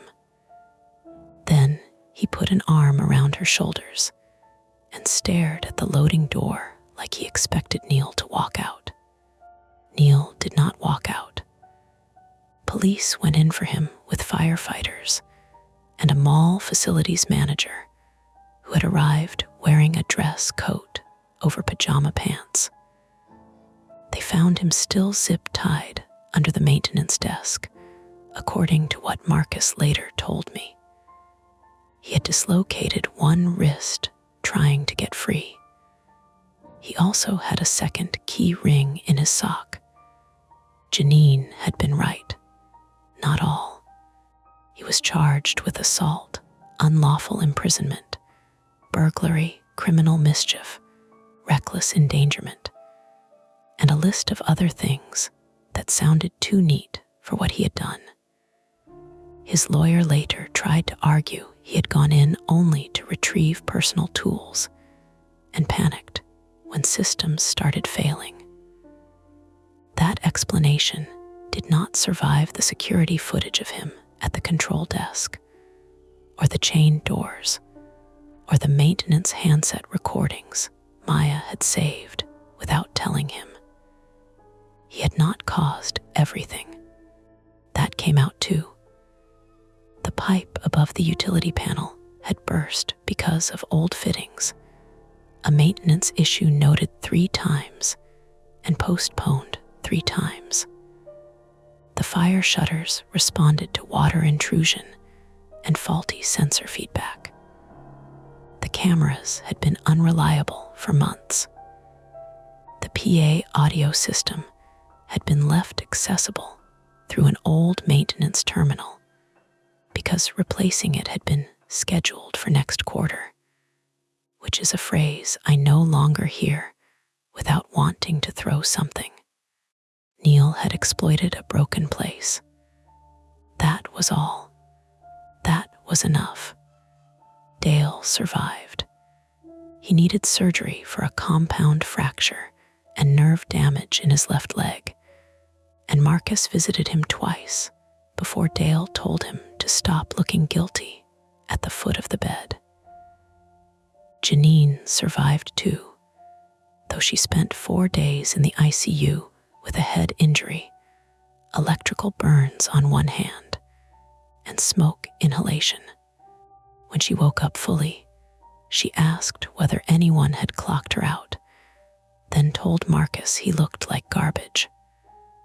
Bri needed stitches, a tetanus shot, and time off she couldn't really afford until the theater quietly paid her for 3 weeks and called it administrative recovery. Caleb quit 2 months later. Not loudly. No lawsuit. No speech. He just stopped being able to stand in the projection hall after closing. And one night, he handed in his keys and went to work for his uncle's landscaping company. Maya stayed longer. She was the one who gave police the recordings, camera exports, and a written explanation of which feeds were live and which were looped.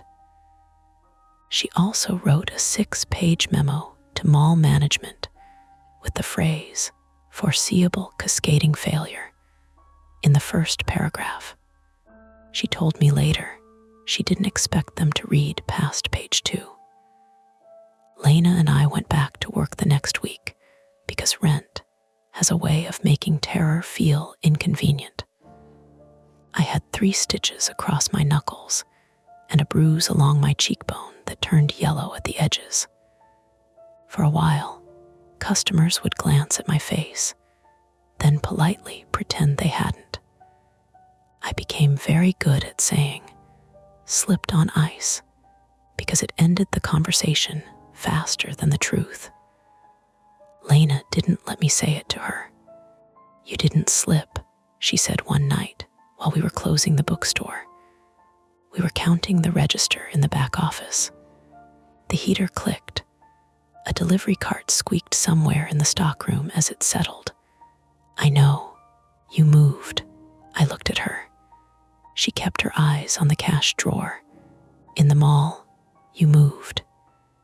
It was the kindest thing anyone said to me about that night, and she said it like an accounting note. I wanted to tell her that I had almost not moved, that every useful thing I had done felt late, dragged out of me by shame or someone else's hand on my sleeve. But she knew. That was why she said it the way she did. So I said, "You pulled me half the time." "Yeah," she said, "and you pushed the cart the other half." After that, we were quiet. The mall reopened in sections. First the restaurants, then the theater, then the main concourse with plywood walls around the damaged service areas and printed signs thanking shoppers for their patience. The Christmas tree came down in January. The pretzel stand never reopened.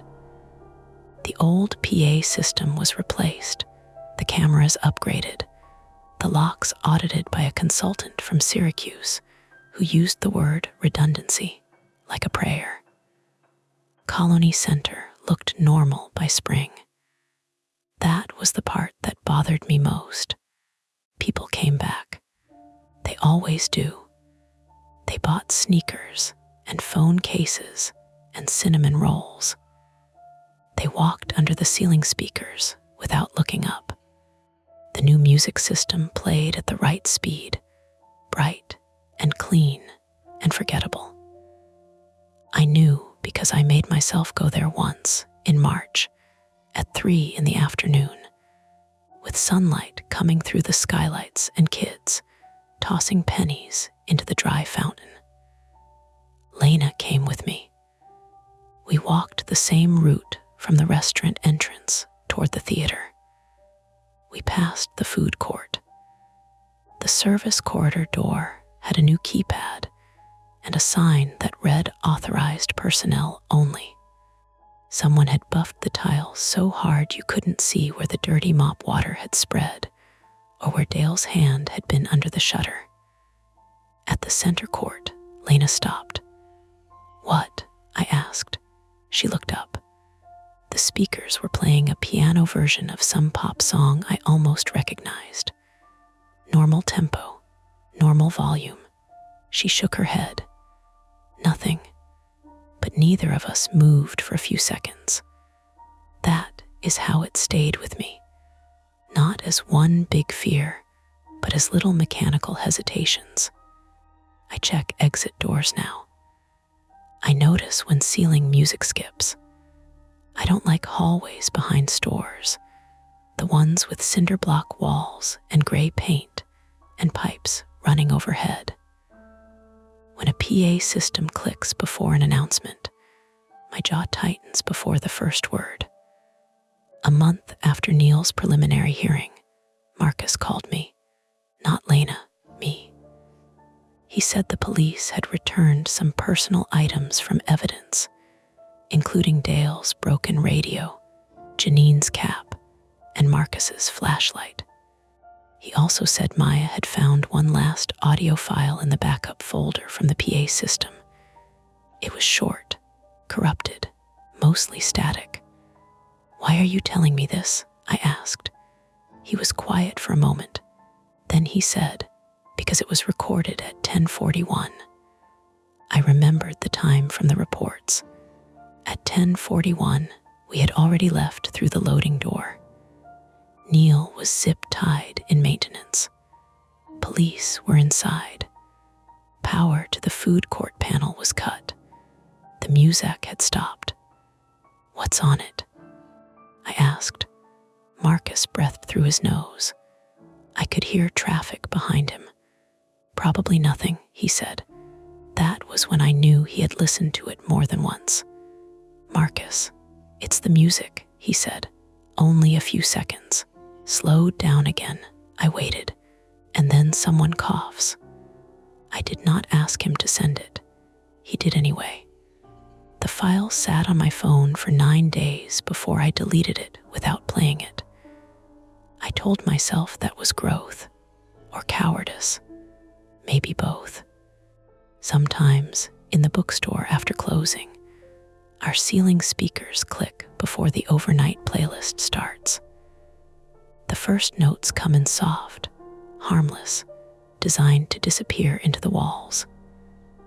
Every time, I stop what I'm doing and listen.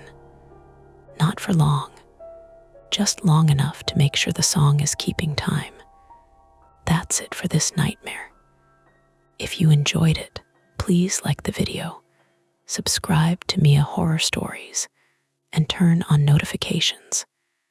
It really helps keep the stories alive. And don't stop here. Dive into another one of our videos and keep the fear going.